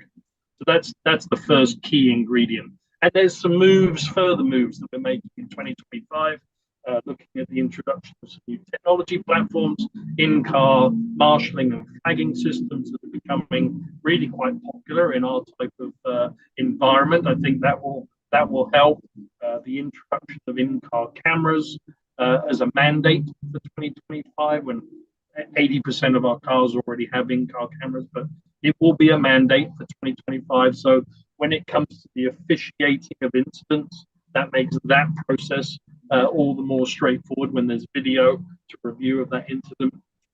But I think the industry as a whole has a broader challenge, and that is to secure the supply chain for servicing these cars and maintaining these cars. I think as an industry, that's the biggest challenge ahead of us, because where are the people that are making the drive shafts for a Morgan? Where are the people making the bodywork for a Lola?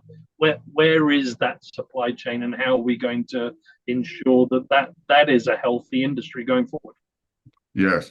Well, I mean, this overlaps somewhat with what I was discussing with Tony Perella from the SVRA, but what is the contingency as naturally more and more cars fall into the historic, and what we consider historic now, I don't know, will be described as antique or something. The historic racing cars now applies to something, I don't know, there's now in the 21st century. Keeping that support back up, do you need historic laptops? Do you need historic ECUs and that kind of thing to help keep these cars still operating at their peak performance? No, you're absolutely right. And the electronics component, I think, in many ways, is one of the more challenging aspects of keeping a 2000 era car. I know of particular models of cars where ECUs are very, very, very difficult and hard to come by. And in the event of a failure, what do you do? As we know, it's the brains of the car, and the car won't even fire without the applicable ECU. Where do we and how do we solve those challenges? I always use the analogy in HSR competition when I'm trying to explain it to people from outside of the sport. Is we have everything from I use the 1950 Morgan 4+4 example, all the way up to who would have ever thought, but DPIs competing in HSR competition, and everything in between. And that presents an enormous amount of challenges in terms of the resources that you need, not only at track, but then also back at the team's ratios to be able to maintain and keep the operability of these cars. Yeah, absolutely. And finding people with the expertise. I mean, if I was to drive a 80s street car now, I wouldn't be 100% confident that I could find someone to repair it, because a lot of it is know-how as well as having the tools and having the components. You're absolutely right. You're absolutely right. I, as well as HSR being a great opportunity to see privateers or former professional drivers come and drive. One of the best aspects of HSR is to have mechanics that worked on these cars in period actually still working on them now in the HSR, and just having that brain power is just knowledge that cannot be bought. Like, it has to be utilized. Yeah, it is a great example, but and I hate to single any one individual out, but he springs to mind, just as you would say, one of the legends from the Corvette racing program, Dan Binks. Who you may know. Dan is the crew chief there for Pratt & Miller on the Corvette racing program for eons. And Dan he's parked 20 yards away from where I'm talking from now. And I work with his sister at Racer. Oh, well, very well. But to have people like Dan in the paddock, and it really warms my heart when I see young mechanics and engineers working under the awning with Dan, and he's he's really, really keen to develop that next generation of mechanic and engineer and instill all of his knowledge and expertise to those young men and women in the paddock. And it really is part of what makes the wheels of our sport go round. It's terrific. And hope, and you know, it could even trigger them to go into the modern aspects of the sport as well. You may have inadvertently become a feeder formula for IMSA in terms of you know, mechanics and engineers. It's great. Yeah, and I think across the board that's true. If I look particularly at our HSR Prototype Challenge, which was a new platform for us this year as an endurance home for LMP3 prototypes here in North America, and we're going to evolve that platform beyond LMP3 for 2025. News on that to come soon. But we are seeing, to your point, where there is this ladder system from HSR content into IMSA content, which and it was great to hear Mike Cobb, and I'm not going to go further into what he said about the legend that is John Doonan, for whom I'm very grateful to have this role. But you know, having that ladder system and being part of the IMSA ownership is, I think, also part of the success of HSR right now, is that people are seeing that and being drawn to HSR content. And maybe they do come here with a, you know, again, pick on the car, but the 2010 991 Cup car, and they come here to, it's not, HSR is not somewhere to come and, if you like, learn those skills for the first time of wheel-to-wheel contact. We're the next level up of that, but you know, SCCA, you know, is the perfect place to hone those skills. But that next step on the ladder system between there and IMSA, we're the perfect home for that. Absolutely. Is there a balance of performance process when putting together race groups of cars that didn't necessarily race against each other in period, or if they did, they were in different classes then? How do you even start? It's almost like grabbing a circle. There's no right end to grab, you know. How do you go about doing that, whereby you can have, you know, a large disparity of performance on track at the same time? And it's a great question. It's a great question, and it's a daily challenge. It's a daily challenge. Our technical director, Jack Worley, has been doing this for a very, very, very long time and has tremendous expertise. We don't use the expression balance of performance. What our focus is ensuring that the pace disparity on track is, let me say, safe. And particularly in the classic endurance races, one of our objectives, amongst many, but one of them is to have like-for-like content racing on track as they did in period. So, for example, when the DPI's on track is having GT3 content, or indeed LMP2 or LMP3 content on track, as they did in IMSA competition. And then similarly, where we've got GT4 content, maybe it's GT4 content aligned with TCR content, as they've done historically in Michelin Pilot Challenge. So we very much try, where there is, you know, the sports car racing has always been multi-class racing, and we just try and make sure that that content that we're putting on track is multi-class, where possible, best representing the multi-class content of that era, that period.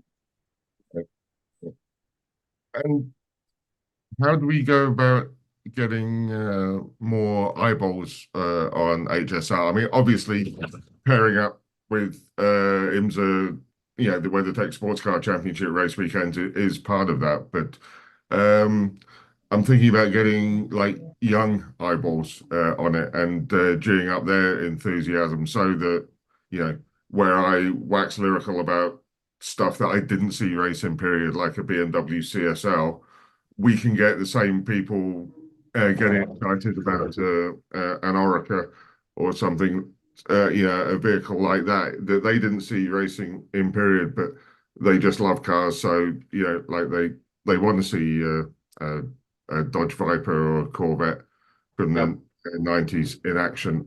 How does HSR go about keeping that enthusiasm alive? We have two audiences. first and foremost, the at-track fan experience is one that we have to improve, candidly.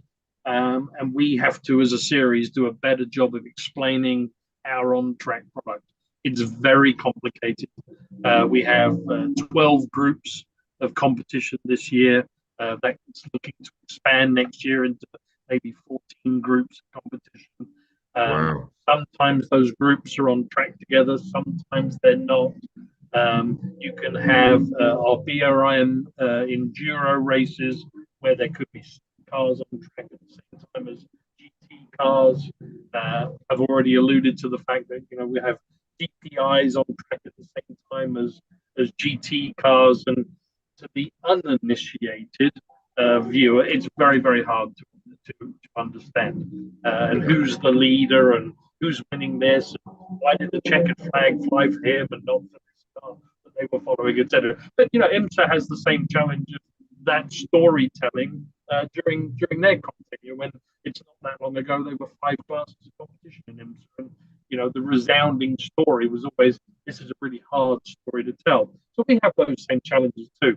I was delighted when I went to my first Bitty in April, and again stayed at the track, went out into the fan camping area on the Friday night of that event, and just chose a couple of random campsites to go and pull up a chair, open an adult beverage and sit down with the family that's sat around the campfire, and literally found multiple areas where there were 4, if not 5 generations of family sat around the campfire, which again was very heartwarming, and pointedly asked them, from the eldest generation to the youngest generation, what cars get you excited? Why are you here at the Midi? What do you love to see?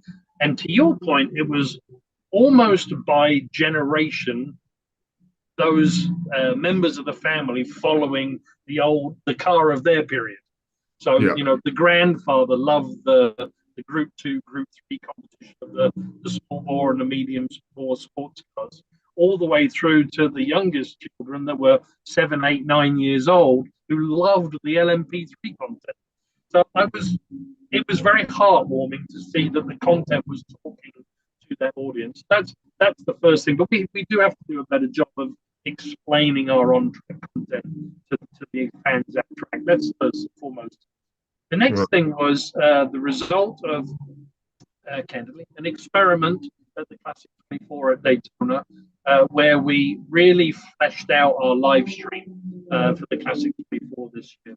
And again, now under the IMSA umbrella, we were able to utilize the enormous social media and fan following of the IMSA audience and leverage that, if you like, to the benefit of HSR. So the Classic 24 was live streamed on IMSA's YouTube channel as well as HSR, and the numbers just surpassed anything that we'd ever achieved before. Multiple millions of impressions, tens of thousands of people tuning in to watch it at any one time, and that's another piece of the jigsaw, is we now are able to tap in into this much wider, broader audience we've ever had before, just as HSR. Right. And obviously time is against us now, but how do you see, I don't want to sound like I'm like just promoting the West Coast, but do you ever see HSR coming more, being less of just East Coast centric and spreading across, because there are so many wonderful and historic tracks that HSR just seems to be made for? Right. We have one very important and unique opportunity on the West Coast, which you may not know, is that we are the sanction body for the famed Rolex Monterey Motorsport reunion in August every year. Now, clearly not an HSR event, but we're honored and privileged to be aligned with that event in terms of the sanction body for it, and look forward to that many, many years ahead. You're right. Our core constituent is very much East Coast and almost Southeast. So Florida, up into Georgia, up into the Carolinas. that is where our core constituent resides. I'd love to see that grow. The growth, one of the focuses of growth for us in 2025 is to increase the car count of Watkins Glen. It honestly didn't meet our expectations this year. So we want to be able to attract people more from the Northeast than we historically have done. Can I foresee in the immediate future travel over to the West Coast? Who knows? We'll see. 2026 calendar's taking shape already now. So let's see. Yeah, I'm just thinking that eight race sweet spot. I reckon you could throw in a Sonoma or Road America or COTA if such was your inclination.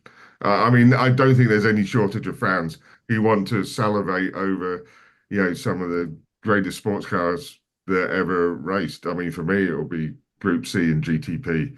Watching Jaguars, Electromotive, Nissans, that kind of thing. But I think this huge breadth of what you were saying, Morgan 4+4s and Porsche 991s. I mean, you've got a captive audience wherever you go. I do believe that. It's really endearing. And I say, who would have thought just a couple of years ago that we had a field of 11 DPI cars at the Classic 24, and which is almost car for car what there was in IMSA competition. So it's a very exciting time in HSX. Yeah, well, I'm sorry to interrupt, Chris, and we'd love to keep you on. We love the passion and the energy, and thank you, David, for a great interview. But we've got to keep the clock, running, and we're going to thank you, Chris, for joining us. And we are going to transition directly into our next session. We're going to bring the wonderful Jeff Hammond, who should be with us any second. And we're going to be talking powerboats, actually F1 Powerboat. That's a really, really cool series. We had Tim Seabolt on last year. He's coming back. Jeff Hammond is with us.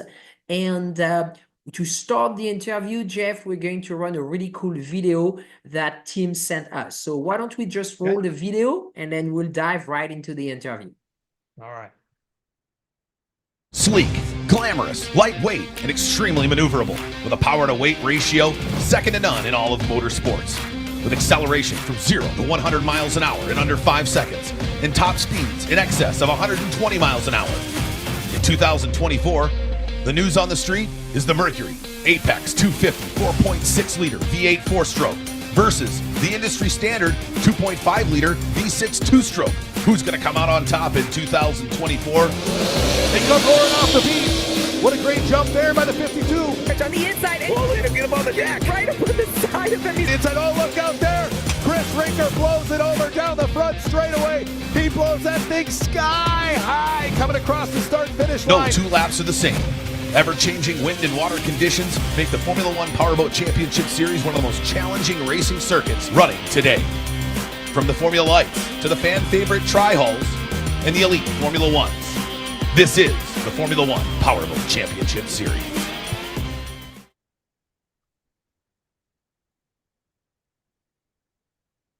Wow, that was impressive right there, my friend. That was very impressive. Well, I'm glad you enjoyed it. I did.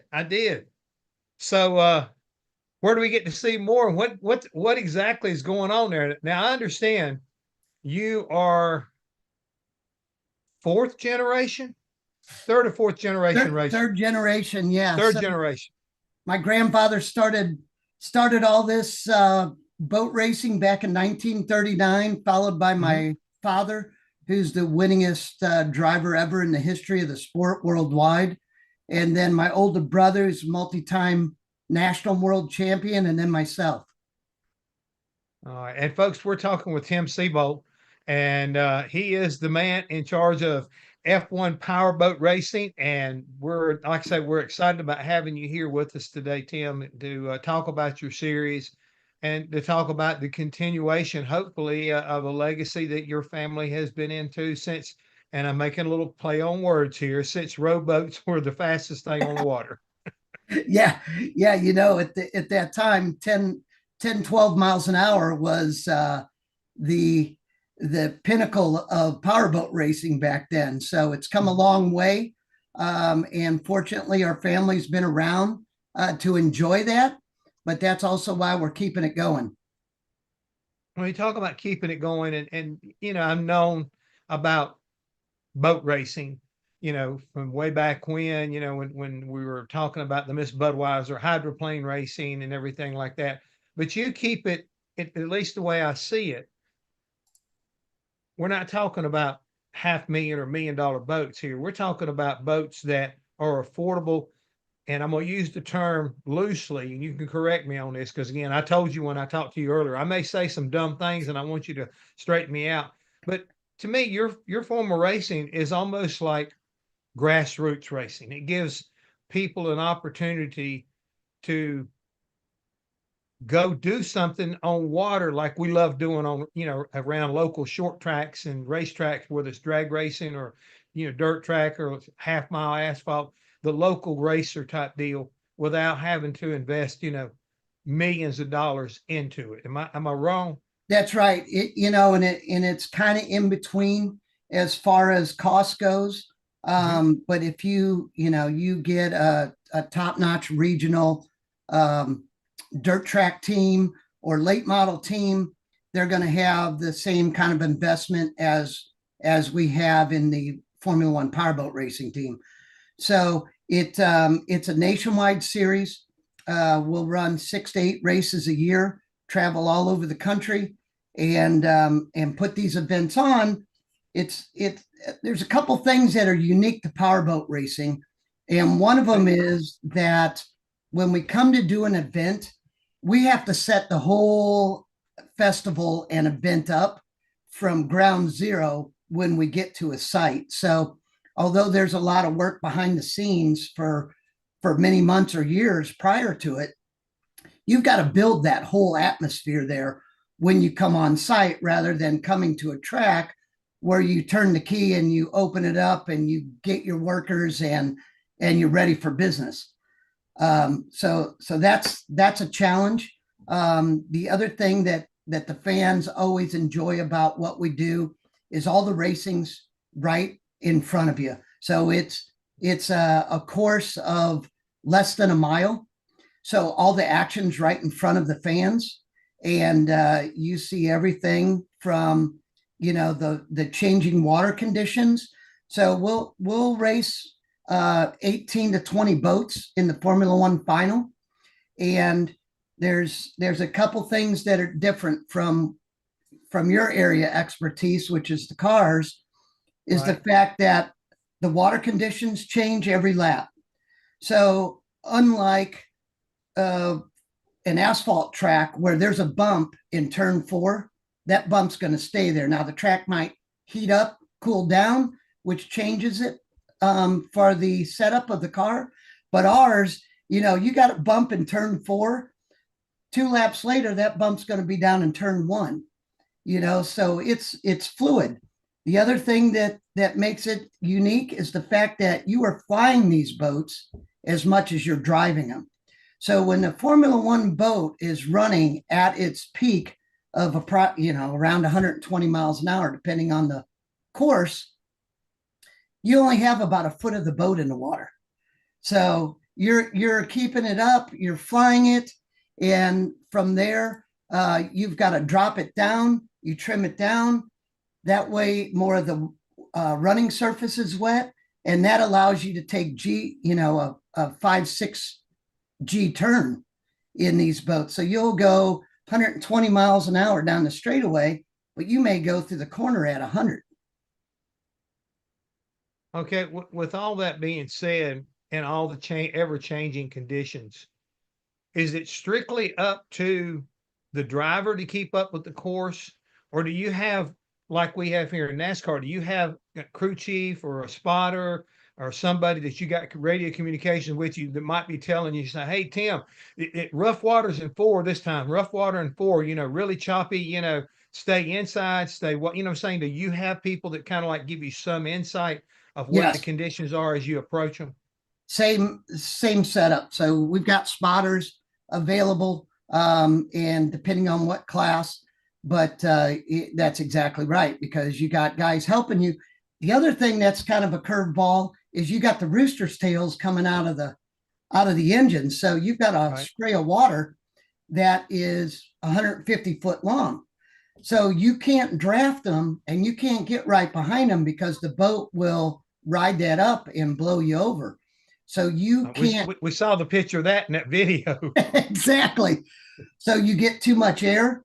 You know, the wind plays a huge factor on these boats. You're talking about, you know, about 1,175 pounds with the driver and the motor. It's got a high power to weight ratio.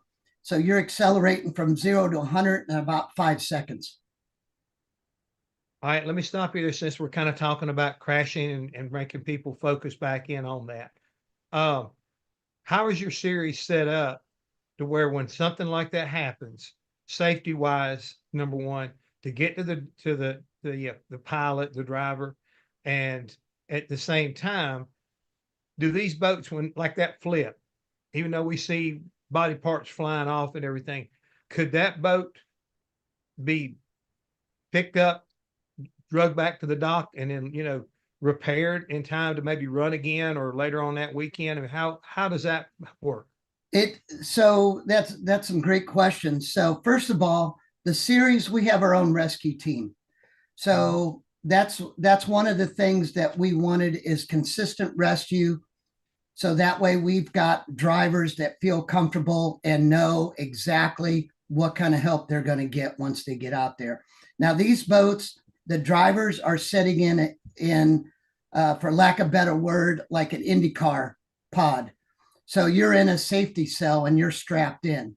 So the boat is taking the blunt of the damage and the force when you blow over. And then we've got 2 rescue boats with drivers, divers, jumpers, rescue personnel, paramedics on board.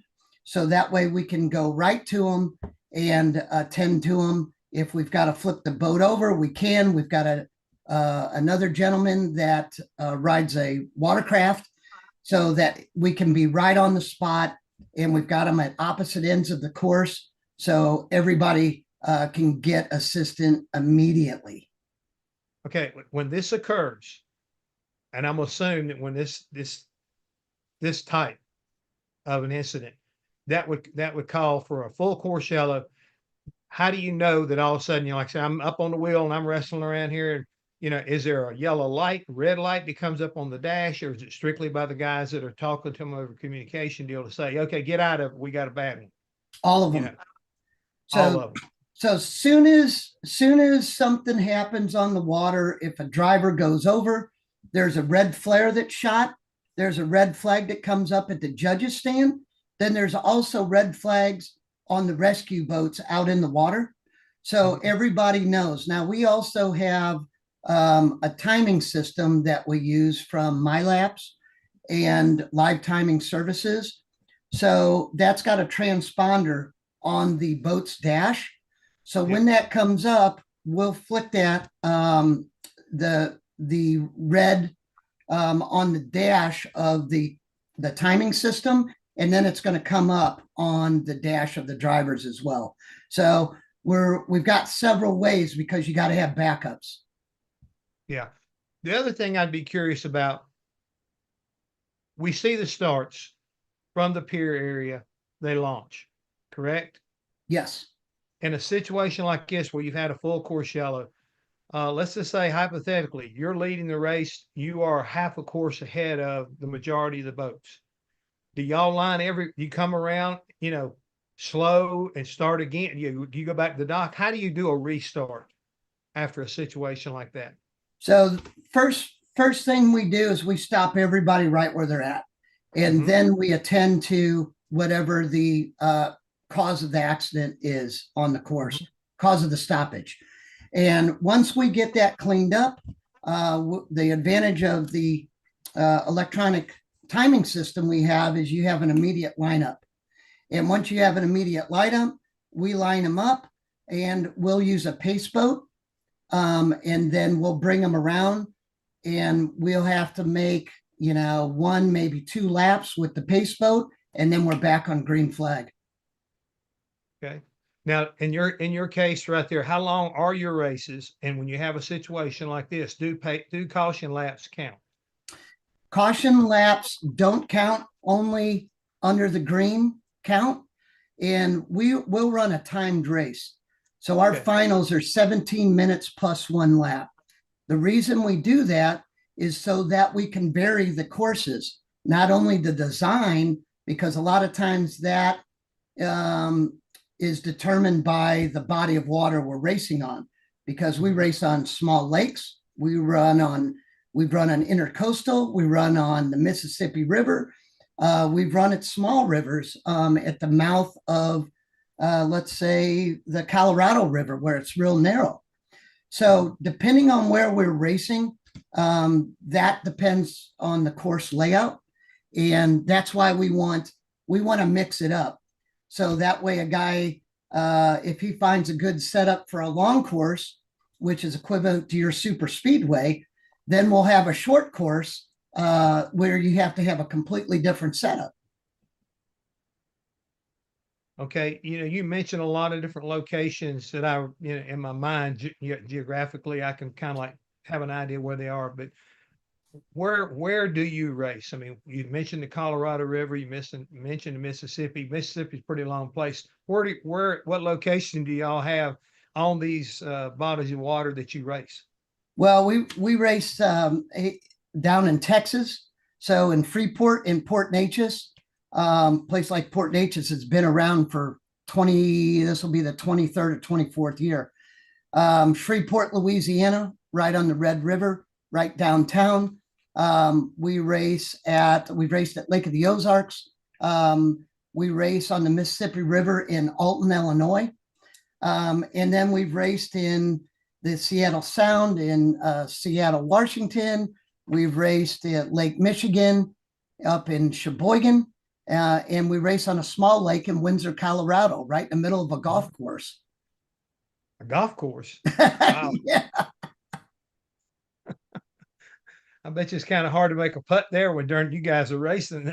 It is, but that's another place that throws you a curveball, because you get to 5,000 feet altitude, then all of a sudden the horsepower takes a big dip and you don't have the air density to hold the boats up like you do down at sea level.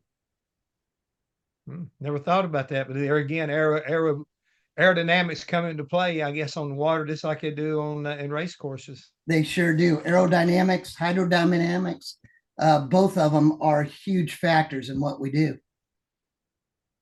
All right, we've got some more questions. I want to make sure I get to them because I don't want to run out of time and ignore anybody. Since we're talking about location, Robert Ender, he'd like to know, when is Bay City, Michigan coming back? We'd love to come back to Bay City. That was a race site right on the Saginaw River. Extremely challenging for the teams and drivers because it had seawalls down both sides. So basically it's like racing in a bathtub. So all the, the prop wash and the wakes of the boats come right back on the course. So it's extremely rough and challenging. We're actively working on new sites all the time.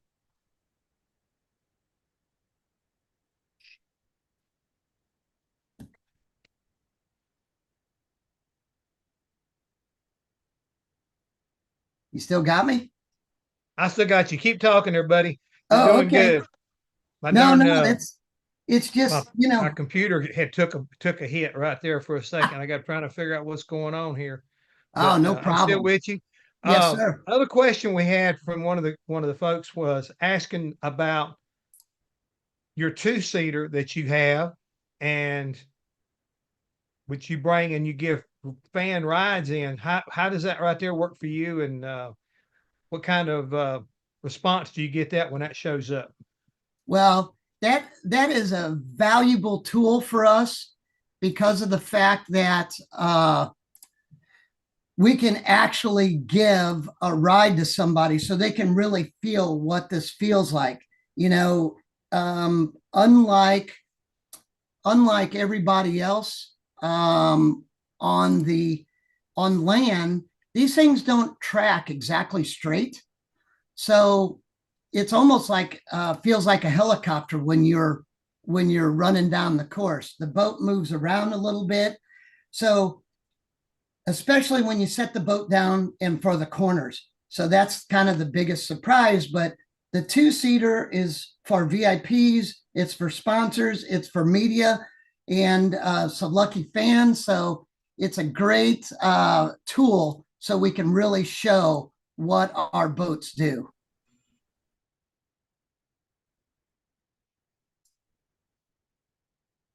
I'm back.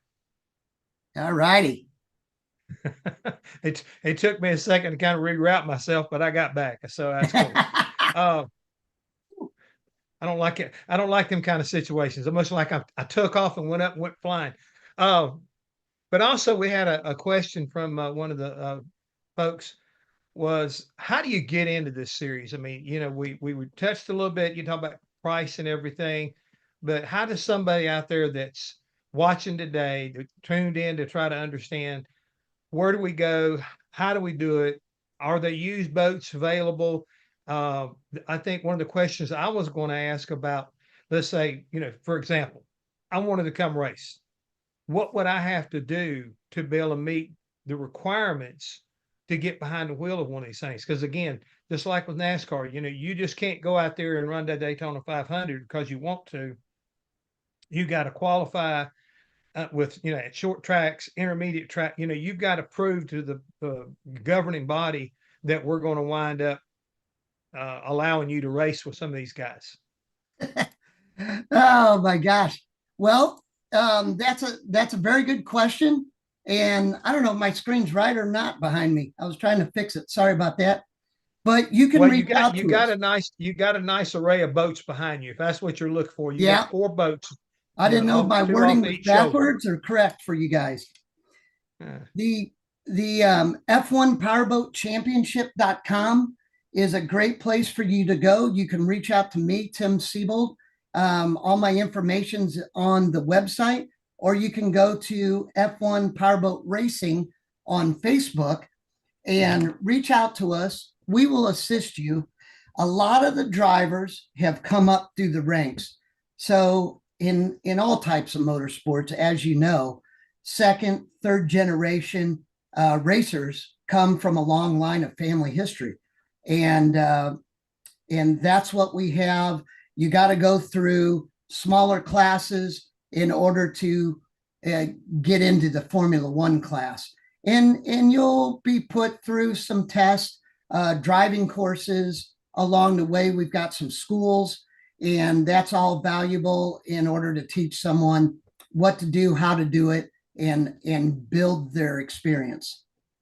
Now, you in your opening video, you talked about your Formula One powerboats, and then you also showed tri-hulls. What would look to me like an open cockpit race. Yeah. Is that the only 2 that you have that run on that weekend, or do you have more than that?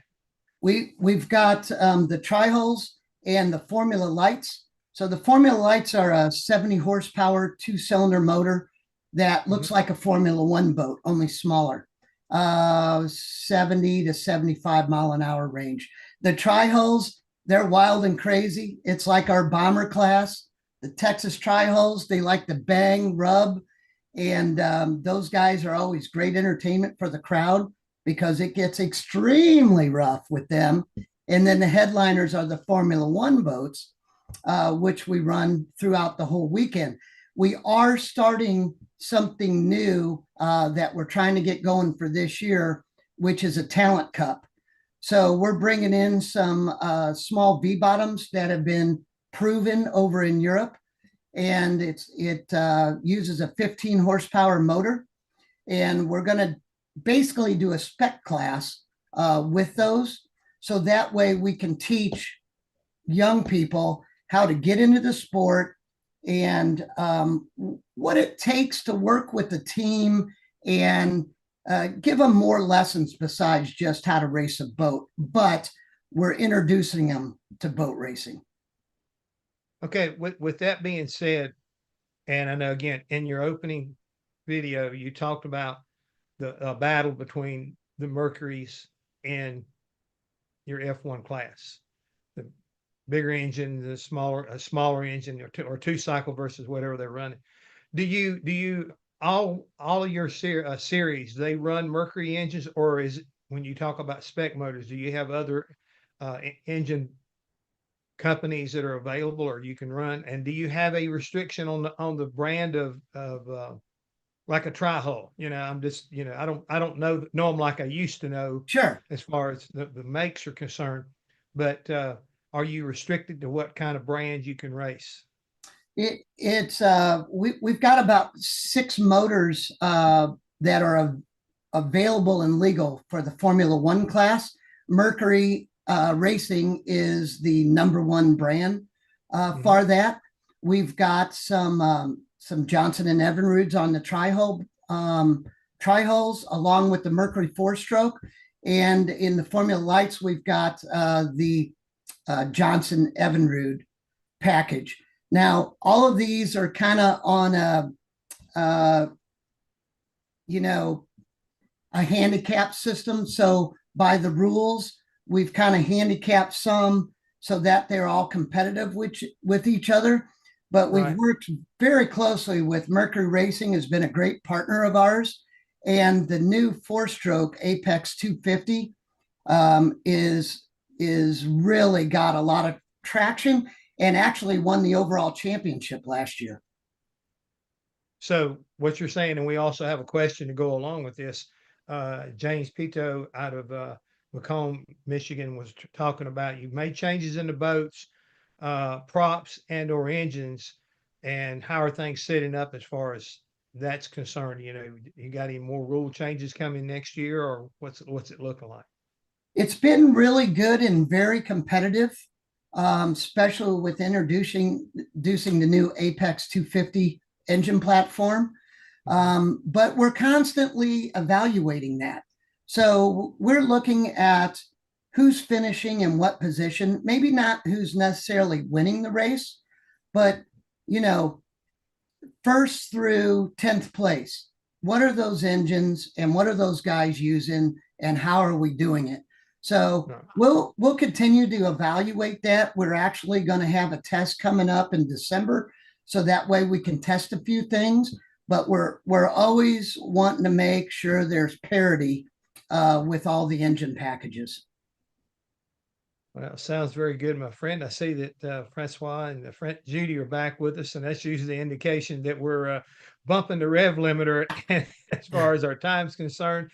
Hey, when I talked to you earlier today, I think we were both a little bit concerned whether or not we could get the word out, but I think we've done a pretty good job, and really appreciate your insight, your commitment to your sport, and your foresight for the future of the sport. So hopefully folks there that have been viewing and listening will take the time to check it out, and, take the family out and see what flies on water.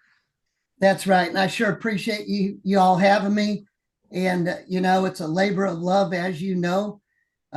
Once you get into motorsports, it's addicting, and it's enjoyable because that's your family, and it just makes all your friends are there. So it's great for us. I love it.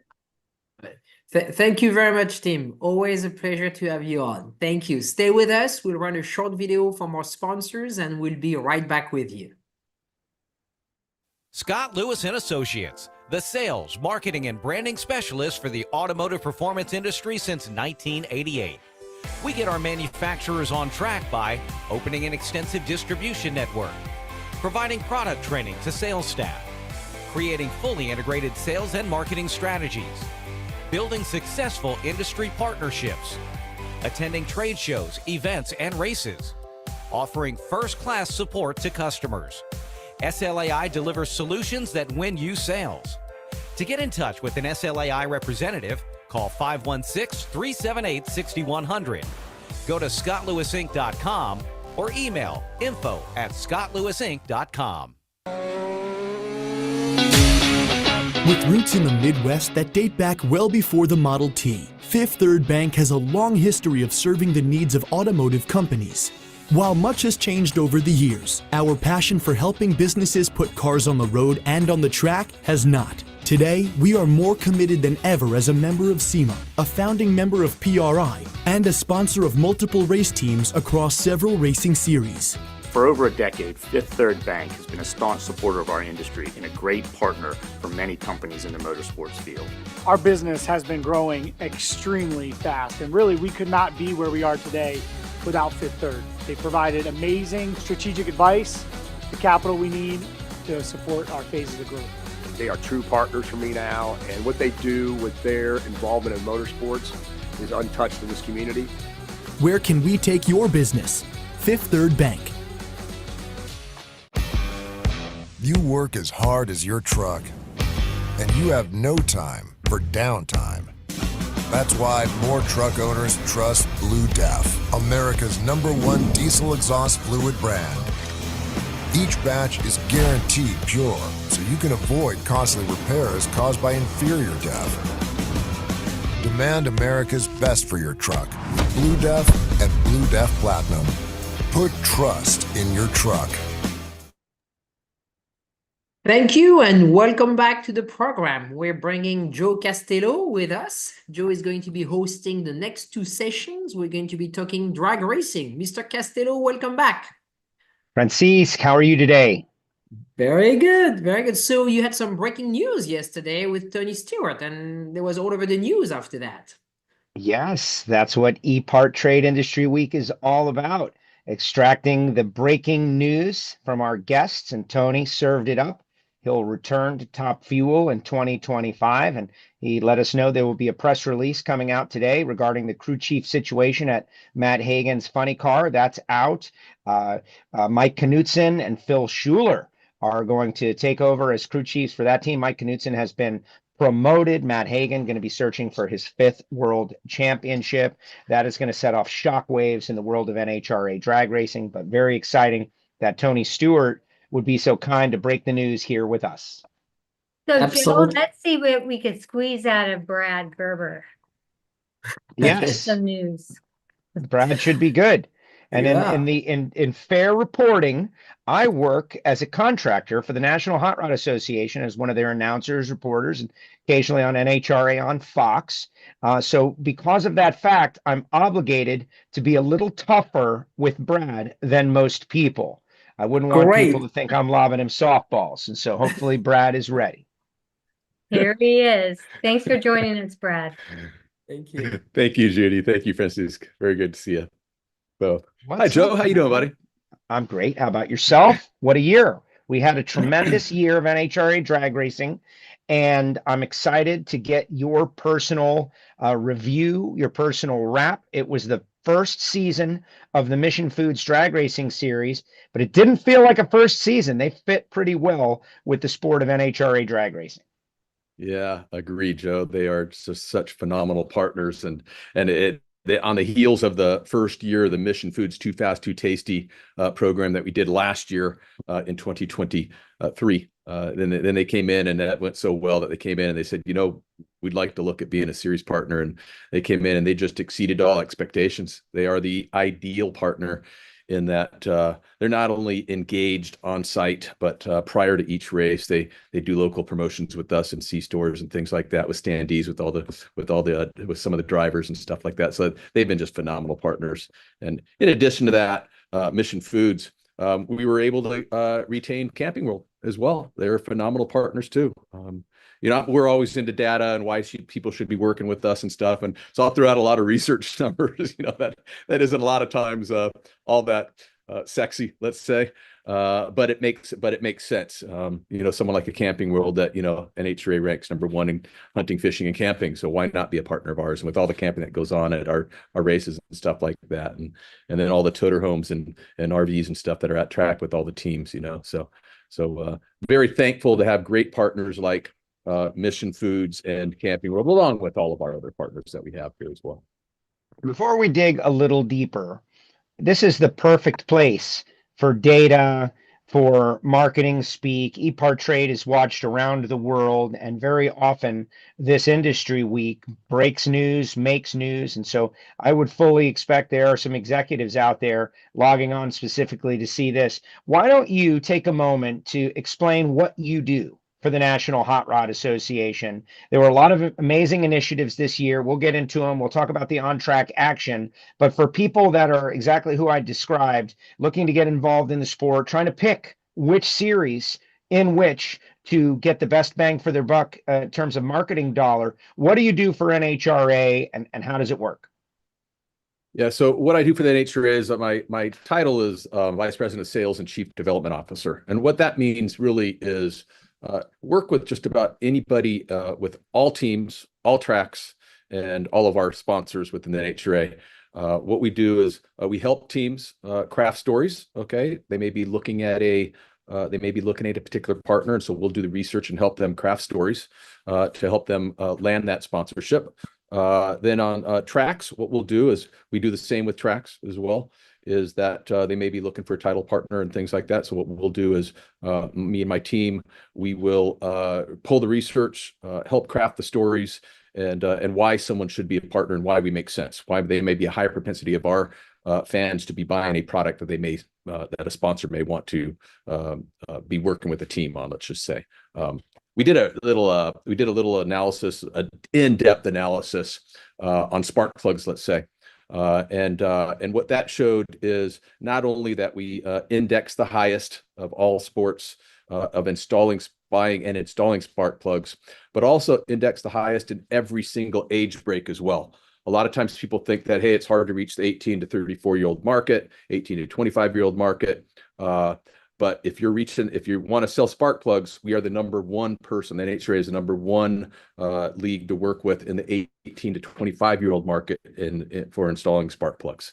So things like that, we like to create a lot of stories and help people find sponsors. And then what we do is we also identify areas that we have open categories, okay, within our sport. And so we identify those and do what most people do, go out and try to find sponsorships.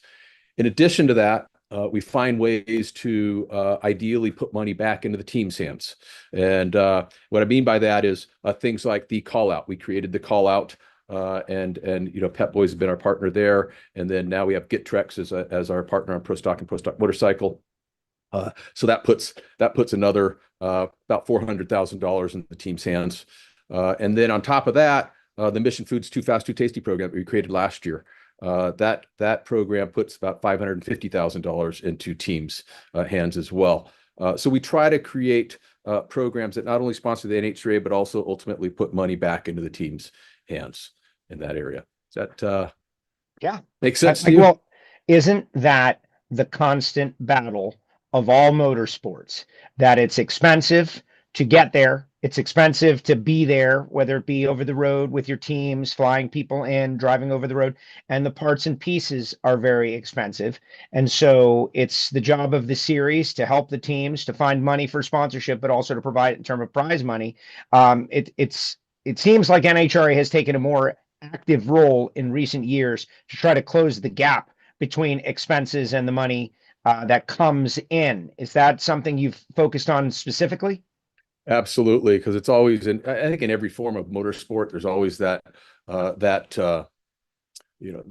that people aren't making money, let's say, at the sport. So what we try to do is we try to put more money in the team's pockets, and we've done a pretty good job at that over the last year. Since 2019, I believe we're up about $3 million in what we're putting in teams' pockets right now. So up over 2019 levels. So that's good. And then ultimately, we always have to not only retain sponsors. We have to not only find new sponsors, but also retain sponsors. We have to continually justify why we are the best value for a potential partner and sponsor there. So a lot of times we say, hey, we don't need to go in. A lot of people look for the big deals. Okay, we say, hey, let's get started. We can get started at any level. It could be a display partner or get what we frequently call a base hit. Okay, I know it's a baseball analogy, but we frequently say, hey, let's just get a base hit, and then we show them, prove it out, and then once we prove it out and what we do and how we do it, and we end up normally able to work with and grow those people, if that makes sense. So there's a lot of obviously thought process, research, things that go into it. But number one, we try to get people in the sport. Once we get people in the sport, I always say find a way to yes. And then once we find a way to yes, we end up frequently being able to grow those people. But most importantly is to get them in the sport so they could actually be introduced to NHRA drag racing.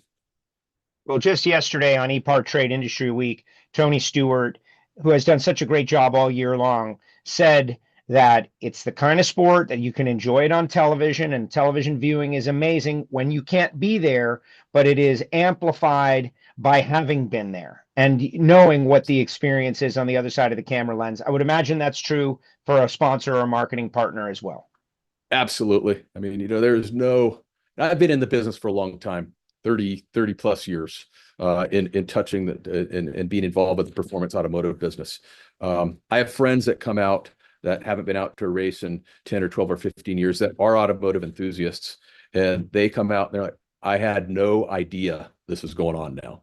And it is just, I've been in it 30 years, like I said, and I still think it's just crazy what we do.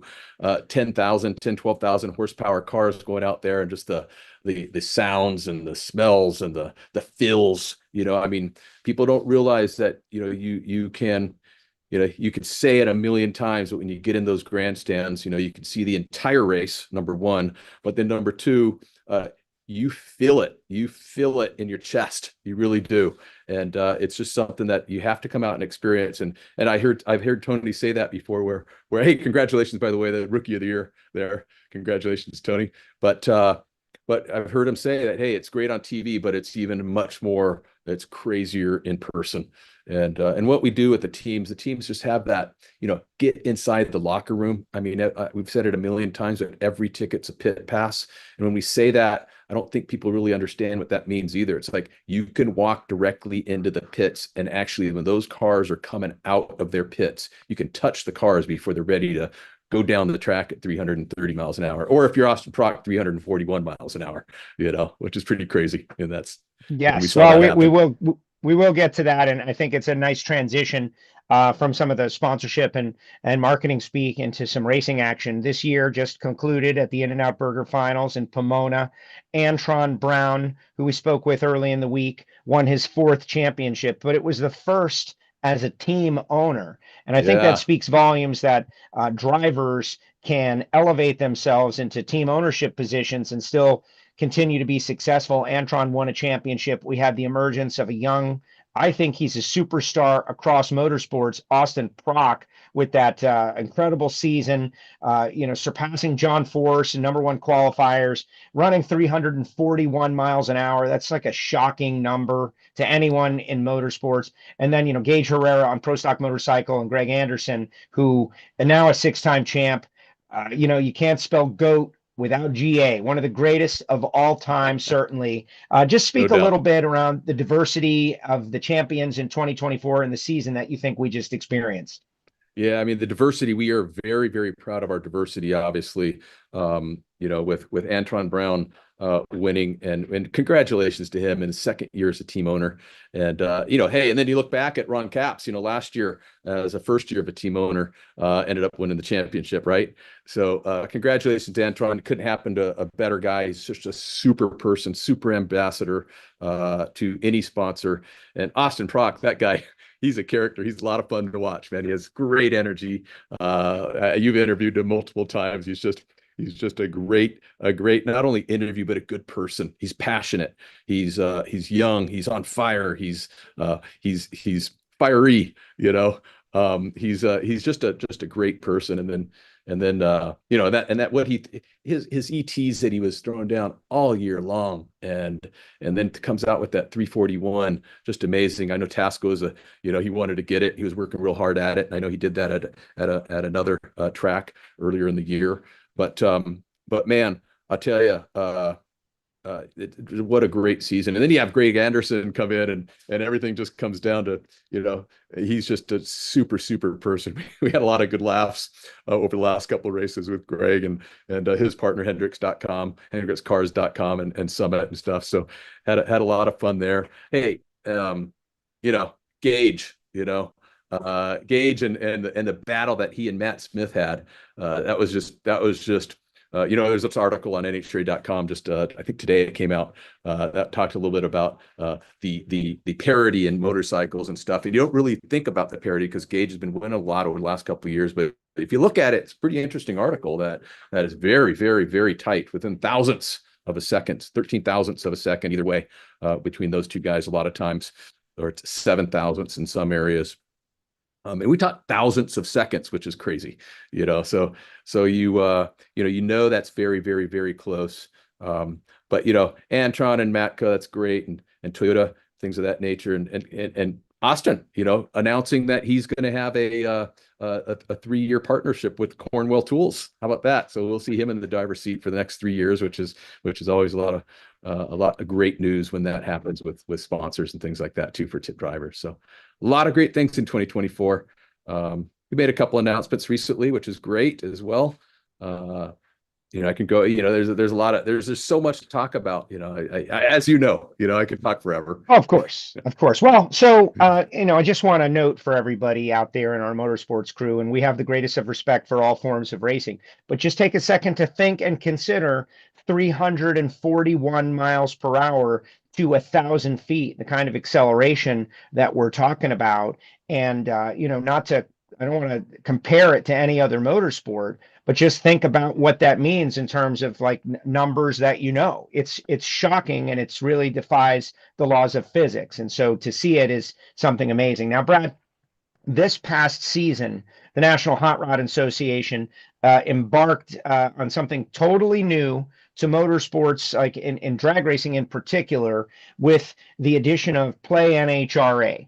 And this is to go along with legalized gambling and daily fantasy around the country in the United States of America. You and your team fully embraced it and dove in, and tell us a little bit about that program, because it is something totally new in drag racing. Other sports, you follow the NFL, odds and wagering are as much of a part of it as X's and O's. That hasn't always been the case legally in the states where we race. Now, in many of them, it is. And so gambling, in many ways, has gone from the corner of the grandstand to the person who is at home on their smartphone. Talk a little bit about Play NHRA, and was it successful in its rollout?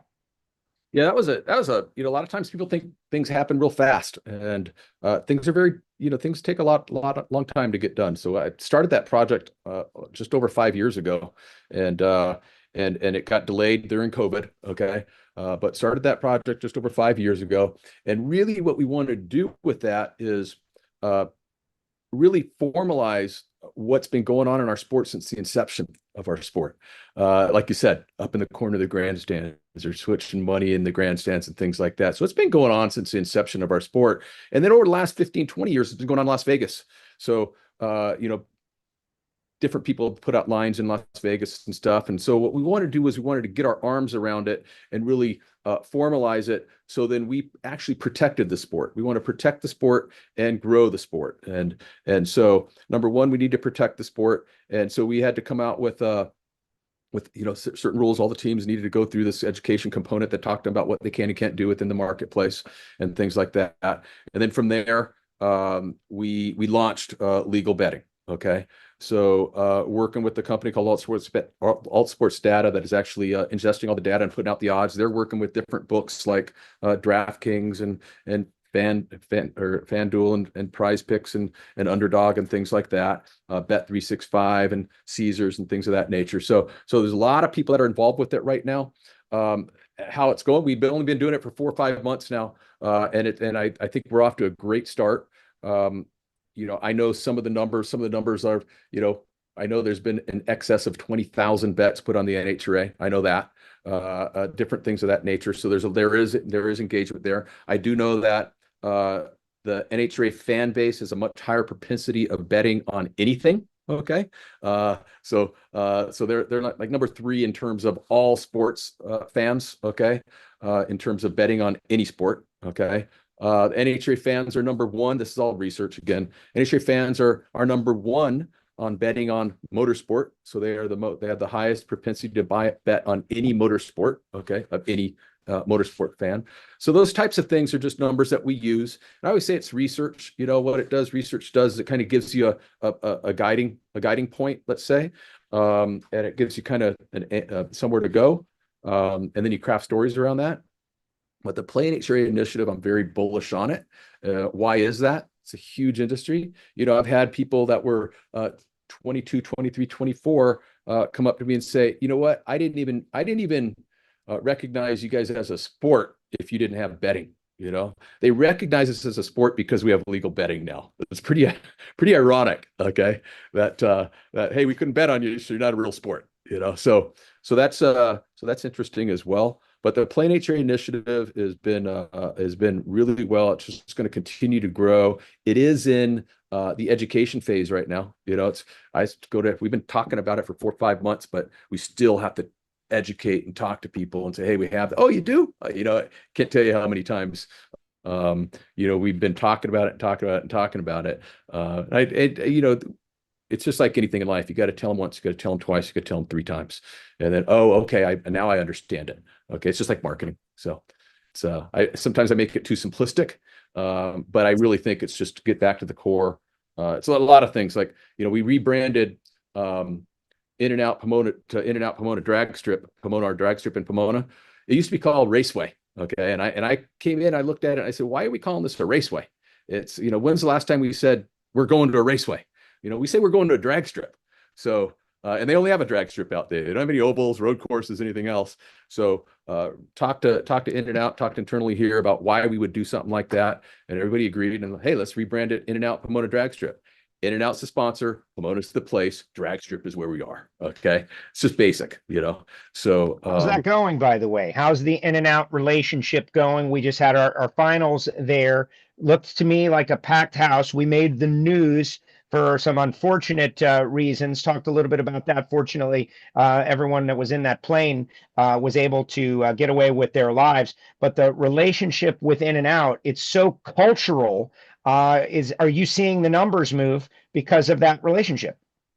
Every year since the start of that partnership, we have grown attendance at that track and those events, which is great. And that's a testament to the great partners that Lindsay and her whole team, Lindsay, Denny, and the entire In-N-Out staff. You know, I can't say enough positive things about In-N-Out. Those guys are the ideal partner. I was walking through an event, our Winter Nationals, and I saw them. They're in their In-N-Out uniforms. Okay, we have 8 In-N-Out burger trucks there. That track is the only place that you can get an In-N-Out burger at a venue outside of an In-N-Out store. Okay, you can't get an In-N-Out burger at any other venue. Only at Pomona In-N-Out Burger, Pomona Drag Strip. So you go to that drag strip, you can get an In-N-Out burger there. But I bring it back to the way that you're dressed in the In-N-Out burgers. Okay, they're all to the T's. Okay, they're always really dressed really nicely in their work outfit, and then they're walking around and they're actually cleaning up our track, not the track itself, around the pits and things like that. They're just picking up stuff outside of their whole food trucks and stuff. And I looked up the COO, and I looked at him and I said, wow, I'm so impressed by your people. And he said, yeah, well, we have a motto at In-N-Out besides, you know, quality you could taste, cleanliness you could see. And the motto basically is, if you can lean, you can clean. And they take that to heart, you know, and they were literally cleaning up our, you know, picking up trash and things like that. So they're just first class partners across the board. You know, just love those guys. And we do, you know, we show them that, we tell them that, but we also prove it out that we actually, you know, we actually do a lot of extra special things because of that. You know, we love to work with partners like that. Very exciting. Very exciting. Okay, so let's talk 2025 and beyond. We still have a few minutes. Erica Enders coming up next. I do hear that Erica Enders is in the staging lanes trying to make a pro modified test run. So we might keep you until we get Erica. So just be ready. I don't know how we're going to handle that. Hopefully she gets her run in. We can talk to her right afterwards. It will be interesting. Everybody is behind the scenes monitoring, however. But 2025 and beyond, we got some big things coming up. There's construction going on at Indianapolis Raceway Park. There's a lot of elements going on. So just take it from there. What excites you about the future for NHRA? Well, kicking off at Gainesville excites me. You know, this is that people say this is the off season, but it's not the off season for us in our sales and development area. It is the actual we're pedal the metal right now, and we have a lot of great things going on. But that Lucas Oil in Indianapolis Raceway Park there, we're going to have our tower done for our race there in. We're going to have our tower done, a brand new tower there, state-of-the-art tower, suites, race control media. The top of that tower will have a covered area that'll hold about 500 people up there, things of that nature. We're making a absolute ton of improvements out there, really bringing that up to just A+ quality. You know, SMI tracks set the bar. You know, those guys are just really phenomenal, not only at their tracks and what they do there, but just how they serve people and things like that. Along with talk about serving people, Bill Bader and stuff at his track out there, you know, always about the customer out there. But we have great track partners. But Lucas Oil IRP, that's going to be just absolute phenomenal when that gets done. We have long-term plans there over the next 3 years as well that will be moving some parking and moving some teams and stuff like that to make it easier on the ingress and egress there as well. On top of that, in 2025, we'll end up, we have Cornwell Tools coming on at the U.S. Nationals. Okay, so that's a multi-year partnership as well. So U.S. Nationals, as we know, is one of our preeminent races, the largest race we throw all year in terms of number of races going there, racers going there, and race teams going there. 800, 900 teams consistently out there at every U.S. Nationals. We have other partnerships. VP Racing Fuel came on board as they're coming on board as our official racing fuel. So we'll be talking a little bit more about that at PRI as well coming up here. So that's good. We'll be announcing some new initiatives next week, actually, new initiatives on what we're doing in terms of the 75th and things like that, what we're doing, because we're celebrating our 75th anniversary in 2026, but we'll start celebrating it in 2025 with some surprise gifts and things like that. That will be announced next week, but I just gave you a little teaser there. So we have a lot of cool things that we're going to be doing there. So a lot of great things. I know Erica's coming up next. Erica is. We actually have a video also for you, Brad. So that's perfect timing. And we know that Erica is actually in a car. So we're going to first run the NHRA video, which you send us, and then we'll keep running, Brad. We'll carry on. So let's run the video. Hang in there, Brad. I got to talk to you about the television deal.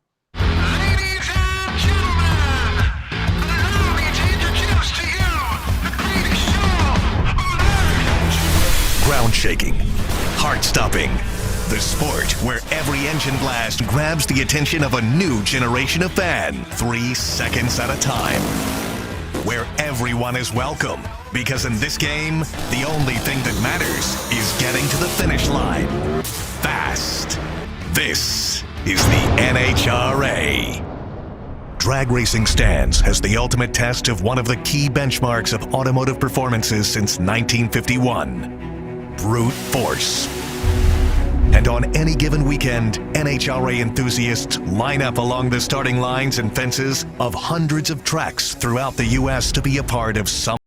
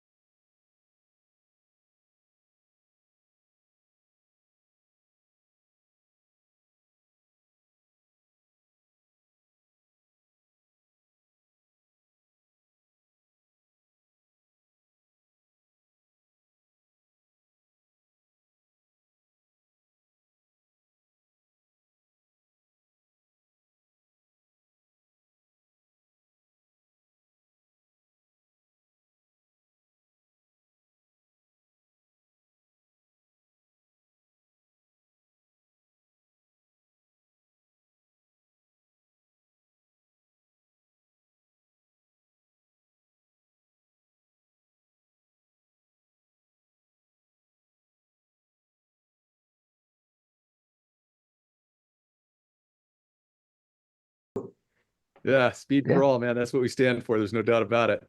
And It's not just there's a slogan. I like that. yeah, it's not just a slogan. There's no doubt about that. You know, we encourage everybody to come out. We want to get people off the streets and race in a safe environment on the track. And that's what the NHRA was founded on in 1951. And that's what we still stand for. I know there's a lot of drifting and I shouldn't say drifting, circles going on and tracks and stuff like that. We want to get them off the street and race on a safe environment. So, yeah, really cool stuff we're doing here. And Joe, you asked a little bit about TV. Well, so listen, let me jump in because I really very much want to hear about the TV. But the word that I'm getting, and maybe Francisque and Judy know this or don't, is that Erica is ready to come on, and we have very limited time with her because she's getting ready to pull in the water box for a pro modified run testing. And so I don't know if we can make that happen. Maybe Brad, you can hang around till then. She has to go momentarily. Is that possible? Francisque, I'm floating it to you guys, but that's the word I'm getting. Excellent. So we'll stay with us, Brad, and we'll carry on. Yes, we got to keep Brad because I got big questions. But as soon as I see Erica on there, I'll be super excited because she is at Bradenton Motorsports Park for the Snowbird Nationals. She's going to be running pro modified car down there. And she continues. She's the pro modified speed record holder in the National Hot Rod Association. So kind of going back to something she has done, just demonstrating her passion for drag racing. I see Erica. Erica in Bradenton, how are you? What's the status? Hey guys, I'm good. It's beautiful weather. Got a staging lanes full of pro mod cars and some outlaw stuff. So we're down here getting ready for the big pro mod race this weekend. Exactly. All right. So you're not in the car. How much time do you think you have? Be honest with me. I got about 6 pair in front of me. So maybe 5 minutes. Okay, that works for me. You won the Gator Nationals. It's a tremendous victory. It's one of the crown jewel races. So when you look back at 2024, that's going to be the highlight of the season. Why was that race so important to you? Well, first of all, I had never won it. We had run it up quite a few times there, and the last few years I've been wanting to knock. Look, it's AB. I've been wanting to knock the tracks that I hadn't won at off the list, and we finally got it done at Gainesville. It took me 20 years, but just a super meaningful race, the Gator Nationals. I mean, from a fan standpoint, it sells out every single year. The weather's always usually cool and crisp, conducive for really fast times, and yeah, I had fun parking our Millen Performance JHG car in the winner's circle there, and getting that specialty Gator trophy as well. So our my season personally after that didn't go too trick, but for Elite Motorsports, Jeg won 4 races. I think Stamfeld won 5. Just directionally correct, and we're ready for 25 and to have all of our ducks back in a row. Hopefully we got Ingersoll back on board and everything going well. So we'll see what happens. She's referencing her crew chief, Mark Ingersoll, who had a double lung transplant, was still adjusting, making assistance to the cars as he was rolling into the operating room. Amazing. So you finished 4th in the 24 season. That's not your standard, but it's a great standard nonetheless. We just had Brad Gerber on here. Talk a little bit generally about why you're so positive on the National Hot Rod Association in the future. Well, it's the main stage, and we've got them on board for a bunch of really exciting things, and they've been more proactive on getting some really great media for us as well. I think our sport sells itself, and if we can get people out there or get to tune in, the live stuff is really awesome. People want instant results, so it's again, to use my word, directionally correct in everything that we're doing out there. But to race all different series and whatnot, that's definitely the big boy show, and we're absolutely happy to be part of it. Many people may not understand Pro Stock, Pro Mod, all of these different series. Pro Stock, you're very active in the car. Pro Mod, you're going faster. You drive anything. Well, what drives you to drive whatever you can get your hands on? I said I probably wasn't going to drive Pro Mod again. Richard was keen on it after our fire a few years back, so the opportunity to join forces with Scott Tidwell and his guys, and him and Richard have been friends for a long time. Scott has been in drag racing for a lot of years, so, and he's got really great equipment like Richard does as well, and the longer I'm out here, I guess the older and wiser I get. I'm very picky about what I drive and the people that I work with. And, I'd rather stay home and watch it on my computer than to get in something that's not safe. But this deal lined up and everything, all the stars aligned, and we've got some of our great partners on board with this 3-race winter series as well. So I'm excited. I'm out here with people like Lyle Barnett and Spencer Hyde and Stevie Fast and all the bad boys in this world. So we just came to have some fun and, keeps your skills sharp. It's an automatic. So I, was messing with the guys that it's missing a pedal and you're not really busy in the car, but it's still fun. It's a handful. You're going 360s to the center at 205, 210. So it's a lot of fun. There was talk mid-season potentially about you making some runs in a Top Fuel dragster. That seems to have cooled down a little bit.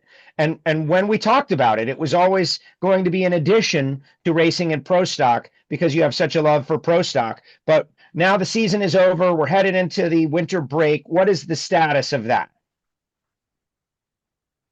It's definitely something that's still moving forward, but we're not going to go broke trying to do it. You and I talked privately and on air about it, how Richard got a little overly excited and announced it a little early, but he likes to stir the pot. So it's definitely something that we're still exploring. And, just to make the record clear, I will not get out of a Pro Stock car to drive Top Fuel. It's just not my thing. I love what I do in a Pro Stock car. So it will be in addition to that program and obviously working on the funding. So we'll see what happens when we have something to talk about. I guess we'll let Richard open his mouth. I love that. Well, listen, no, I think it built a lot of excitement. It built a lot of news, and it kind of got people thinking. I think those discussions might bring forth a marketing partnership. Now we see SCAG on your shirt. You've got Johnson's Horsepower Garage. Brad Gerber kind of set us down the road of talking about sponsorship and marketing, and it seems very strong in the National Hot Rod Association right now. Certainly with your team, SCAG, they make lawn equipment, but for big lawns like acres and whatnot. And JHG, a traditional, automotive sponsor. But just talk a little bit about some of the people who help you race and how they've changed pretty recently. Yeah, well, Mark and Matt Melling have been a huge part of our program for almost as long as I've been a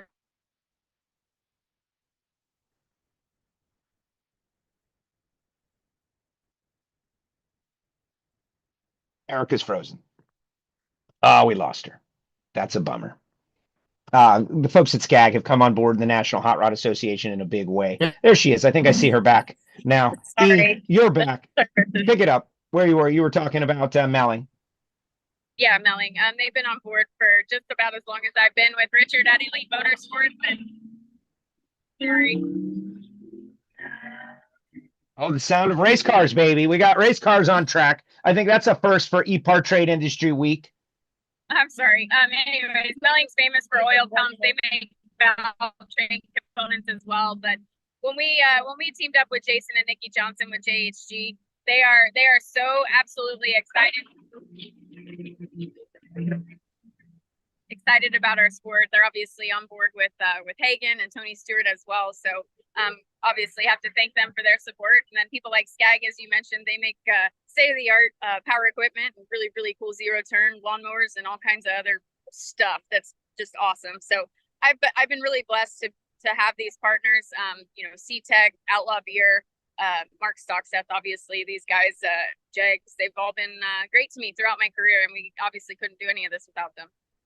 Okay, what are you excited about for 2025? Then we'll let you go. We got big couple of years of NHRA drag racing coming up.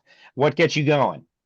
Well, a lot. I definitely have something to improve on this year. We were fortunate to have just my career best season in 2022, winning 10 events, going to 13 final rounds, and just a knockout season. Won the championship again the year following, and then as we talked about earlier, this year was not a report card that I was proud to turn in, but just kind of one of those learning years. And then I'd say we were operating at about 40% at Elite. So things are going to look up next year. I talked to Mark yesterday and today. He's feeling better, obviously, and but I personally have a lot of work, a lot of improvement to make. So that's what I'm most excited about, is just getting my head back in the game. There you go. All right, we'll let you go test out there at Bradenton Motorsports Park, Snowbird Nationals. Appreciate you. Good luck in the Drag Illustrated series, these next 3 races. And thank you for spending time with us here on EPARTRADE. Thank you, Joe. Thanks for having me on, and thank you guys for pausing for me to jump. That works for me. Anything for a race car driver that is on the track. Francisque and Judy, I know you guys are back. Hopefully we can retain Brad for a few minutes. I know he's got a big meeting that he's got to get to, but thank you very much, Erica. Appreciate you. Say hello to everybody for us. Thank you, Erica. Please, Antron. Thank you, Erica. And we do have Brad hanging on, and we could bring him back on. Yes. Let's bring him back. Yes, we're going to bring back Brad with us, and I think I might still see Erica here, so we're going to. I got Brad. I see him. Yes, absolutely. Thank you, Brad, for hanging out. Yes. Yeah, sure. Yeah, true champ there, Erica, man. Not only, I mean, just one of the greatest drivers all time. There's no doubt about it. You know, I mean, she is just so good on the tree, and just she's just phenomenal. And as you see, her personality just is just a great person there. And you know, it's as a true champion, she finishes 4th, which many people would be happy finishing 4th. She's upset. Not a good season at all. You know, so she wants to win that championship, no doubt about it. So let's talk about telling her story on in the future on network television. Tony Stewart was on with us, EPARTRADE. People can go back and find that interview. And he said, when I prompted him, what are you excited about the future? What does NHRA need to do to level up? And he says that this next television contract negotiation is really important, and it is big. And I felt like, we all know how great the personalities in drag racing are, but you can only get so many people to the track each year. You got to touch more through television. So what can you share? How important is it? This next NHRA on Fox is and has been, I think, the greatest television partnership the sport has had. But I would love to hear you expand on what this negotiation means, when it starts, and how outside of the box are you guys thinking, having seen NASCAR and IndyCar and what they accomplished in a similar situation? Yeah. So that subject is obviously Fox Sports is a great partner of ours. We have a very good partnership with Fox Sports in that they know what we do. A lot of people don't know that we produce the show wholly internally in-house, and then we upload it to Fox Sports. They're very appreciative of that and love what we're doing. We have a unique partnership in that when there are open slots and things like that, they'll actually give us those hours and things to say, hey, they know we're ready to go live from Friday morning to Sunday night. And if they happen to have something that needs to move or something like that, then we actually come in there and, hey, will you guys go live right now? And we're capable of doing that, our team and our trucks and things like that. So great partners in Fox Sports. Middle of next year, in the summer of next year, we go into our new partners. Okay, we have a exclusive negotiating period with Fox Sports, and then once that hopefully we come to an agreement with them. They're phenomenal partners. But if that doesn't happen, then we take it out to market. But I'm bullish on them. They are very good partners. Love working with them. I can't say that enough. And we've had a good ride with them, no doubt about it. This will be 10 years that we'll have been with them when we end this one, and hopefully it goes on for the next 10 as well. So great things, looking really forward to it, and we're bullish on the outcome of those TV negotiations as well. Fox Sports just signed IndyCar. A lot of people know they already have NASCAR. They just signed IndyCar, and then they with us, IndyCar and NASCAR, they'd be a motorsports powerhouse, obviously. So that'd be great. Their demographic lines up with our demographic as well. So a good thing there. In the past, you and I know you got to go. I'm watching the clock. We've discussed. I think that the Drive to Survive style program, maybe is the last big idea, right? And maybe we don't want to chase the last big idea, or maybe we do again. Some way, somehow, NHRA has NHRA TV and a huge social media presence that is constantly updated, and really one of the best social media teams out there. But talk a little bit about elevating what's happening in the pits. Are there any plans, any ideas, any concepts? You had mentioned last year on EPARTRADE when we spoke that was on your radar. Is it still something that maybe shows drivers when they're not at the track or in the car? Yeah. So that's everybody would love to emulate that Drive to Survive series. People know what it did for F1, and anybody, there's been a lot of people that have tried. It's very hard to create that and actually create a successful program. What we are doing is, yes, we will be creating a docu-series that is slated to come out during our 75th anniversary in 2026. That'll be very interesting. We have that already locked down, so that's great. We haven't made an announcement on it, so here we are at EPARTRADE making that announcement, but I haven't delved too far into it. We will be doing that though, and then on top of that, we've been doing a lot of stuff in pit. When you talk about in pit, it's not necessarily behind the scenes and get inside the trailers and stuff like that. What we try to do is we did a lot of in pit cameras this year, so people could understand what's going on with how close the fans can get to these teams, and what kind of opportunities the teams can provide their sponsors and potential sponsors in terms of going inside, what we call inside the pit, but it's sort of like inside the locker room, let's call it, and get it right up there, up close and personal. So we've been doing a lot of that. In terms of just creating more awareness and doing some behind the scenes stuff. The awareness part that we are doing right now is the fast channel stuff right now. We've had, and a lot of people don't talk about fast channels. It's what AVOD, but most people call them fast channels now because it's free ad supported TV. So it's called fast channels. And this year, we've had already over 7 million hours viewed on our fast channels. Those fast channels are on Samsung TV Plus, Roku, just a ton, Hulu, just a ton of different apps. You could go on there and just search NHRA on your smart TV, and the icon will come up and you can click it and it's on. Okay. So that's good. But yes, we will be doing a docu-series there, and we're working on multiple docu-series as well. So. That's exciting. Those fast channels, you mentioned it.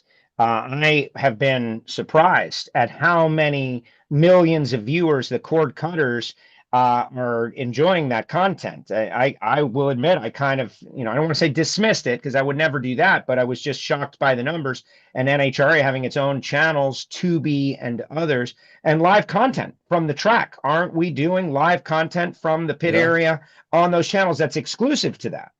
Yeah, NHRA.TV. I mean, you could watch NHRA.TV 100% live. So what we have is we have our in venue. It's called Sudoku Vision last year. But that in venue broadcast, what we're doing in venue, that is all live content, is actually directly streamed right to NHRA.TV. We partnered with Endeavor on that 2 years ago, and the services, it's working really well. And it's very, very stable. Okay. When we first launched it, it wasn't as stable as it is now, that's for sure. But it is very stable, and it's growing right now as well. So a lot of good, positive things going on. We always have our things, just like every sport. Okay. We always have our things that we have to deal with here and there.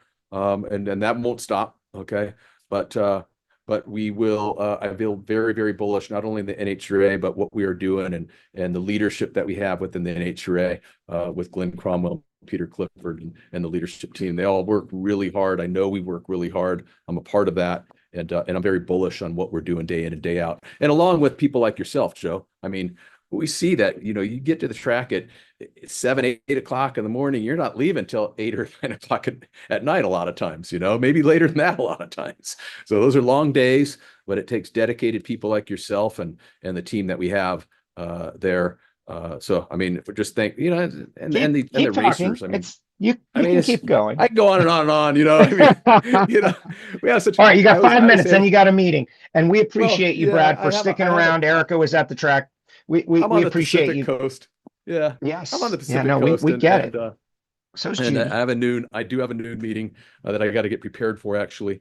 But I have a couple more minutes here. But final thought. Okay, so the whole game for drag racing, and on EPARTRADE, we've got road course racing, we've got boats, we've got formula style cars, and everybody has their motorsport that they are most passionate about.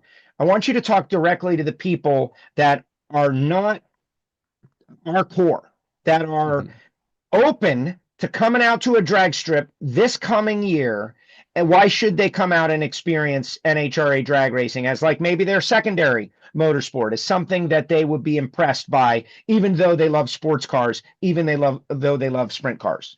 Yeah, I will guarantee that they will be, it'll be something that they have never seen before in their life. It's very hard to articulate or explain to someone and they understand what it's like. I've been to multiple ovals, multiple road courses, all types of sports. There is nothing like NHRA championship drag racing, and going to the track and the access that you get and the feeling and the smells. I mean, you know, when people start up those nitro cars and you smell the nitro, we call it, you know, baptism by nitro. Okay, there's a lot of great things there, and I'll tell you what, people come out and they want to come out and see our sport.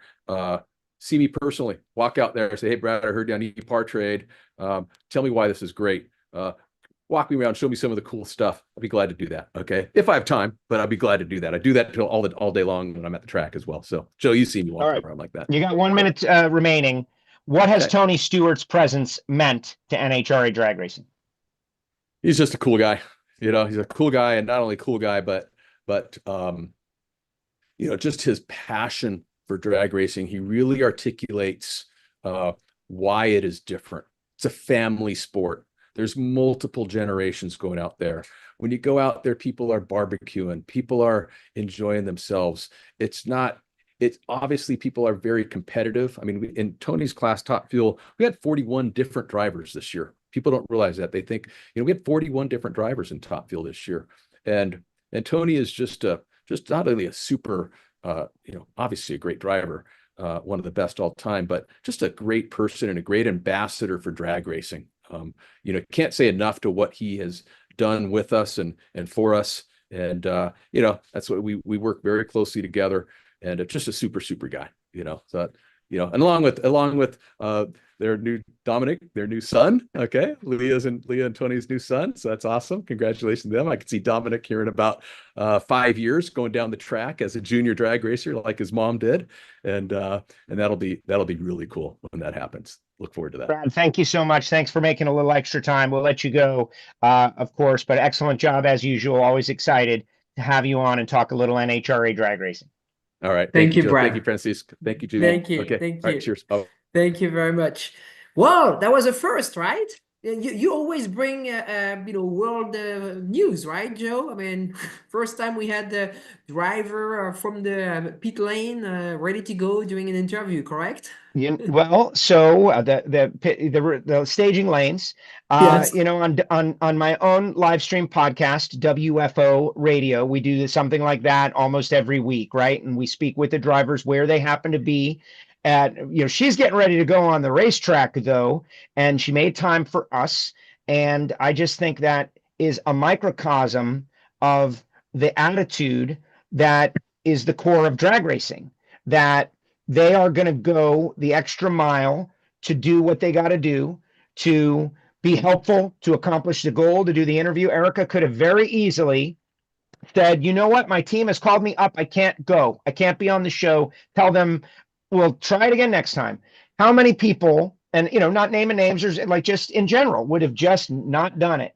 And she did what she had to do to get on, to not leave us hanging. And Brad Gerber, same deal. He's hanging on. He'll do what he's got to do. And I think that is the inside core attitude to what's happening at the National Hot Rod Association. Again, guys, I work for them as a contractor, as a media personality. I do my own show during the week. We talk drag racing on a regular basis, but that's why the sport is moving forward, because there's like grit and grind and determination and the willingness to do whatever it takes to get on EPARTRADE Industry Week and talk to a worldwide audience. And so I'm real happy they did it. I know how to fill time, man. You don't have to worry about that.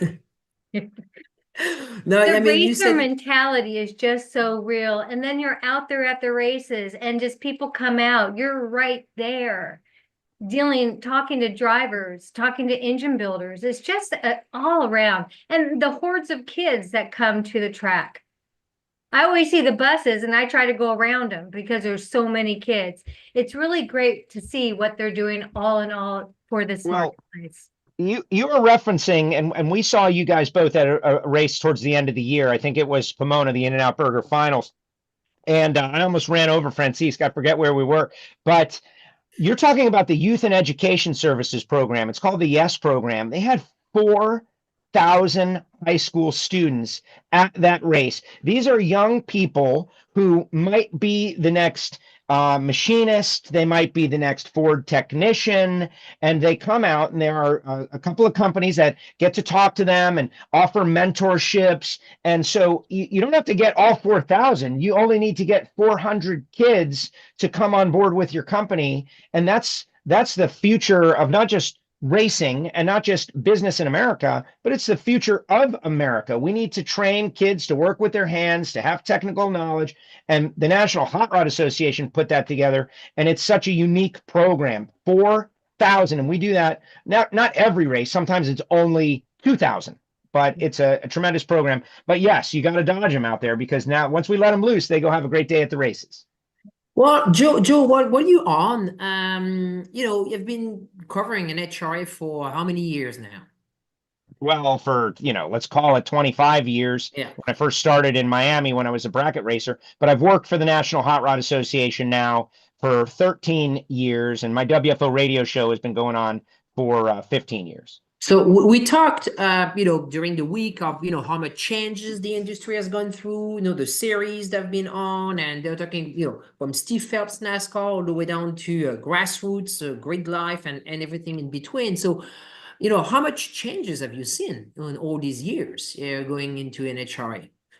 Well, it's been tremendous. Let's just say what's true. The pandemic was a shocking event to the entire planet, and it forced everyone to get stronger in order to survive. And coming out, I recall thinking 17, 18, 19 were the best years I'd ever experienced with the NHRA, because it was just becoming more and more refined. The introduction of NHRA TV, the fact that it got better each and every year, the fact that we had more competitors. Then the pandemic happened, and it was like, oh my goodness, triage. What can we do to survive? But now 21, 22, 23, 24 have continued. Like if it was a stock, it would just be going up at a steep ramp. And it's because each year you've had the same team has been back. We've got excellent broadcast team, Brian Loans, Tony Padragon, Amanda Busick on Fox Sports 1. They're telling the story. Bruno Massel is a world champion racer. They're telling the story from the inside out. I get to work with them from time to time as well. You've got people that are extremely passionate. And when we get people to the track, you get people that are involved for the next 10 years. And so that gives stability.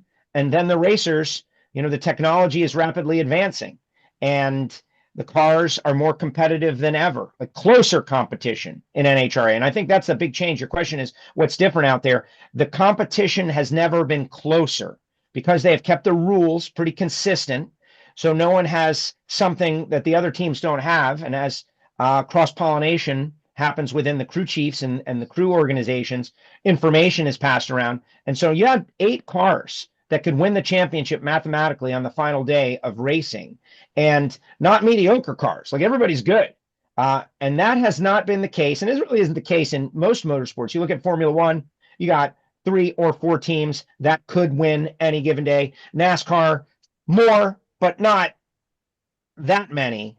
In the NHRA Drag Racing Series, you have wide open competition right now, and I give them credit because they have restricted the rules. In some cases, people don't like that because it restricts innovation in certain areas, but it has made the racing so entertaining. You bring in guys like Tony Stewart, and who knows, Francis, what lies on the horizon. I don't think Tony Stewart is going to be the last person from outside of drag racing. Rick Ware has come in. They won the U.S. Nationals. Rick Ware's involved in IndyCar, involved in stock cars, involved in motocross. I don't think those 2 guys showed up in NHRA drag racing for no reason, for a passion play. It's a good business, and it's on the rise. I think there might be more coming. And I know there's an audience. I invite people that are in sports cars. I invite people that are in sprint cars. I invite people that are in formula style cars. If you have shop space and you've got a staff that's on, consider expanding into NHRA drag racing, because It's a great bet. It's a great value. We've got great fans. We're stable. And our people that are in it, everybody's passionate, but these people have shown they're willing to go the extra mile, like Erica just did. Very, very well said. And from a business standpoint, it's very interesting. I mean, you look at DSR, that was kind of like, one of the big team, and three of the drivers, Ron Capps and Antron and Lear are now running, on their own independent team. So that's very interesting to see how many teams have come up, and so it must be really, you're right, it must be a good business model. Well, the interesting part, DSR, you mentioned Don Schumacher Racing. He had built a super team. For those that don't know, had 8 teams within his organization. But Don recently passed. May he rest in peace. But Antron purchased his team. Tony Stewart purchased Leah's team and Matt Hagan's team. Ron Capps purchased his team. And, they've all gone on and won championships now with their organizations. Hagan last year, Capps the year before, and Antron this year. And there's something to be said about, I'm going to use the terms like pruning the tree. You prune the tree so that it can grow. And when Don Schumacher Racing fractured, the sport grew, because now you have all these different organizations competing for the best crew members, for the best crew chiefs. And we've seen everybody gets stronger. Now it's tougher, because Antron told us earlier this week, EPARTRADE, he's like, I don't have a business. I'm a drag racer as my profession. The idea that he can even do that is a great testament to what's happening in the sport. And they're trying to make it so racers can make more money. Of course, John Force this year was one of the huge stories with his crash and recovery and return to the racetrack. Brittany Force wins the race that he returns at.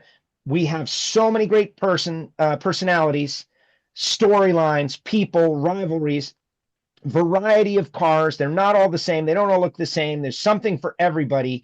And you don't have to like it all. You only have to like some of it to enjoy NHRA drag racing. So obviously I've tied my future, in addition to EPARTRADE, to NHRA drag racing in my YouTube channel, WFO Radio TV. I'm going to race in 2025 myself. In one of the Lucas Oil Series categories. So I'm confident of where NHRA drag racing is going. And by the way, the gambling deal, Francis, you don't look like a degenerate gambler, of course, but I think people who are gamblers, who work on the apps, are going to find drag racing and become interested in it just as much as drag racing fans are going to want to ride with their driver and place a $5 wager. I think that is potential huge growth as well. So very excited about drag racing, and EPARTRADE. I appreciate you for having me on. Thank you, Joe, and beautiful job. And we are on the hour, so thank you so much for joining us today. We're going to transition directly into our next session. We're going to bring Mike Kirchner from Speed Sport is going to be joining, and we're going to have next World of Outlaw, Brian Carter. So we'll wait for Mike. And we're going to start the interview directly with a video from the World of Outlaw. So let's get the video rolling, and we'll dive into World of Outlaw. Race fans, we're so excited to have you here with us. It's going to be a phenomenal night of racing. You can just feel the electricity in the air. We've got race cars on the racetrack ready to push for engine heat. This crowd, huge and ready for a fun night.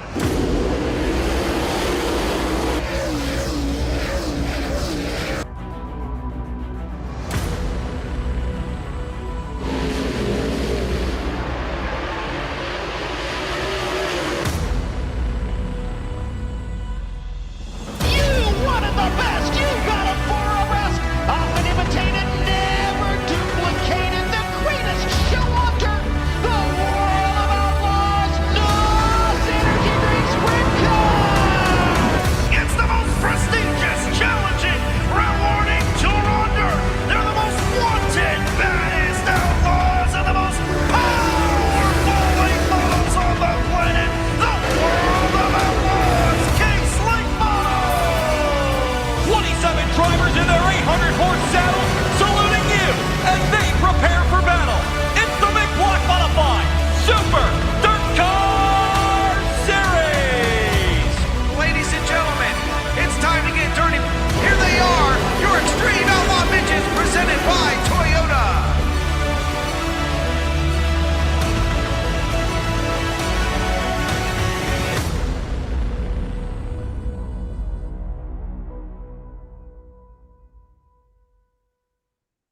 What a great video to start an interview. Good afternoon, Brian, and thank you for joining us.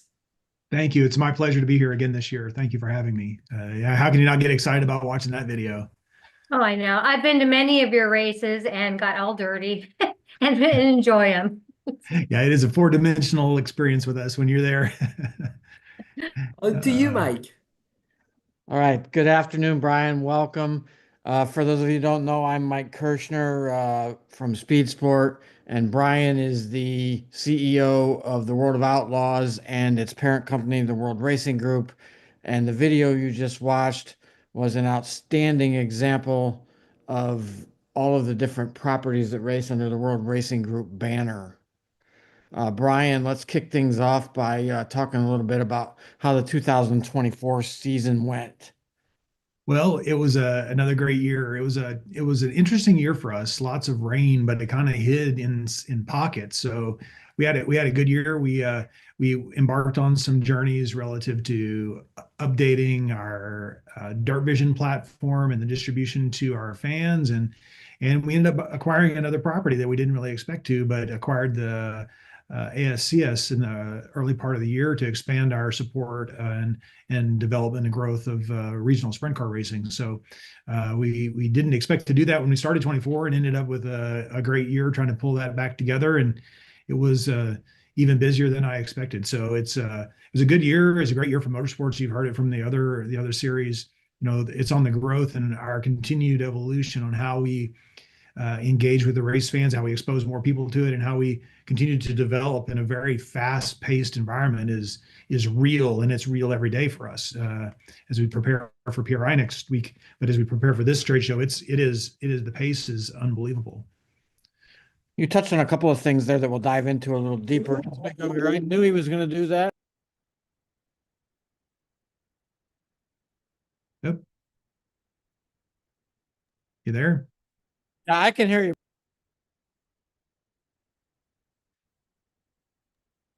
My apologies, everyone. Someone walked through the yard in the back here, and the dog lost his mind.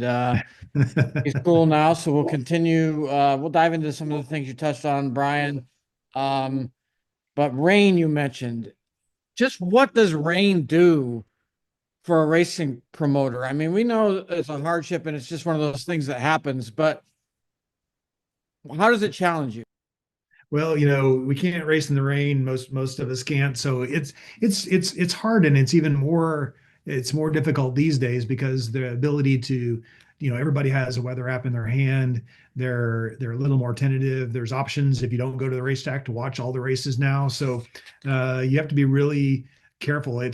When weather plays, everybody loses. You know, either the racetrack's not fast, it's too fast, or it's not great racing, it's not great entertainment. You're there all night. Nobody wins when it rains, and you have to be diligent around this. Everything's more expensive, hotels and fuel and all the rest too. So anytime you can make a informed business decision, and I think we all have to be quick quick to make those decisions when we see what's happening. So rain is going to be a challenge, has always been a challenge. You know, it's been a while since we've had a place where we rained out 26% of our races in 1 year. So that you put that on top of rolling out a new Dirt Vision platform, creating some new fan experience pieces, and you do that, it can create a challenging environment, but it's something we've all been used to for 40-something years now. So it's just hard on everybody, and I feel the pain as much as everybody does when it rains. For sure. So this year, the World of Outlaws sprint car specifically had a new competitor in the marketplace with High Limit Racing. And it did bring a lot more sprint car racing to the fans all around the country. How did that all transpire as the season went on, and assess your season from that standpoint? Yeah, we've had direct competition in all of our series. Regionally with the sprint cars this time for the first time nationally, but we've always been, we're always competing against everything. Candidly, we're competing about other forms of motorsports. We're competing against baseball and soccer and all the other things that take a family's time and allocate that. So we've been in the competition world for a long time. So, but having head-to-head competition on the National Sprint Car Touring schedule creates challenges. I mean, you got to make sure that meeting the demands not only of the teams but of the promoters and primarily the fans. I mean, are we addressing what the fans need? Are we providing too many races? Are we diluting a marketplace? Are we meeting the needs of all the marketplaces? So, for a long time, it's been us, and we're able to manage our calendar. Now you're managing a calendar not only with our other 7 touring series that we manage, but with all of the other touring series, including the high limit series. So it's just an added dimension to it.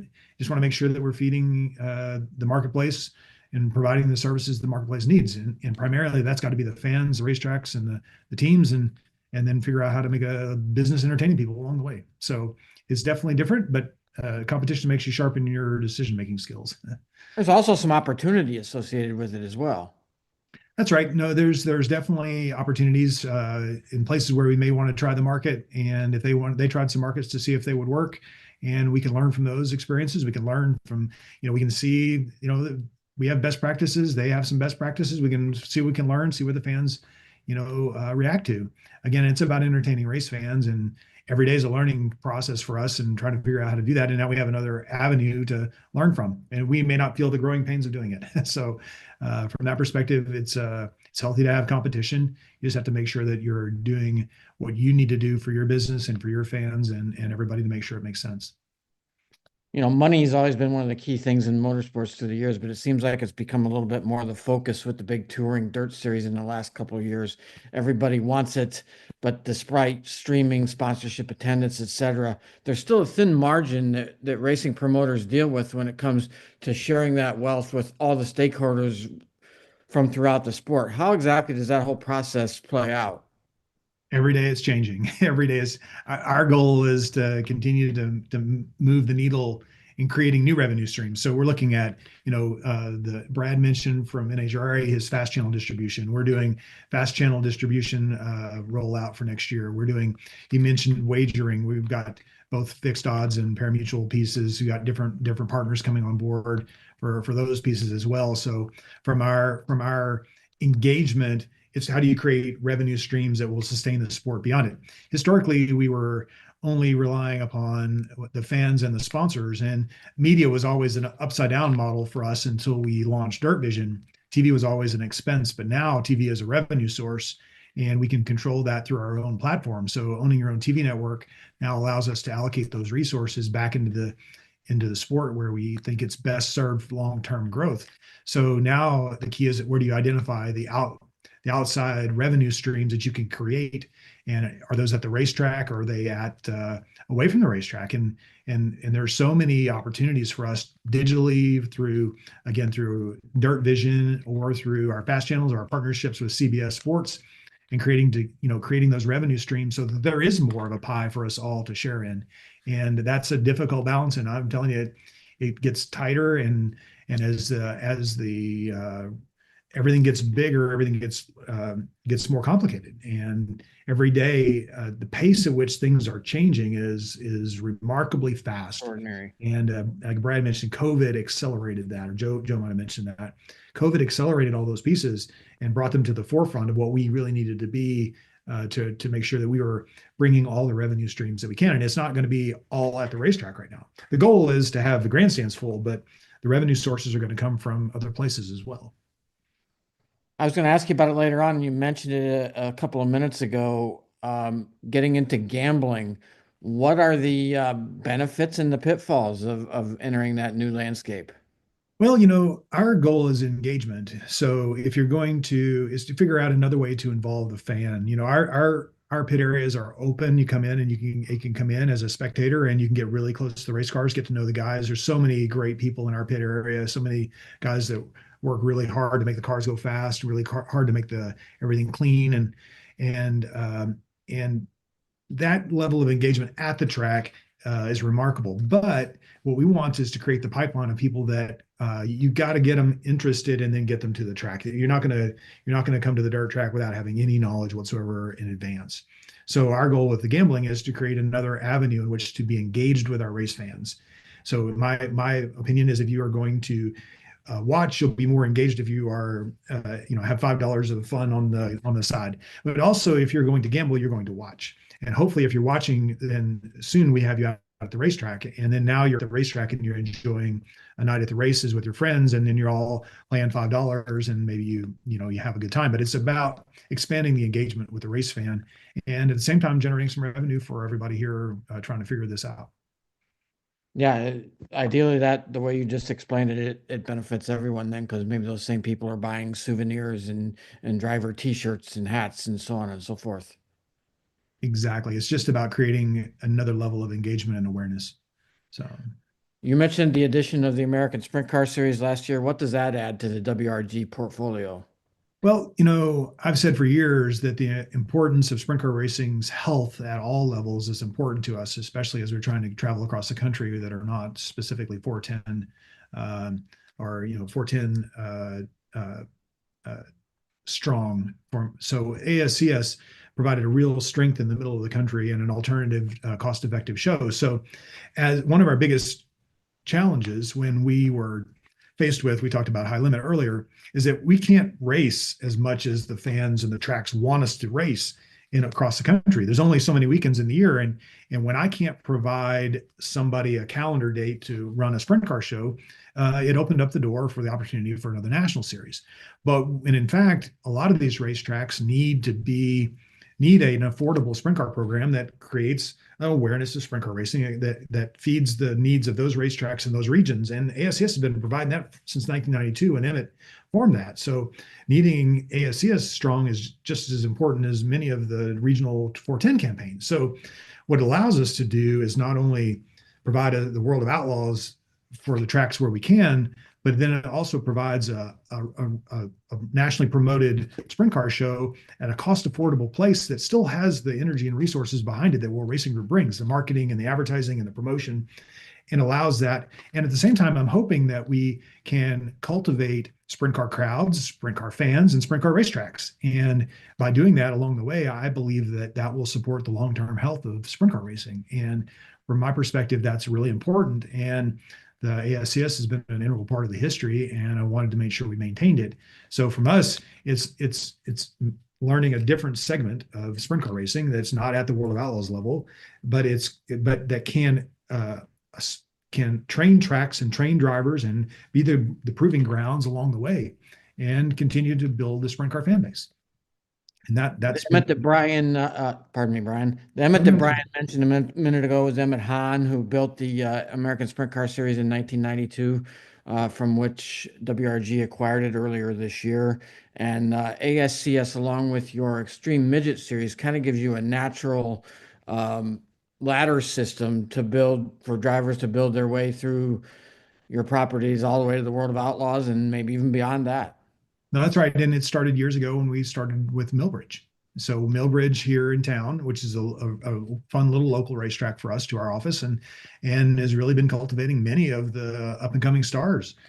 So we're going to have effectively a fully documented, videoed history of the driving for some of these kids that are going to be superstars someday and already are creating that brand. So we will have had them documented and had them promoted from their beginning of their career when they were youngsters barely walking to get in their race car out of Millbridge. So it's definitely a part of the long-term strategy of creating that pipeline of racers that can compete and grow and then take the sport to the level they want to. If they want to, whatever level, I hope to manage them to whatever peak they can and enjoy themselves along the way. Beyond those series, World Racing Group also has the Dirt Car Series, which includes crate late models, modifieds, hobby stocks, all sorts of different divisions. Approximately how many racers participate on that level, and how do you feel the health of grassroots racing is in the weekly divisions? Well, there are several thousand, just short of 10, I think, that compete at all those racetracks at all those levels. And to generalize it, it's really difficult to generalize the state of motorsports because some areas and pockets are struggling and some are doing really fine. And it depends upon how much, the ability for promoters to be successful, the strength of a particular class, how many different offerings there are. There's so many things that affect it. Generally, I believe that the destination large scale events, the truly corner pieces of our sport, are doing really, really well, and are creating awareness and excitement and energy that are truly showing a real growth trajectory for a long time now. But I cannot say that about every bit and corner, nook and cranny of all of dirt car racing, because some of the places are truly struggling, and some of them are either economically driven or environmentally driven, meaning that they're fighting the city or fighting code ordinances, or just candidly into a marketplace that's just not supporting the dirt racing anymore. And those are hard. I know that that's a difficult place to be, but the strength of dirt, our consistency in our rule package, the growth of at this premier levels, the stability in the midterm. But these cars are also going to transition. The super late model, you can't say, as the strength of super late model has grown on the national and regional touring, it's surely come from somewhere, and that's going to come a lot from the weekly super late model program. So unless you have a really strong weekly super late model program, you're probably going to struggle. Same thing happening, and those happen as you transition, especially as the crate cars mature. The big mod car, the UMP modifieds are going to be replaced by the crate mods or the pro mods for us. And the super late models are going to get replaced weekly by a crate late model program instead. And those are all healthy, but it's not the same everywhere. And you have to be really careful how you manage it. And that's one of the things I pride in World Racing Group, is when we have an event at a track, we're not only looking at it for one of those big events, but how do we continue to support that when we leave? And that's a lot of the reason why we have a support class of the local heroes run with us. I know we get a lot of grief. You run support classes. We do our best to only run one. The sprint cars only run one, but it generally is more helpful. It may cost us 30 minutes in the program, but if we run it carefully and we try to do that every night, we showcase some of the local fans. We maybe have a chance to bring those fans out for some other show other than the World of Outlaws. And to me, supporting weekly sanctioning and all the other classes, that's important. So we have to do it the right way, so we make sure we don't lose the entertainment value. But I think that's really important as we look at a holistic view of not only the national touring series, but how dirt racing is affecting places around the country on an annual basis. So many of the tracks operate independently, and they need to be healthy in order to host the World of Outlaws or USAC or whatever series it may be. Yeah, you've got to have a healthy fan base. You're not going to start from zero and get to some massive number. It's going to be some version of X times your weekly crowd, and then we can bring in more than that. But you've got to have a strong base. You've got to have a strong group of community supporters of the racetrack, whether via sponsorship and the rest, to make all this work. Because it's surely not getting any easier running a racetrack, and it's not getting any less expensive running a race team. So all of those pieces are in play, and it's the environment is on a thin margin. You started with that. It's a thin margin, and you throw rain in there and the other pieces, you got to make sure that we're out hunting revenue. And that's what we continue to try to do. The World of Outlaws late model and sprint car schedules were released several weeks ago. Are there any particular events that you're looking forward to more than any others, or anything newer that the folks on the call here today should learn about? Well, check out our calendars. They're all on worldofoutlaws.com. They're consolidated. You can pick one, you buy all your tickets, all those pieces. The good thing about our calendar is that, we have such a great group of racetracks that we go to year after year. We mix in a couple handfuls of new tracks and shuffle a couple of them every other year, just to make sure that the marketplace isn't diluted. I'm excited about getting back into Canada. The last time we were there was before COVID. It was a challenging environment to transition from the United States into Canada and back with all of our equipment and all of our staff and all that. So maybe I've forgotten how hard that was, but I'm excited about it. Glenn Stars has been a huge supporter. The guys at Oshweekon have been a huge supporter. We're using it strategically at a couple of other racetracks to help support this dirt car brand with the other tracks we're going to in Canada. But I'm excited about getting back up to Oshweekon. I'm going to have my normal course. We're getting started in Volusia. It's a nice time to be sunshiny and warm in January and February in Volusia. But beyond that, I know there are events I'm not going to miss, and I think I've said that plenty of times. My Peebleys and my PDCs and my Cedar Lakes and my Knoxvilles and the Eldora. You can't. Just pick one and have fun, guys. Come out and see us. Say hello. Go into the pit area. Get close to a race car. Bring your kids. Bring your friends. Bring somebody new to the racetrack. Make sure we can do this for 20 years. That's my I'm just excited to get back out there and go racing. We just stopped 2 weeks ago. We just got all of our calendars announced, which is earlier than we ever have. And we're already, I'm seeing all the budget line items come through and buying trophies for next year already. So Late model start in mid-January at Volusia, sprint cars in early February at Volusia. Should we expect anything new in terms of rules changes or anything along those lines before that time? no, we've got a couple things to button up with some SFI things on the sprint car side. We've got some nice safety pieces coming for the bladders. I know that we've seen a few more bladder fires or fuel fires. So we're addressing that with some SFI requirements, and the manufacturers have been supportive of providing us some different products. Not a lot of changes. Our strength has come from keeping the rule book pretty similar, not making radical changes. I have no interest, we've announced our changes on the sprint car side. Late model program, still working on fine tuning that. Steve and my guys are way better at that on the technical side. Again, I've been working on fast channels and betting and dirt vision platforms, but on the late model side, we're going to continue to work on the bodies. We're going to continue to work on the aero in these cars, continue to straighten them out and try to get this stuff in where we can race a little better. Again, it's all about entertaining race fans. So how do we do that without breaking the race or by changing the rules every year? And that's the long-term piece, is how do you continue to make the changes to make the entertaining without manufacturing competition, and how do you not break the bank every time you make a rule change? 15 years ago, did you envision all the things we have now with dirt vision and gambling and the technologies that allow you to do things a lot easier than you used to be able to do? I had no idea. I don't think anybody had any idea. We bought Dirt Vision as part of the program when we bought Dirt Motorsports from Glenn Donnelly back in 2003 and 4. And Dirt Vision was the production company that produced This Week on Dirt and provided some streaming from Weed Sport. So the idea of what Dirt Vision has become is I don't think I could have ever contemplated. It's only full-time streaming in 2018. So we got a couple years run, 17, 18. We really had the platform working well. It wasn't really until COVID that figured out, okay, we need to really have this thing hammered out.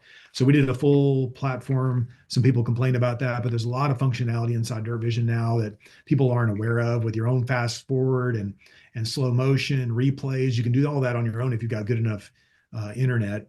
But there's so many things that Dirt Vision allows us to do. Again, we can archive and review everything. We can pull things for video official reviews if we needed to in the tower. We're playing it back at the racetrack through the video boards that we bring with us on all of our series. The idea that we would have progressed, I can't imagine not being where we're at today, given the journey that we're on.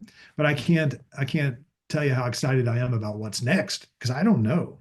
We're positioning ourselves for fast channel and video and in-app interactions. So you can pick your driver on the screen in Dirt Vision. You can do different pieces. There's so many different ways in which we're going to engage with the race fan with the new digital world coming, that, again, we're doing this at the dirt track. So those are the pieces. I can't tell you. I'm excited about all the opportunities, and we just got to grab them and go.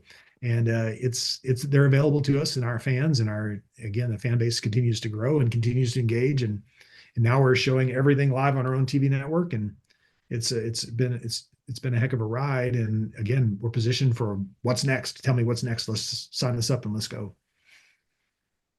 Incredible. The journey has been really something since you guys took over the world of Outlaws, and the growth of dirt racing in general just continues.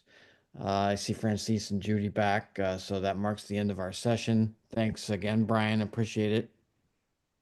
No, thank you, Brian. Yes, I think Brian's been with us for 5 years now. I have been. It's been a pleasure to talk to you guys. A pleasure to share kind of what we're looking at going forward. The digital engagement pieces that you guys have created has been extraordinary, and we're trying to keep up with everybody. It's fun to see, like we talked about, the distribution on fast channels, the distribution on Dirt Vision, the distribution on social. All of this is such a fast pace, and keeping up with it. And you guys had the foresight to start this 5 years ago, and I've been proud to be a part of it every year.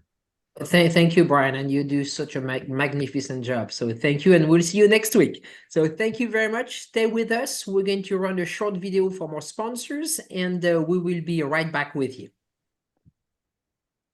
Scott Lewis and Associates, the sales, marketing, and branding specialist for the automotive performance industry since 1988. We get our manufacturers on track by opening an extensive distribution network, providing product training to sales staff, creating fully integrated sales and marketing strategies, building successful industry partnerships, attending trade shows, events, and races, offering first-class support to customers. SLAI delivers solutions that win you sales. To get in touch with an SLAI representative, call 516-378-6100. Go to scottlewisinc.com or email info@scottlewisinc.com. With roots in the Midwest that date back well before the Model T, Fifth Third Bank has a long history of serving the needs of automotive companies. While much has changed over the years, our passion for helping businesses put cars on the road and on the track has not. Today, we are more committed than ever as a member of SEMA, a founding member of PRI, and a sponsor of multiple race teams across several racing series. For over a decade, Fifth Third Bank has been a staunch supporter of our industry and a great partner for many companies in the motorsports field. Our business has been growing extremely fast, and really we could not be where we are today without Fifth Third. They provided amazing strategic advice, the capital we need to support our phases of growth. They are true partners for me now, and what they do with their involvement in motorsports is untouched in this community. Where can we take your business? Fifth Third Bank. You work as hard as your truck, and you have no time for downtime. That's why more truck owners trust Blue Def, America's #1 diesel exhaust fluid brand.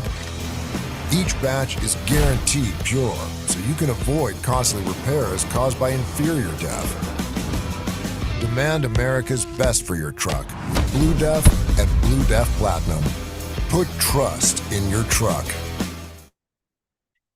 Thank you, and welcome back to day 3 of Race Industry Week 2024.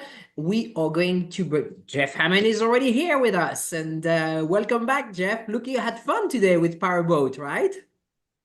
We've learned a lot. Again, it's been a fast and furious day so far, and we're going to finish strong here this afternoon with some, I think, more unique ways to put power down on a racetrack. Diesel drag. Yes. So we have 3 more sessions. We're going to be talking diesel motorsport. Then we're going to be talking demo. And then we're going to have the one and only Linda Vaughn, who is going to close the day. So Ron Nuck is with us. He has 2 guests with him. Good afternoon, Ron. Can you hear us? There you are. There he is. Thank you for joining us again, Ron. Yeah, I'd love to be here. Jeff, on to you. All right, thank you. Good afternoon, Ron. It's good to see your face. Got a chance to talk to you a little earlier today, and looks like Chris has made it. How you doing, sir? Good. How are you? I'm doing quite well. Really appreciate you taking time out of your busy afternoon to chat with us a little here on our Race Week Industry seminar and webinar. There we are. Yeah. There's everybody Vince. Here, Vince. This you? That's hey, Vince. how are you doing? Good. Good to see you, gentlemen. Well, Ron, like we said, we talked a little earlier, and I'm just going to kind of like turn it over to you guys to talk shop here because, as I told you earlier, I know that you can take a diesel and you can make it spin the rear wheels. And then you guys have told me not only can we make it spin the rear wheels, we can make it hook up and go fast. That's right. Well, we've been starting 2025. We'll be going into our 18th year of doing this. So we've been at a lot of tracks, a lot of states, a lot of locations. The reason I invited Vince and Chris here with me today is they've been with us many years as some of our top drag racers. And one of the issues that's come up here, not only locally, but I think in every city across the nation, is street racing, and the kids are racing on the streets of every city. I'm in Kansas City, and they've even passed a local ordinance on it to stop it. and arrest whoever's there. And I want to bring these guys on because they've been in our street truck divisions. And I want the kids to bring their trucks to the tracks and let's race legally. And I can tell you some of the objections I've heard from the young people. We have 18 to 30-year-olds easily at the track every time we hold an event. Right. And they have trucks sitting on the side, and one of their objections is, well, I don't want to break anything. I want to get home. Well, I can tell you for a fact that in an 8th-mile racing, most of these street trucks are anywhere from probably 400 to 700 horse. And in an 8th mile, they aren't going to go any faster than an on-ramp on the highway going 75 to 80 miles an hour. So they're not going to be breaking anything, but they're going to be having a lot of fun because they can race their friends. We'll put them up against each other. And I get both these guys have killer trucks. They're both still street legal. And they won. Vince has been our 4-year points champion. And Chris has had 4 street truck championships easily in the time he's raced. Chris has been racing with us since about 2007. And I think Vince has been racing with us since what, 2012, somewhere around there, Vince? I started in '07. 07, okay. But, you know, they've been around for years. We've had a lot of fun. And I want these guys to kind of tell these young people what to expect with their trucks.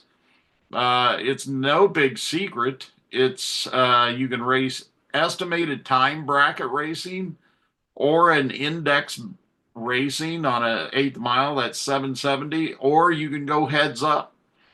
And a lot of guys go, hey, my truck's not fast enough for heads up. But as these guys can tell you, hey, it's who's ever last after 4 rounds. Your truck may not be fast on the first round, but come 4th round, you may be the fastest truck. Isn't that right, guys? Most definitely. I mean, Chris, why don't you tell them some of the races you've been in with us? Very true. You've been around, and tell them kind of quickly what your truck is. My truck is a Duramax powered 70 Chevy. We call it Orange Crush.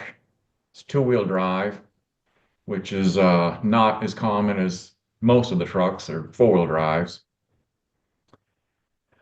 So I've been all over the country racing with the diesel organizations. We always have a good time. Ron's races are always very family orientated.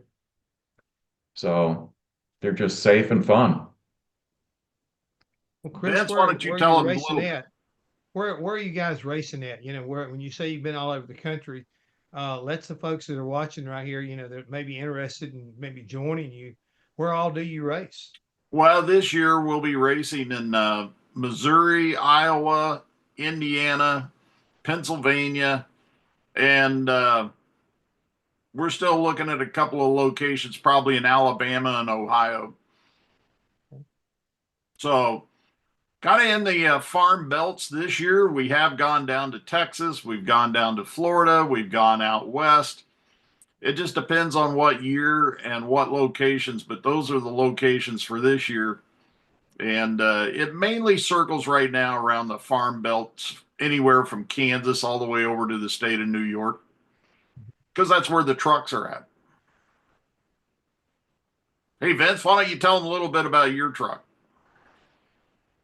Well, my truck's an '07 GMC 2500 HD, and it's all street legal.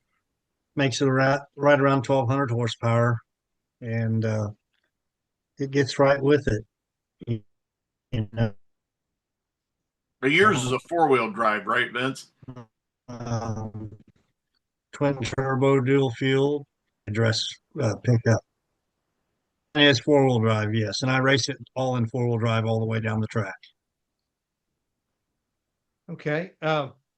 So guys, when you're, you know, for those who have drag raced in other series, what do you guys do different as far as getting your stuff ready to run and like say, making it, you know, where you talk about making multiple runs, you know, 4, 5, 6 passes, you know, in a day or the weekend? I don't know how y'all break that out. Do you have like preliminaries, like on Saturday and finals on Sunday? How does that work?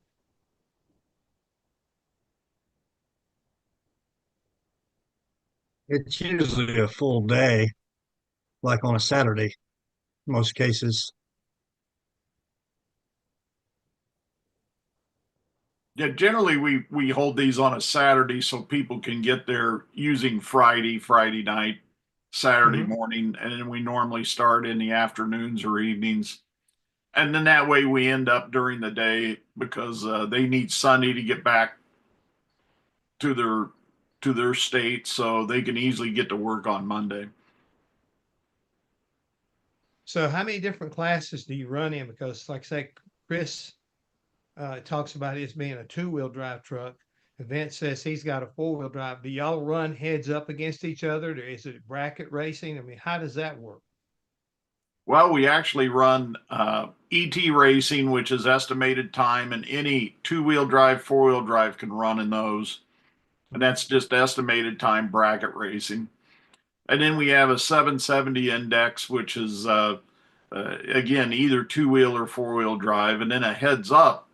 Yeah, it's whoever wants to go up against each other. I mean, we've even had diesel cars jump in on some of the classes. So, it depends on how fast you think your truck is while you're running. But the main thing is yes, we follow all the safety rules of SFI, which are obviously the same as NHRA. So the faster you go, the more safety items you have to have on your truck. And yes, Vince and Chris both have those items already on their truck because they go pretty fast. So these two guys normally run in the 770 and the heads up classes.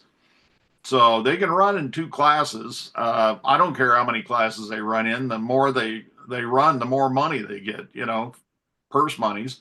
And we generally pay first and second places and trophies for first and second. So normal fee is maybe $55, $75 to enter. And you can win 500, 1,000, whatever the purse money is for that day. But it's lots of fun. Most of these guys run 3 to 4 times against other competitors. And it can be lots of fun. The main thing is these young guys, they need to realize they can bring their truck, and you don't have to be that experienced in ET bracket racing. It's not how fast you go, it's estimated time. You could win going 18 seconds in an 8th mile if you want. I mean, that's pretty slow, but you could go that slow. As long as you're consistent. Yeah, as long as you're consistent, you can win. I mean, yeah, as long as you're consistent. We had a guy in Pennsylvania show up in a oh my gosh, it was ugly. 84 lime green diesel Mercedes. And that guy was so slow. People were laughing at him going down the track all day long. But when I went up in the winner's circle, I asked my race director, I go, what's that guy doing up here? And he goes, that guy almost won the race if he hadn't red lighted. He's second, Ron. Well, while we're talking about the vehicles themselves, and you talk about the speeds you're running and everything, you got to have the proper safety gear and everything. So I'm assuming helmets, full face helmets. I don't know if open face is still permitted. Fire suits. Do your vehicles have roll cages in it and like onboard fire extinguishers and stuff? Chris, you want to tell him what you got on yours? Yeah, my truck is full cage. It's basically like a Pro Mod back half, window net, belts, all SFI flex plate, tranny shields, balancer. I mean, everything that's required in NHRA to run low to mid 9s, the truck has. Okay. Vince, you want to tell them what yours has on there? Sure. Mine's an all street legal truck. So it's got the safety belts, it's got the drive shaft loops, it has all the safety stuff for the front end to hold the front end. But as far as it don't have a cage, it can run faster than what it what I on the track, so I have to slow it down to because I don't have a cage in the truck, and so I run the 770, and they don't. We don't have to have a cage for that. I don't know if they're changing the rules where you have to now, but like I said, my truck's a fully 6,200 pound, fully factory. I mean, you can drive it to the store and back. It's a fully dressed pickup, except for the AC's been taken off of it. What? No air condition? How can you go to the store I without having know. air conditioning? Hey, now come on, they're not supposed to turn on the air conditioning in the Well, staging I know lanes. it's Come on. tough. Have to roll. I guess No, it's they, 280. Run the windows. yeah. I'll go by. I'll go by Right. and yell at them, Jeff, if they have their air conditioning on in the staging lanes. Come on. So you got two I different. can put it back on there. It's not been cut up. Oh, okay. So you're not quite that doggone, I guess you might say, dumb. You didn't lose it. You just put it over to try to save a little bit of power, make a little more power the other way. If you come to an event with a truck similar to Vince's here, no roll cage and everything, and you want to compete, what are the safety requirements, and what are the requirements to where if someone said, "Hey, I want to try this," and if I like it, I may want to go the same route that Chris went, but I'm not too sure yet. So how does that play out, guys? What kind of safety rules do you have, and what kind of inspection crew would you have to go up against and meet whatever you need to have on it right? Well, we have regular SFI techs, and they're all according to the rules that we have with SFI, which is basically the same as NHRA. And to start out, really about the only thing we require in an ET bracket where they can start out is you have to have long pants and covered shoes, no sandals. And most tracks requires they have a helmet. And lots of times, if they don't have a helmet, we'll actually even rent them a helmet, or the track will rent them a helmet. So that's basically all you need to start out. I mean, we do tell them, no, you cannot have coolers or boots or dirt or empty cans in the bed of the truck. You have to clear all that stuff out. But other than that, they can show up in their street truck and just have fun racing, So if one guy wants to come do it, you don't need a crew. You just need to have the will to come show up and pay your entry fee and come to one of you guys and say, okay, how do I do this the first time around? What's the secret? Do I have to run against the Christmas tree, or how do I know when to go? Well, we actually, if they really want to know, I've actually had people like Chris and Vince take a group of them and kind of show them how to work the lights. Okay. If they want to ask. I mean, I've actually taken a group myself and showed them how it works. And that's the reason we let them run a couple of trial runs, is to get the timing down. Right. And as these guys can tell you, they can kind of give you a brief idea of what they do when they pull up to the tree and on takeoff. But it's pretty simple. Why don't we start with Chris, and then Vince, you tell them too, after Chris, what you guys do when you get up to the tree to run up against somebody. Since mine is a two-wheel drive truck, I have to do a burnout in a bleach box. And then we roll up to the first amber light, and that is pre-stage. And then we start spooling it up, giving it throttle and getting a turbo to build a little bit of boost, and then roll it into the second light and get it up a little higher. And as soon as you see yellow, you get off the brake and you're out of there. Okay. Vince, why don't you tell them? Yeah, I mean, the biggest thing is courtesy stage for people, especially the young kids that come in and work. And I've helped several of them, kids to show them how to run the lights and how to stage and how to pre-stage and everything, and always be courteous to the other racer. Don't want to double bulb someone. I pull up there, I always turn on the first pre-stage light, always wait for the next racer, turn on his light. That tells me that he's ready. We're spooling up, ready for the double wall, the regular all four lights, and then depending on if you're running heads up or bracket, you'll either have 3 yellows flash on and you go, or you'll have consistent of 1, 2, 3 and green to flash on for the bracket. And it's on So, Chris, going back to your truck, so being a two-wheel in the division you're in, do you run a regular power glide or a automatic transmission? And the same thing for you, Vince. I mean, are there any variables there? It's a fully built 6-speed Allison and transfer case, and they're both fully built.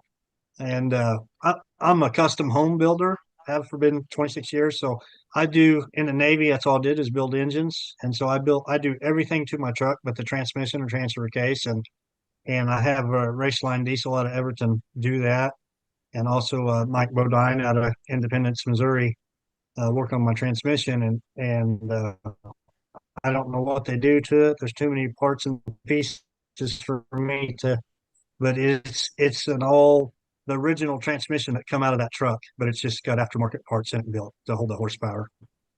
So you can pull up to a Corvette or stock Camaro or Mustang and just knock the doors off of them with a little 62-pound pickup. So it's a lot of fun. Yours the same way, Chris? Mine is actually it's a Duramax powered, but I have a Dodge transmission in it from Suncoast, and it's all billet and everything's aftermarket and tranny pretty much. So guys, how long does your season run? And when you're running, are you running for points for a year-end trophy or anything like that? I mean, how does that work as far as your association is concerned? Yeah, our normally starts about the when the weather turns nice, April or May, and we'll run until October. And at the guys that come to each race, like Chris and Vince, we'll keep tabs on what they've run, and then we award a couple of awards at the end of the year for points, and make it fun deal for them, and we have fun going to different tracks. I mean, we've become pretty good friends over the years because I try to pick out different, sometimes historic tracks. There's a lot of neat tracks that we go to. A couple of years ago, we went to Amarillo, and just because it's along the old Route 66, and we left early and stayed at a couple of neat Route 66 hotels and saw some neat things. And then we went down to New Orleans and spent a week down in New Orleans and saw I think that was a week of Mardi Gras, wasn't it, Vince? So I actually won that race. Yeah, you did. I don't know if can you see that trophy? I don't know if you can see them, but it's one of those right there on the cabinet. We actually ran that down at the NASCAR track down in New Orleans. We ran it on their front strip. Congratulations. But yeah, I mean, we went down and took the crew down to downtown to the Mardi Gras street and had some fun. And then this last year we went up, every year we always go to one of our big races is in New Media Dragway in Pennsylvania, which is about an hour and a half north of Philly. And Chris went to that one, and it's always it's on top of the Pocono Mountains. And that is one of the few locations where we hold drag racing and sled bowling going on at the very same time right next to each other. They're not within 50 feet of each other, side by side. So people can watch drag racing go down the track, and at the same time, they can watch 300-foot sled pulling going on at the same time. Okay, you've opened another door here, so I got to have a question here that tells me, do you have to have separate trucks to be able to do that?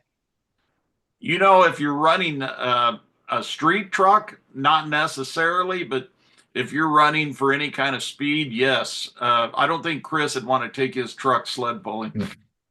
Most definitely not. They're built different. Two-wheel drive doesn't compete very well against four-wheel drive. Well, even Me four-wheel either. drive, they're just built different. Yeah. The guys in sled pulling block the suspensions and take out a lot of the steering and reinforce it. And they're just built different. That's why when people go on about you got to realize out of our 4 to 5 classes for racing and pulling, over 4 of them are trailered in.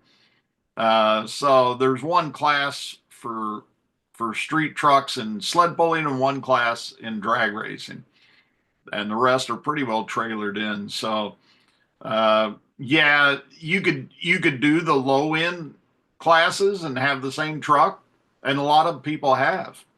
So it's a little hard if they're running at the same time, though. You sure would be jumping back and forth. That's for sure. Keep you hopping for sure. I got an idea. I think we need to get something lined up for Francis to be able to come to one of your events, because I'd love to see him drive something like a 4-wheel drive diesel truck and see what he feels like when all 4 tires are drabbing and getting on down through there about 80, 90 miles an hour. Well, don't get me started, sir. Jeff. You might be surprised. Hey, Well, we could probably put him in with Vince, right, Vince? definitely. Yeah, I'll put his head back to the window. There you go. Excellent. There you go.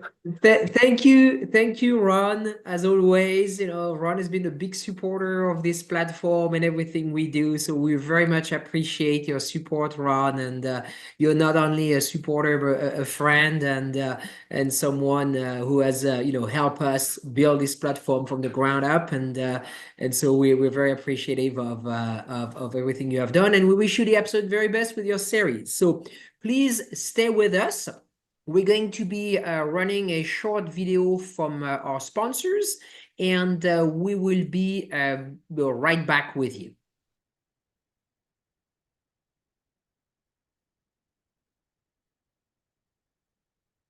Scott Lewis and Associates, the sales, marketing, and branding specialist for the automotive performance industry since 1988. We get our manufacturers on track by opening an extensive distribution network, providing product training to sales staff, creating fully integrated sales and marketing strategies, building successful industry partnerships, attending trade shows, events, and races, offering first-class support to customers. SLAI delivers solutions that win you sales. To get in touch with an SLAI representative, call 516-378-6100. Go to scottlewisinc.com or email info@scottlewisinc.com. With roots in the Midwest that date back well before the Model T, Fifth Third Bank has a long history of serving the needs of automotive companies. While much has changed over the years, our passion for helping businesses put cars on the road and on the track has not. Today, we are more committed than ever as a member of SEMA, a founding member of PRI, and a sponsor of multiple race teams across several racing series. For over a decade, Fifth Third Bank has been a staunch supporter of our industry and a great partner for many companies in the motorsports field. Our business has been growing extremely fast, and really we could not be where we are today without Fifth Third. They provided amazing strategic advice, the capital we need to support our phases of growth. They are true partners for me now, and what they do with their involvement in motorsports is untouched in this community. Where can we take your business? Fifth Third Bank. You work as hard as your truck, and you have no time for downtime. That's why more truck owners trust Blue Def, America's #1 diesel exhaust fluid brand. Each batch is guaranteed pure, so you can avoid costly repairs caused by inferior DEF. Demand America's best for your truck. Blue Def and Blue Def Platinum. Put trust in your truck. EPARTRADE is a digital platform that we've created basically to make life easier in the business community of auto racing. EPARTRADE, there is no e-commerce. It's literally a connection just like at a trade show. So now, any time of the year, a buyer could reach out to a supplier. When you see a product that you're interested in, all you need to do is click on request more information, and then from there it is forwarded directly to the buyer or to the supplier. EPARTRADE really eliminates having to travel, closing down your shop. Now you have a place to showcase globally your racing product and technology.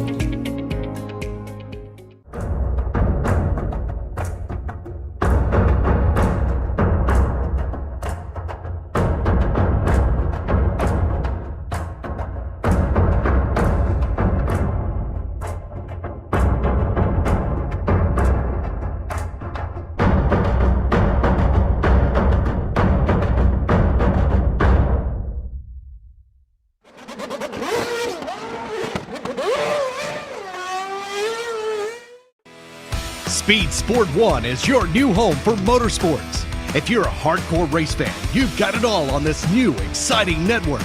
It doesn't matter if it's on land or water, 2 wheels or 4, asphalt or dirt. It's all free at speedsport1.com. You can also take it on the go with the Speed Sport 1 app. Download it today. This is Speed Sport 1, the live racing network. Thank you and welcome back to Race Industry Week 2024.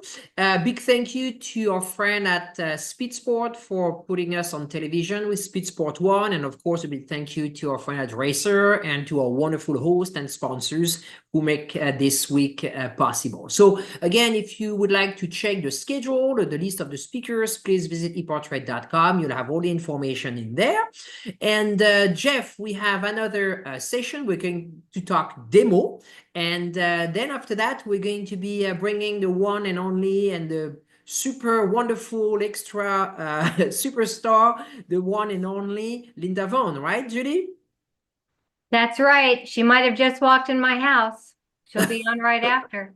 Oh, interesting, interesting. So, Jeff, again, thank you for all your sessions today and, yesterday and the day before, and we have another busy day tomorrow.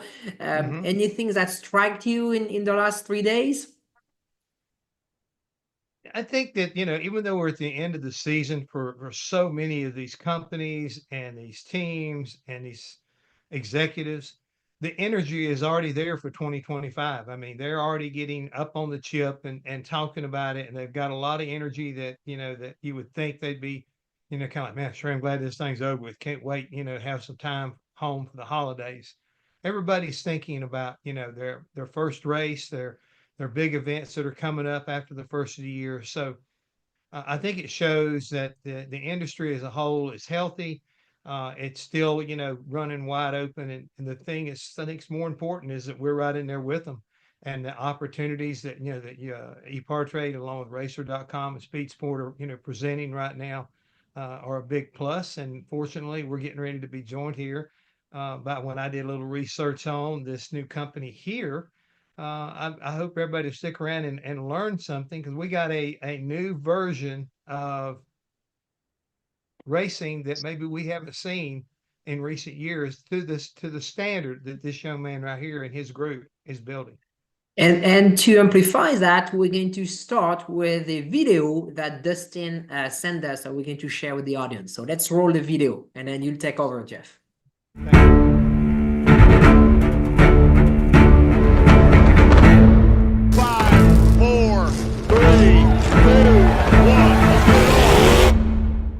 What are we here for? Well, we're here to win the Derby, of course. This has been a motorsport that has been built on the backs of the average Joe. The caliber of drivers here is unbelievable. It's just a different level. Every one of those cars out there is capable of winning. The amount of people that we have involved from top to bottom is bigger than any other motorsport out there. It's not what they think it is. The talent is just off the chart. It's a whole different ball game. Underway with the King class. If you want to whine and cry, come up and tell me straight up. Yeah. The fuck off. What my place is, inspect your car. The big three with JT, Chad, and Pete, they felt the pressure. If I get beat, well, I got beat by Chad Markler and Pete Hansen. If I win, I beat Pete Hansen or Chad Markler. I'll work all night if I have to. Down to the big three. Fuck yeah, baby!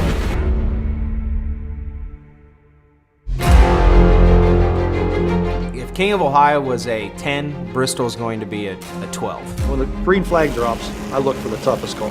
I mean, it's going to be wide open. It's going to be hard hitting. It's going to get rowdy, but that's all right. That's what we're here for. The last member of the Big Three here in the King class. Everybody's got bills and problems and issues. And when I put the helmet on, all that stuff goes away. The stakes for Bristol are so high, and we have to get it correct. We have to get it right. You can look all you want because there's nothing there. That's fine. But I tell you, you ask me, I tell you. The road to Bristol is the ultimate journey to the ultimate stage. I don't like to say it, but I'm above the rest of my competition. You really want to know the hardest thing on his shoulders? Me. Yeah.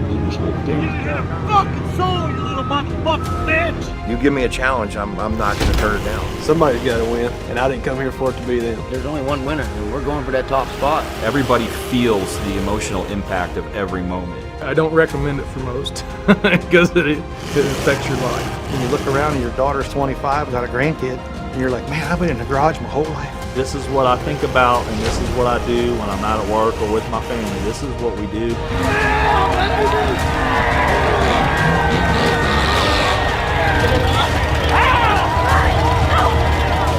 We don't do all this for just fun. The fun's been gone a long time ago, I think.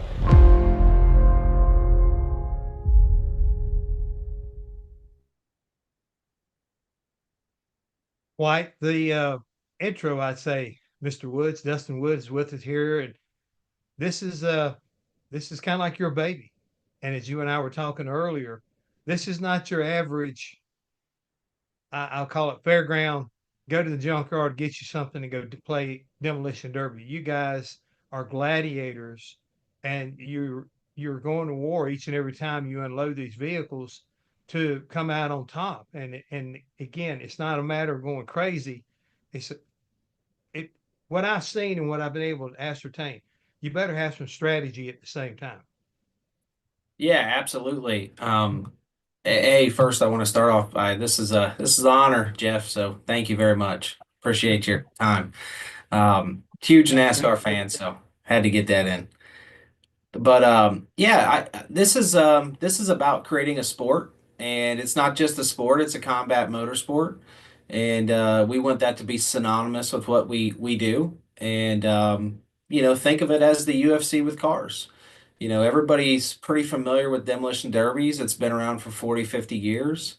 I'll tell you, in our world, we've been itching and kind of, really begging to get some recognition. And so what we did is about a year ago, we got we took a page out of NASCAR, we took a page out of PBR with professional bull riding, and a little bit of UFC thrown in there. And we decided to create our own organization called DEMO, and it stands for Demolition Entertainment Motorsports Organization.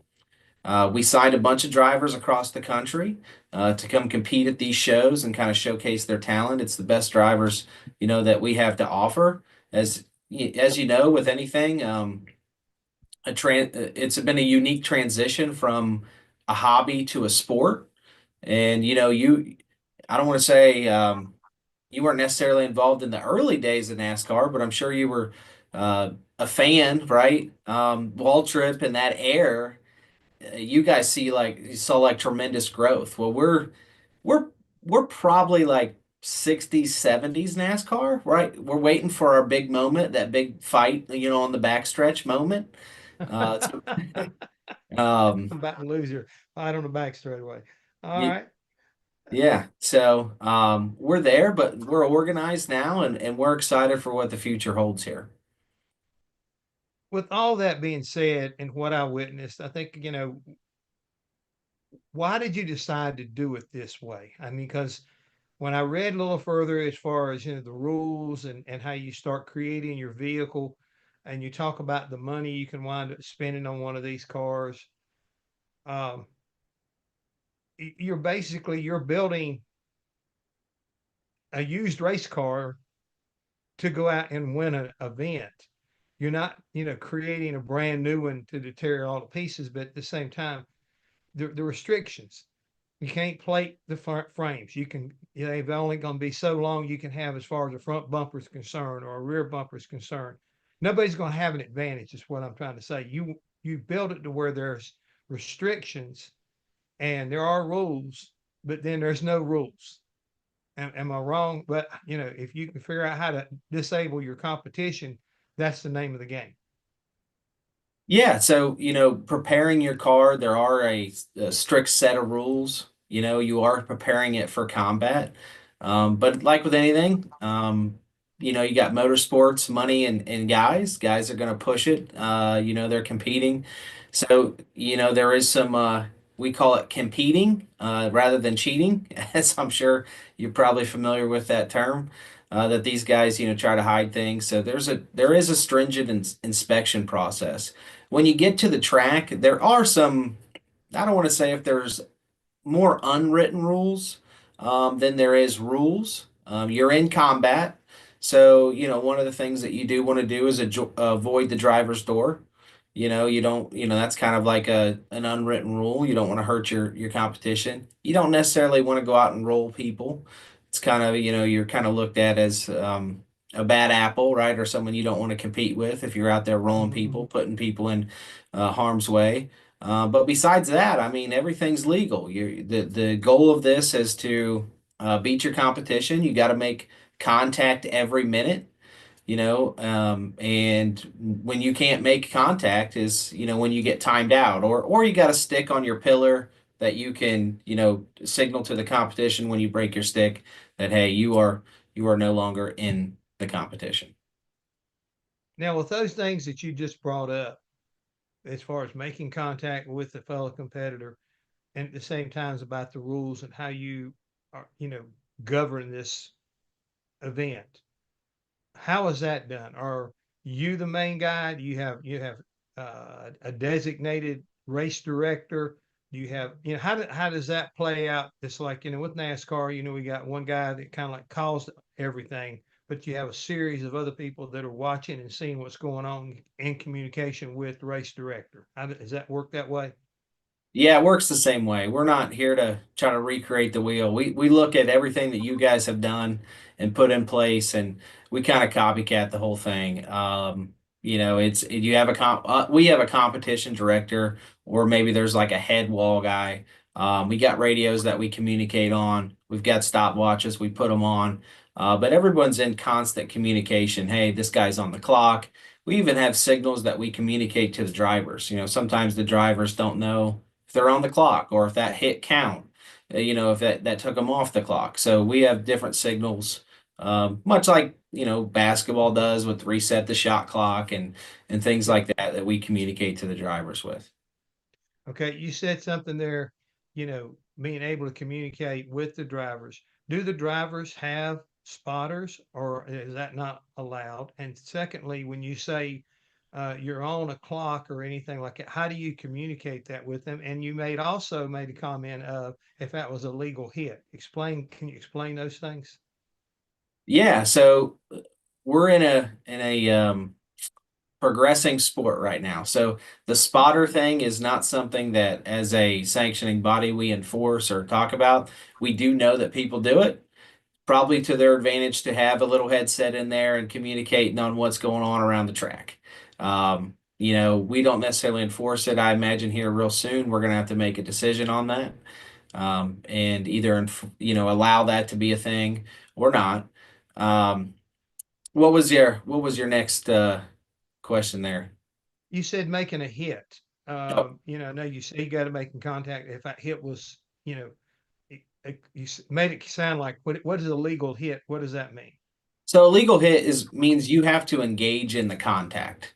So you can't just be sitting there and then your opponent like hit you and like hit you into another car. That's not you engaging in the contact. So you can engage in contacts a number of different ways. I mean, you could spin the car around and hit somebody. You normally, right, it's the front or the rear bumper that you're engaging in contact with. But contact is contact, and as long as you're engaging in it, operating the vehicle, to initiate it, you're good. You talk about the infancy of the sport, and it's kind of like going through its growing pains. Do you have a governing body or any way to where, say, for example, I'm doing what I think is right, and you say, no, you're not doing it right, do you have the option to have, a challenge? And if so, how does that work? And again, if you don't have one, well, I mean, that's like a lot of places you go to the race, you run the race and afterwards, you negotiate or you discuss, who's right, who's wrong. And, you guys make the decision, the final decision. That's a very unique circumstance too. So at Bristol, as you saw with the video, we were able to run our first event under demo at Bristol Motor Speedway this past October. We had the opportunity to do some very unique things there, and we used our pay-per-view as well as Colossus to review a couple calls at the end of the Derby. Typically, that's going to be at the end of the Derby, the finishing call, the first, second place type deal, rather than throughout the Derby. But we were able to implement those things, and we're kind of at the forefront of being able to do those things, and we're pretty proud of it. I mean, I applaud you for taking your warriors and bringing them to the last great Coliseum when you talk about Bristol, because Bristol's one of my favorite racetracks. And, it just seems very apropos that if you're going to have an association like yours, that you would start there. And this would be, in my opinion, if you had an opportunity to come back and have your grand finale at a place like that, that would be a correct place to go. Not saying it's the only place you can go, but I just love anything that comes out of the Bristol environment. I mean, it's just so unique to itself. The guys that you've got signed to be your drivers and to be, to try to build your superstar base with, what are the requirements? And as far as age and skill ability, what are the constraints there? There's not too many constraints. We're kind of at the forefront of creating paths to get into the sport and where to start and stop. I've listened to a lot of conversations with you guys over the past couple days, and we need to establish that. We are fortunate enough right now to have about 2,500 events, demolition derbies across the country already. It's just a fractional. It's just fractioned out. There's different promoters that run different sections of the country. So there was really never been a true, hey, if you're going to get into the sport, you start at the county fair or you start, in this youth class. Youth classes have just become a thing, and it's really good for the sport. It's still a little bit, I guess, fractionalized across the country. But we're getting there. We're taking steps to show, hey, this is what we do. This is where you start, and here's the path to the top. And with demo, that's what we're trying to do. We're trying to create that path to the top. So as you look into 2025, what kind of schedule have you got laid out right now? And during in the course of running the schedule, will you encourage your drivers to follow the schedule and run for a championship? Will that be part of the 2025 plan? We haven't quite got into the championship stuff yet. What we do, and the reason why is because we need to find money in our sport. We need to find exposure and money and really get people to understand what we do. So we've got 2, possibly 3 events that are going to be big events scheduled for 2025. We start out in June. We'll likely be back in Bristol in October, and then we'll fit something in between that will go likely out west. But it's important to know that we're connected to almost all of these shows, these 2,500 shows across the nation. We got drivers, under demo that are from North Dakota to New York. We're all across the country. So these guys will compete in other shows. They won't just compete under ours. I will tell you that probably will surprise a lot of people is the money that is currently in the sport. I mean, at Bristol, we had 2 classes that ran for $100,000 to win each, which is a considerable amount when the normal or average person says, oh, you guys are just crashing cars. Oh, you're just knocking the windows out of cars. It's really not that. These guys have 40, $50,000 in their cars. They spend months building them, and we make sure we reward them at our big events. And I'm glad you said that because there again, I read the release, but I was just real curious if everybody owned their own car and if their cars that they were building, would still meet your requirements for 2025, if there'd been any rule changes at the same time. So Yeah, we update rules. Over the winter here, we'll update rules. But they do own their own cars. These cars are, I don't want to say they come straight off the street, but a lot of them do. I mean, that where they strip them down to bare frame, bare body, and they add, a cage. I mean, one of the neat additions to these cars is that we wrap everything in like 1-inch steel, half-inch armored plate steel or 1-inch steel, the motors, the trannies, the drivetrains, all of that, because it's built for combat, right? So we do a lot of aftermarket stuff. One of the neat things that we take from you guys is as we run now that NASCAR has switched over to the single lug nut, we pretty much buy every single spindle that you guys are not throwing away. So we run all your guys' aftermarket spindles, hubs, all of that stuff. So you use NASCAR wheels? Not NASCAR wheels, but the spindle in the hub. Yeah, we built our own rims. What keeps you from doing the wheels? They need to be built up. So if you saw one of our wheels, we do something called bead locks. So we basically put like a 1/4 inch, 3/8 inch bead lock on the outside of the car or outside of the tire. And that pinches the bead and, to make sure that the tire doesn't just rip off. So there's a considerable amount of effort that goes into building those tires. So you are building them like Sherman tanks, even though they look like 65 Ramblers. Yeah, you would be very surprised at the effort and the time and the engineering that essentially goes into this sport. Well, that was one of the things when I was watching the video and some of the footage that you had captured of these guys working on their race cars and building them. And I also was interested in the fact that that you're not going to allow somebody to put chassis paint over to hide something. Everything's got to be pretty much bare metal, and when you can easily tell what modifications have been made and what modifications are legal versus the ones that are illegal. So I think you've gotten inside the head of a racer.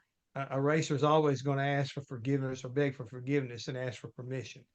So if they can think they can get by with it, if for one race, they're going to run it up the flagpole. Yeah, that is absolutely what these guys do. Again, like you said, it's we learn from you guys, honestly. We've taken a page. I would say, venture to say, nearly everybody in our side of motorsports is a NASCAR fan or some type of motorsport dirt track fan. The one thing I did notice, it doesn't like you have any kind of requirements as far as fire suits or anything. Is that something as you move forward that you'll feel like it's necessary, and then onboard fire extinguishers or anything like that required? Yeah, Jeff, it is, and we're leading the way, in that. You ever dealt with a bunch of stubborn guys that don't want to change, that have been doing it their way for a while? Well, again, and like I say, I've lived around the sport long enough to know, say, yes, I've been through the argument about whether you need to run fuel cells. I've been through the argument of whether you're going to run a fire extinguisher that, won't put out a match. What good is it inside the race car? Just because you tell me, I mean, you have to tell and make something mandatory rules before they understand. If you want to race, there are the rules. The rest of it's not debatable. We wrote the rule book. You have the option. You agree or you go somewhere else. And I think that's the a lot of times, if you want to build something bigger and better, just like what NASCAR has done, or any other, really upper echelon series, just remember, you are the game. and the ball is yours.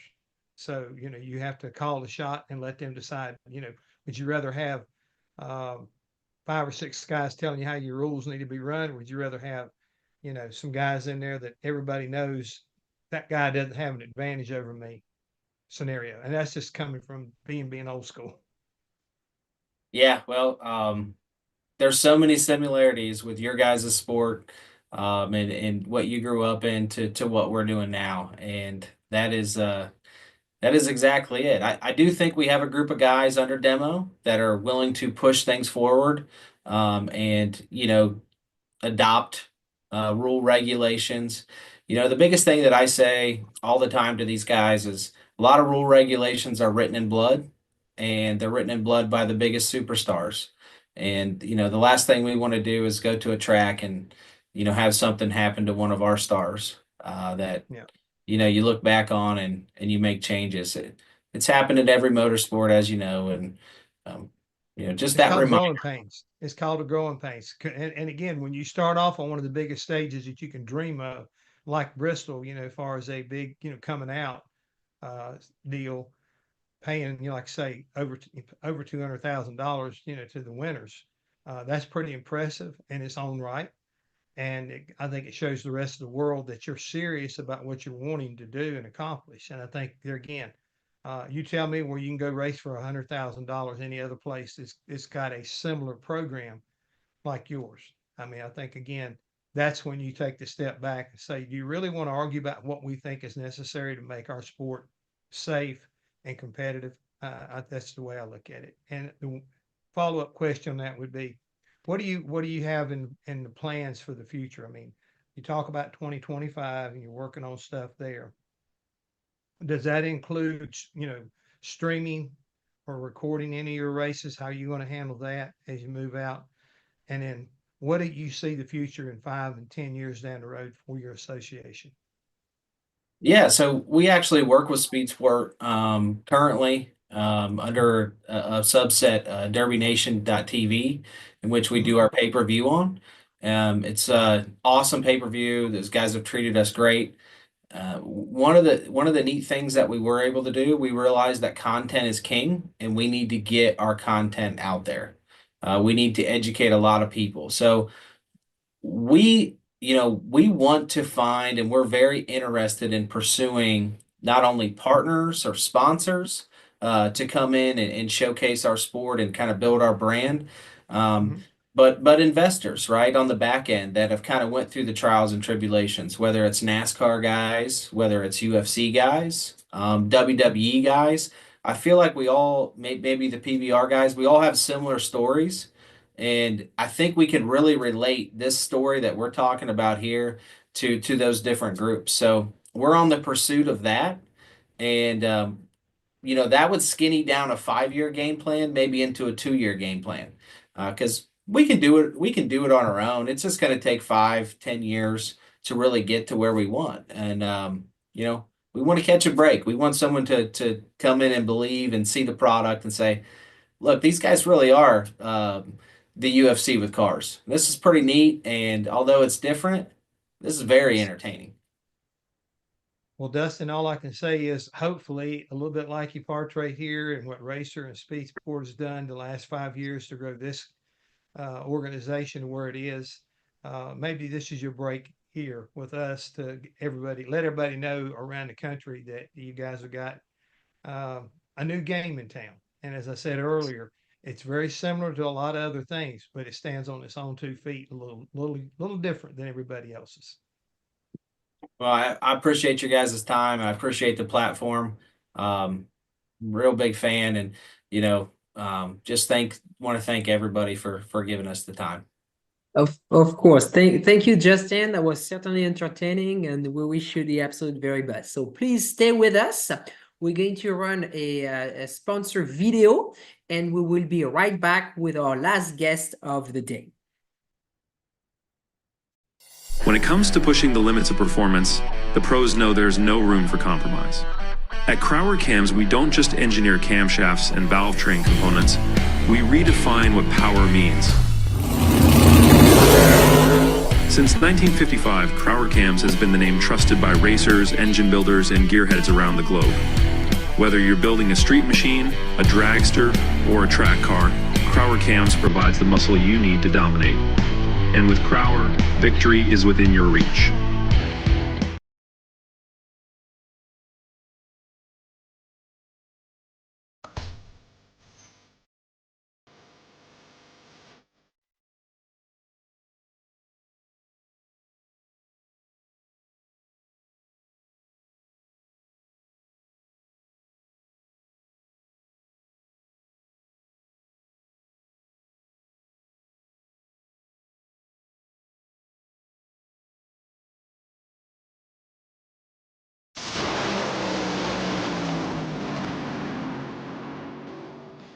For over 25 years, Wisconsin-based C-Tech Manufacturing has been engineering and manufacturing the toughest, most accessible aluminum tool drawers, cabinets, carts, and tactical storage solutions for America's hardest working professionals.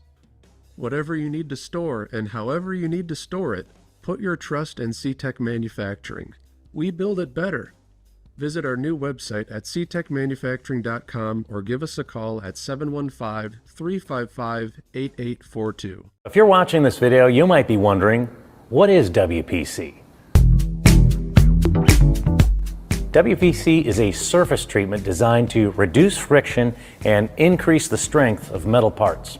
As much as it might seem like a coating, WPC is actually a surface treatment. Think of it like shot painting, but the media is much finer, like talc. So what you're left with is a super hard, smooth surface that actually has some proprietary dry lubricants embedded within it. For more information, visit WPCtreatment.com. Thank you and welcome back to the last session of day 3 of Race Industry Week 2024. So we're on for something very special, right, Mr. Gilly? Yes, we are. I always love having Linda Vaughn on here, the First Lady of Motorsports. And my gosh, what a great history and knowledge and all kinds of just fun things. And I can't think of a better way to end the day. Well, you're our command. I've got Linda right here. Let me get out of the way. Woo! Awesome. How nice. Thank you, Brad. Well, thank you very much. And thank you, Francis and Judy. And, Linda, this is like, having you on is like a Race Industry Week tradition, which I think is a pretty awesome thing. But, let's catch up. How you doing? I'm doing pretty well. I had a little bit of a scare last week. They removed a small tumor from my left leg that was cancer, and they got it all. So I'm excited. I go back tomorrow and see him, and I caught it. I thought it was just a little pimple. I kept scratching it, but there's one thing. Sunbathing all the time, you definitely have to take care of those legs. So I'm doing really well.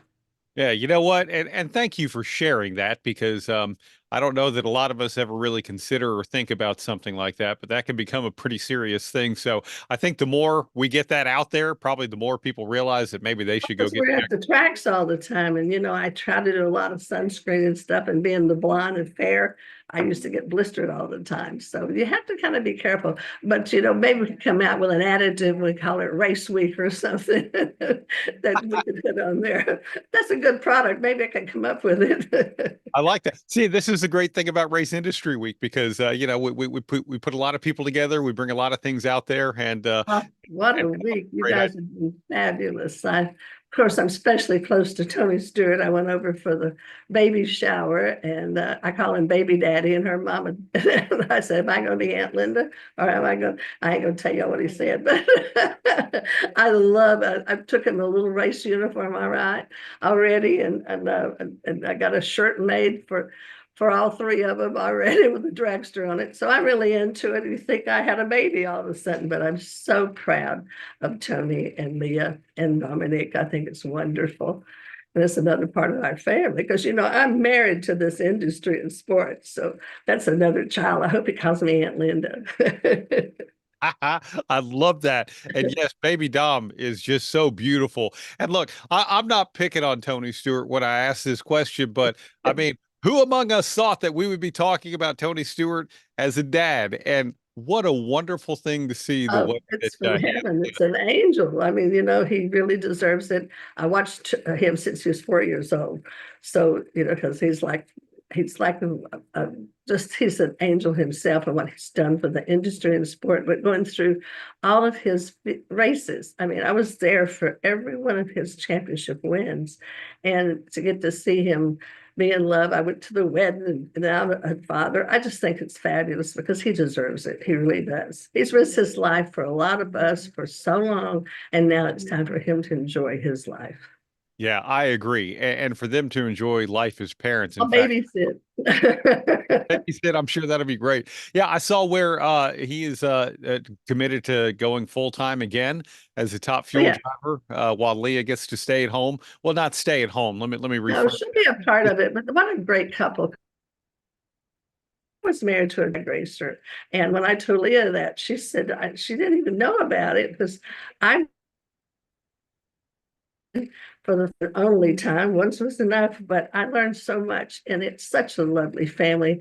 And people go, well, you go to IndyCar, you go, what the best? I said, well, the quickest and the most exciting is drag racing. And I did fall so deeply in love with it. I moved to California 50 years ago, so to be closer to the sport.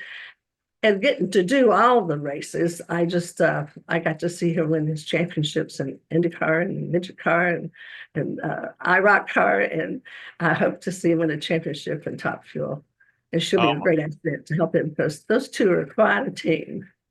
Yeah, they are. That would be a wonderful, wonderful thing to see. Yeah. Well, what else have you been up to? What's just life like for Linda Vaughn these days? Well, Here? Linda's been working as always. It seems like I always work. I've been working with some promotional activities on some trade shows and some car shows, working on another book, which is going to take a while because I got a little bit laid up to recover from my surgery. So I've just been taking notes and working around the house and cooking, and I didn't get to travel for I made my dog and I a turkey.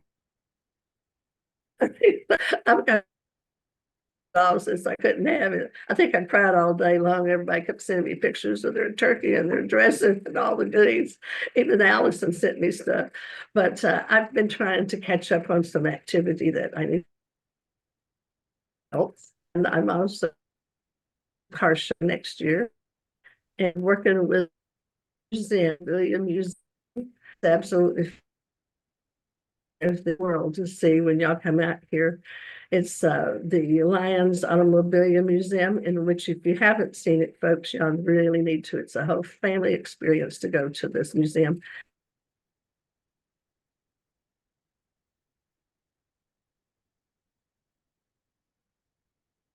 Oh, are you still with us, Linda? I'm not sure if I'm the one freezing up or if that's happening on your end.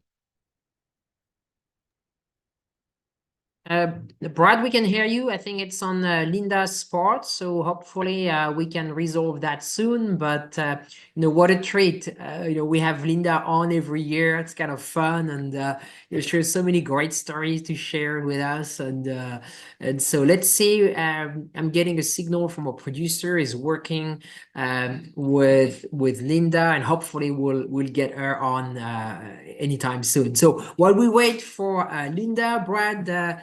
Any thoughts about this week? I mean, we still have one day to go with another big lineup of speakers tomorrow, but we had a great session this morning with Jeff Dickerson. Yeah, that was really neat to just talk about how Spire Motorsports has gone from literally nothing and by accident became a team owner in NASCAR to now a 3-car organization with so much depth and everything else they've got going on. It was I had a great conversation today, Francis, with American Flat Track. They're going to be on with us here tomorrow, and they're excited to be a part of EPARTRADE. In fact, Cameron from American Flat Track was telling me, is like, man, as soon as we showed up on this that we were going to be on it, I started getting a lot of text to me, emails like, oh my gosh, you're going to be a part of this. And he was asking me just a little bit about it, like, hey, who are we talking to? And, what's our audience like and all of that. And I just tried to explain to him, I said, look, this is a lot of racers, a lot of industry people. Think of it as being at a trade show and you're one of the panelists that we're doing. But the great thing about Race Industry Week and EPARTRADE is how many connections that we make through all of this. And some of those connections we never know and we never see. But a lot of those connections we do, that literally people, I saw you here, I had a need there, so on and so forth. And that goes on throughout the year with Race Industry Now and the great suppliers that are on the website and everything. But it was just, it's always great to have a conversation with someone about this platform and be able to talk about how the racing community can not just come together as community, but come together from really a business and performance side of things. And this is a great week to be able to do that. No, you're absolutely right. I mean, that's one of the reasons too we call EPARTRADE the racing industry every minute, every day. I mean, we just the beauty of and we all going to be pretty much all of us in Indy next week, and it's wonderful PRI show, and it's great to be together. But it's only 4 days, and there's about 360 days left in the year, and so that's where we come into place. And this Race Industry Week is kind of a wonderful platform to gather all those series organizers, all those promoters, all those personalities from around the world. And how often can you hear from, within the same day, Jimmy Johnson and Gunther Steiner, who are Antoine Brown, Tony. I mean, it's just like, it's amazing. And but then also all those series organizers, like the first time we're bringing tomorrow American flat track, we put an extra effort this year on bringing more motorcycle. We're going to also have Moto America. And I think that's very important to make sure all the gamut are covered, as well as the grassroots and the professional level. And Steve Phelps was another terrific interview you did on Tuesday morning. Yeah, for sure. And that was a really good thing. I did enjoy as well after Jeff Dickerson. I hung out for a while today and just watched a lot of the panels. But Jeff Hammond with both Doug Yates and UTI, and talking about what UTI really brings to the racing industry. And, you get asked often like, hey, how do I get into this? Or a lot of people don't know what the pathway might be. Learning about and talking about some of the resources that are out there for so many of those different things, and what UTI is doing, and what people like Doug Yates are doing, and all of that, literally bringing people right out of those programs into what he's doing is a really neat thing. And just so many different aspects of motorsports that we might not see every day, and a lot of times might not even know about, but all of a sudden become a new fascination for us. Well, I mean, listening to you, I just, we had yesterday or the day before, we had Roddy Basso from the E1 series. He was on 3 years ago alongside Formula E and Extreme E, and the series didn't even exist. And it was kind of an introduction. And 3 years later is right there presenting season 1, going into season 2, and the list of the honors. I mean, it's unbelievable. I mean, it's just like a who's who in sports. I mean, it's just like, it's beyond words, and what they have achieved. And I think he said that just with the impact of the team owners, that are in the series, and the, from the NFL to tennis players to all these guys, they had over 1 billion impressions on social media alone. So that gives you an idea of the reach. So that's the beauty of bringing all these people from around the world and learning about everything they do. Yeah. I'm hearing from a producer, they're still working with Linda. It looks like our internet is having a little problem, but we'll carry on, Brad. It's always great talking with you. Yeah, no, this is great. And look, the miracles of modern technology, we can do so many things, but sometimes making a simple connection can be a little bit difficult. The other thing too, we know about Linda Vaughn. She's got a great history, and I always try and prepare for what we're doing. And the great thing earlier, I was actually just doing a Google search for Linda Vaughn to see, okay, what are some different things we can talk about? Maybe things that haven't covered. And the next thing you know, like the first video that pops up is from 2 years ago when Linda Vaughn was right here on Race Industry Week. And again, how many of those things keep cycling through, and how much this has grown and become a big deal. And today's schedule you talk about, I look at tomorrow starting things off with Chip Ganassi Racing, and having Goodwood and IndyCar and American Flat Track, Moto America. Look, me, I'm a motorcycle guy. The Moto America King of the Baggers series is just one of the coolest things that's come out here in about the last half decade or so. So I look forward to talking with them and learning about not only what that is, but some of the other racing that they have, obviously with sport bikes and everything else. So, Laguna Seca, a lot of racetracks out there. I mean, it's going to be a fun day tomorrow, Francis. And HRC. But let me, you said something that really resonated in my head, because we, the Race Industry Week or the weekly webinar series that we have during the year is wonderful to be live. But all those sessions are recorded and they're posted later on the platform, shared on social, on YouTube, etc. And they're getting hundreds and hundreds and hundreds of views over time, and you can go back and, exactly as you said, listen to Linda interviews last year or 2 years ago, or if you missed Chip Ganassi last year, he had a great session with us. So you wanted to hear Justin Marks 2 years ago, you can go back in there, and that's the beauty of it. That's why I'm cautious of what I'm saying, because it's being recorded. So I don't want to embarrass my kids in the years to come. I don't think you have to worry about that. And it is a great opportunity. I know you talk about the race industry every hour of every day, and we look at some of the great sponsors that are, right here behind us, ETS, Penske Shocks, Peak, Scott Lewis Associates, Crower, Fifth Third Bank. I don't know that people necessarily realize. I did have someone the other day asking me about, well, what exactly is EPARTRADE? And I said, well, if you go to the website, it is literally like everything that you could possibly imagine and any resource that you ever wanted. If you were looking for internal engine parts, just type in whatever you're looking for, and you're going to have like 10 companies come up, who are suppliers and all of that. If you're looking for this or that, I thought Fifth Third Bank, they were on Race Industry Now just a month or so back, a second time at least that we've had them on the weekly webinar series throughout the year. And to realize that some of these things you don't ever think about in your day-to-day, but what Fifth Third Bank has been able to do for motorsports and for companies, and whether it's big or small, is just a really neat thing. But the resource that ePartrade.com is every single year to the racing community, you want to find something, if it's not on ePartrade, I don't know that it exists, to be honest with you, friend. It's that thorough. Thank you so much, Brad. Thank you. That means a lot, what you said. And while we wait for Linda, if this is the first time you're watching us, it's yes, Race Industry Week is our big event once a year. We do in partnership with Racer.com and Speed Sport, but we also have a weekly webinar series that Brad Gilly as well as Jeff Hammond are hosting weekly, that purely focuses on suppliers and on technical webinars. So we talk, pistons, on brakes, and data acquisition, and it's very technical. Most of the time, I don't understand much of it because that's very technical. That's what we want, and so that's what we do every week. And of course, the platform that's open 24/7. But and that's what we're talking about. And the other thing too, Brad, that's you mentioned is the sponsors. They are industry sponsors.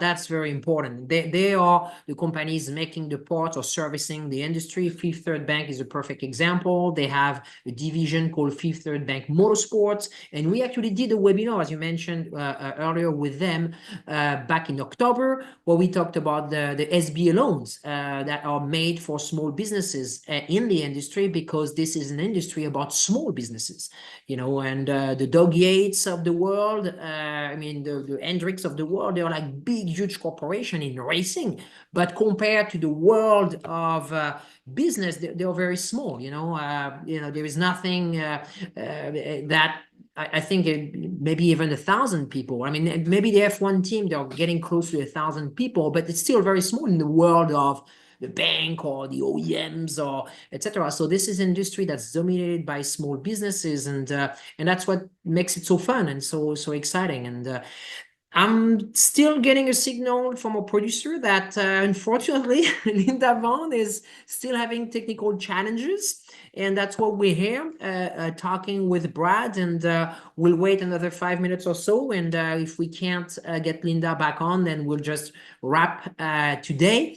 But again, thank you for watching us from wherever you are. And one of the things that Brad, I don't know if you were on the World of Outlaw, and then they mentioned something very similar to the WEC this morning, how much they have extended their reach through, basically digital tools. When the old days you were on television, was it?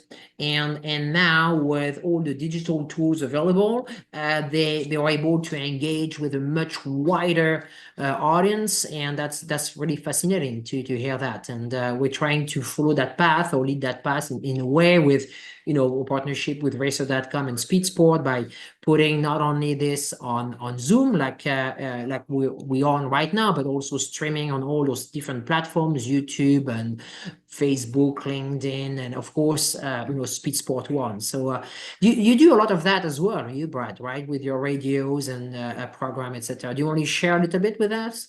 Yeah, sure. You know, my day-to-day job is with the Performance Racing Network, and we broadcast about 40% or so of the NASCAR Cup Series races every year. Our counterpart at the Motor Racing Network does the bulk of the schedule, and it's great to be able to work with them and have a lot of fun. Looking forward to a big season next year, going up into the anchor booth and with Sirius XM NASCAR Radio.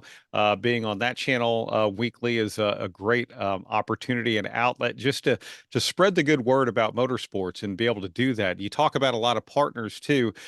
In what you were saying, it made me think back to 2001. I started working full time at Texas Motor Speedway, and I was running the dirt track and all of our short track operations. And back then, we were running the Have a Tampa series, the World of Outlaws. We had an AMA Pro Racing flat track event, monster truck events, and all of that. And I remember back then, especially talking with the dirt racers, that, you know, man, if we can just get a TV deal, maybe we can get on Speed or we can get on one of these channels or so on and so forth, how difficult something like that was, but what it meant to the racers. And now fast forward, here we are, you know, almost 25 years later, and to look at great opportunities like Dirt Vision and Flow and Racing America and a lot of digital outlets be able to, you know, whether I'm sitting here in Wise County, Texas, and be able to watch a race at Eldora Speedway live without it necessarily being on a broadcast partner, but a streaming partner, and have all of those. And I think it's technology like that, Francis, that has allowed all of these racing series to thrive in so many different ways, because now it's not just buying a ticket to a track, which I'll always say nothing ever replaces the at-track experience. But if you can't get up to Washington State, for example, to go see a race, maybe you want to see a boat race or something, well, that's okay, because maybe you can sit at home and actually be able to watch that yourself on some digital platform.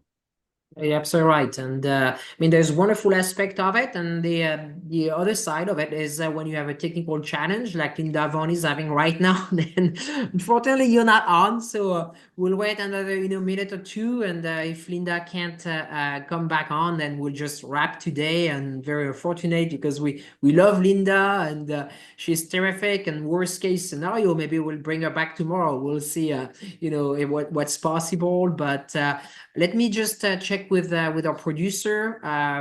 Is still working with her, and so. But while we wait, Brad, anything that strike you in the last 3 days that you feel like? Jeff Hammond said something very interesting just before you came in. It said like the theme is like everybody is wrap up 2024, and you're probably thinking, oh my God, let's take a break. But no, they all wired up for 2025. 24 is not even close. It's just like getting ready for 2025. And that's what racing is all about. It is. I do think one of the themes for sure is I know once we get into a racing season, we talked a little bit about this this morning with Jeff Dickerson. We refer to this a lot of times as the non-racing season if someone is in their off season, because it goes 24/7, 365 days a year. And a wise person once said to me, look, you make your season in the off season. And I work harder, believe it or not, at least the Monday through Friday in the off season than I do traveling every other weekend, going to different racetracks and all of that, because this is the time that, look, if you're going to make a big deal out of something, if you're going to improve, if you're going to deliver a better product, this is the time that you get ready and prepare for all of that for sure. Getting a note from Larry. Larry, I am so sorry. He said like, no, I've waited all day, make that all year for Linda. I am so sorry, but right now we're trying to get her on. I promise we're doing everything we can. And but Larry, if we can't do it today, we'll see if tomorrow we can make it at the end of the day. And but you know, we have to end the show in about 4 minutes at 55, and that's part of the deal, being, you know, not only on Zoom but as well as on streaming on YouTube, on Facebook, on Speedsport One, Racer.com, and Speedsport.com. So we've got 4 minutes. So hopefully Linda can do it, and if not, we'll try to work some magic to possibly make her come back tomorrow, which means, Larry, you have to watch another day. But the good news, Larry, is we've got a great lineup for tomorrow, correct, Brad? Yeah, it is a great lineup for tomorrow. Chip Ganassi Racing, a full hour with Chip Ganassi. And look, I'll be honest with you. In the last 5 years, one of the highlights of Race Industry Week has always been Chip Ganassi. From just the fact that, look, he's not afraid to hide an opinion or do anything, sometimes it can become a little irreverent. Like I remember last year, a couple of years ago, he had to get up in the middle of the interview for just a quick second, and then came back about 2 minutes later and said, I had to go do something. It's just, you don't know what to expect with him, but good one. But to be precise, so tomorrow is not going to be Chip. It's his team. Okay. It's Alex Palou, Mac Hall, and Brian. So last year was Chip. So this year he wanted to put the spotlight on his team.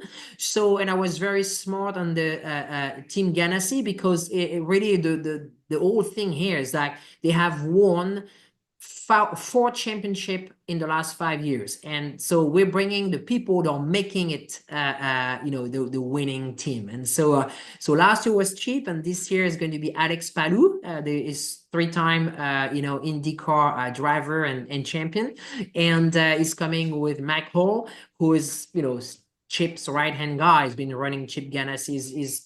I think credited to over 200 victories, worked with Montoya, with every driver that went through Ganassi, and of course the great Alex Zanardi and all these guys. And we've got 2 more minutes, so hopefully Linda will magically pop up, and if she doesn't, so after Ganassi we've got what do we have, Brad? I think Goodwood. Goodwood, yeah. We've got IndyCar, HRC, which is Honda Racing, correct? Yes. Is it Ligier or Ligier? Yeah, Ligier. So this is the first time we're bringing Mo Murray, who was with Mazda Motorsport for many years, and then after that with McLaren, is becoming the CEO of. We're getting a phone call here, but I don't think it's working. So is bringing this manufacturer of racing cars, Ligier, which is actually out of France, and Mo is developing the US market for them. Great cars and a lot, and they're covering a lot of series. So that's Hello. Hi, we've got Linda here. We don't have internet, but we got through on Zoom. Okay, well, we've got 3 more minutes, Linda, so go ahead. 3 minutes is better. 3 minutes is better than nothing. What did I do, miss a shift? But he asked me what I've been doing. I've been making personal appearances. I was at the Hearst Oldsmobile Club of America. I worked that show. I did my hometown show in Dalton, Georgia. It was a spectacular show. I had about 60 cars come in from a girlfriend named Wendy. Wendy brought her collection in, so we were successful for the Shriners, and we made a lot of money for the Children's Hospital. And then I did the Concord d'Elegance up in Chattanooga, Tennessee, and I had one of my Hearst Oldsmobiles up there, and my Pride and Joy, my Dino Ferrari, was on display and won a prize. And I've been working. I work. If people want me, I'll still go and enjoy it, because that's what it's all about. It's like music. You don't get tired of it. I love it. Yeah, we know people love you. That is for sure, because whenever you guys dropped off, we had some folks chiming in on the chat saying, no, we want Linda Vaughn. When you do a lot of the shows and a lot of the work you do, I'm sure you, just run into a lot of people who have either great memories from, what they saw you doing, as maybe it was Miss Hearst Golden Shifter or something like that, or something other than that. What do people ask you about? Well, I'm still Miss Hearst Golden Shifter. I'm still Linda Vaughn. And it's just like Richard Petty is STP, and he the hell always will be. I think I'll always will be with Hearst because I still promote Hearst in every way I can, especially with your foreign people that are building American hot rods. Like at SEMA, I talked to a lot of people that came in from Sweden and Denmark that are building hot rods, Chevrolets, Mopars, wanting the no shifters, wanting the no clutches. So it's still interesting for me to do it. I enjoy it. And there's no age limit to it because people who love their cars and love music, it kind of goes hand in hand. And I say that often because so long as they have that little drive inside their love heart, I'm going to do it. And I've really enjoyed my car shows this year. And I'm looking forward to a few more next year. Of course, I got to go to the Barrett-Jackson auction. And I'm working with the other Jeff Gordon, which is original. He drives funny cars back in the 60s and 70s. We started a line of jewelry. I got on a necklace today, which I'm so sorry the cameras died on us. But I was going to show that to you because we made Tony Stewart's wife a necklace. I think what we're going to do is make special orders on these wonderful necklaces of their favorite car or their favorite person. And I'm hoping it'll be successful. I'm always doing something. I can't sit still.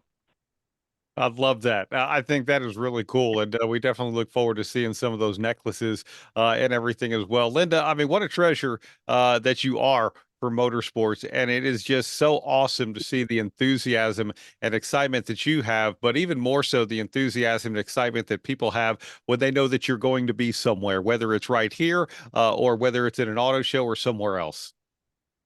Well, I'm so sorry that everything we got a glitch today. I don't know if Russia did that to us or what, because that upsets me because I was looking forward to some questions and answers, and I hope the folks that were listening will stay in touch with the EPARTRADE so we can get some questions answered, and I'd be happy to answer any of their questions. Because you know it's not what you have with your automobile. The first time I ever had a kiss was in a '57 Chevrolet, so we still love all those cars. And the fact that that was my first kiss, I'll never forget it. And most of the guys that come up to me and the girls, we have a lot of women drivers, and I really support all the ladies in our sport and our industry, and I always have. And because I'm a lady myself, so therefore I enjoyed working like with Chevrolet, the corporate. I've done a lot of the corporate work. But everybody comes down to that one person that loves that car, that wants to build that car, that wants to keep that American history in that car. And that's what I really thrive on. I really do. This industry is not over. We're just getting up and going again. Of course, we have a lot of future things, but I do like the fact that the traditional love affair with your car is still going. Yeah, for sure. I don't know that that I could have said that better, and that's what's great about all of us being here. Francisque and Linda and Judy and everyone, that we all just have a love affair with motorsports, with cars, boats, motorcycles, whatever it might be, and whether anything with a motor. Exactly. Well, I spend some time with you. I'll of course be at Daytona. And hopefully see you maybe at PRI show. I'll be working the shows. I've got my own booth, and I'm looking forward to it because getting to work with all the folks that are still showing their love for this industry and our sport. And I still hope they order her shifters and Edelbrock manifolds and all kinds of neat things, and Schiefer clutches and Hayes clutches and McLeod clutches. Remember, I grew up with all that and with Big Daddy, and I used to watch them take those dragsters apart, put those engines together. Hubert Platt right down the road from me. I grew up with people building their own love affairs with cars. So it's a great, great life I've had. And I'm not through yet. I'm still single and still wanting to work. Awesome. I'm still shifting. Yeah. I still throw the clutch in. Well, we're thrilled about that. Glad we got to reconnect, even if for a brief moment, Linda. And I'll say this collectively for all of us, we so appreciate you and everything that you still continue to give to our wonderful sport in the automotive industry. Thank you so much. And those folks that wanted to know things, would you get their addresses and I'll write to them or call them, okay? Because I'm sorry we had a glitch in our internet, but there's just really been problems over here on this hill. I've had a lot at my house too. I'm just up the road from Judy, and I've really had a lot of trouble this past 3 weeks with my internet. So we apologize to all your listeners and all your EPARTRADE folks, and come and see me, all right? Awesome. Will do. Thank you so much, Linda. We appreciate you. Thank you very much. Thank you, Linda. Great, but what a great way to end today. So thank you very much for being with us today. Brad, we'll see you in the morning. So once again,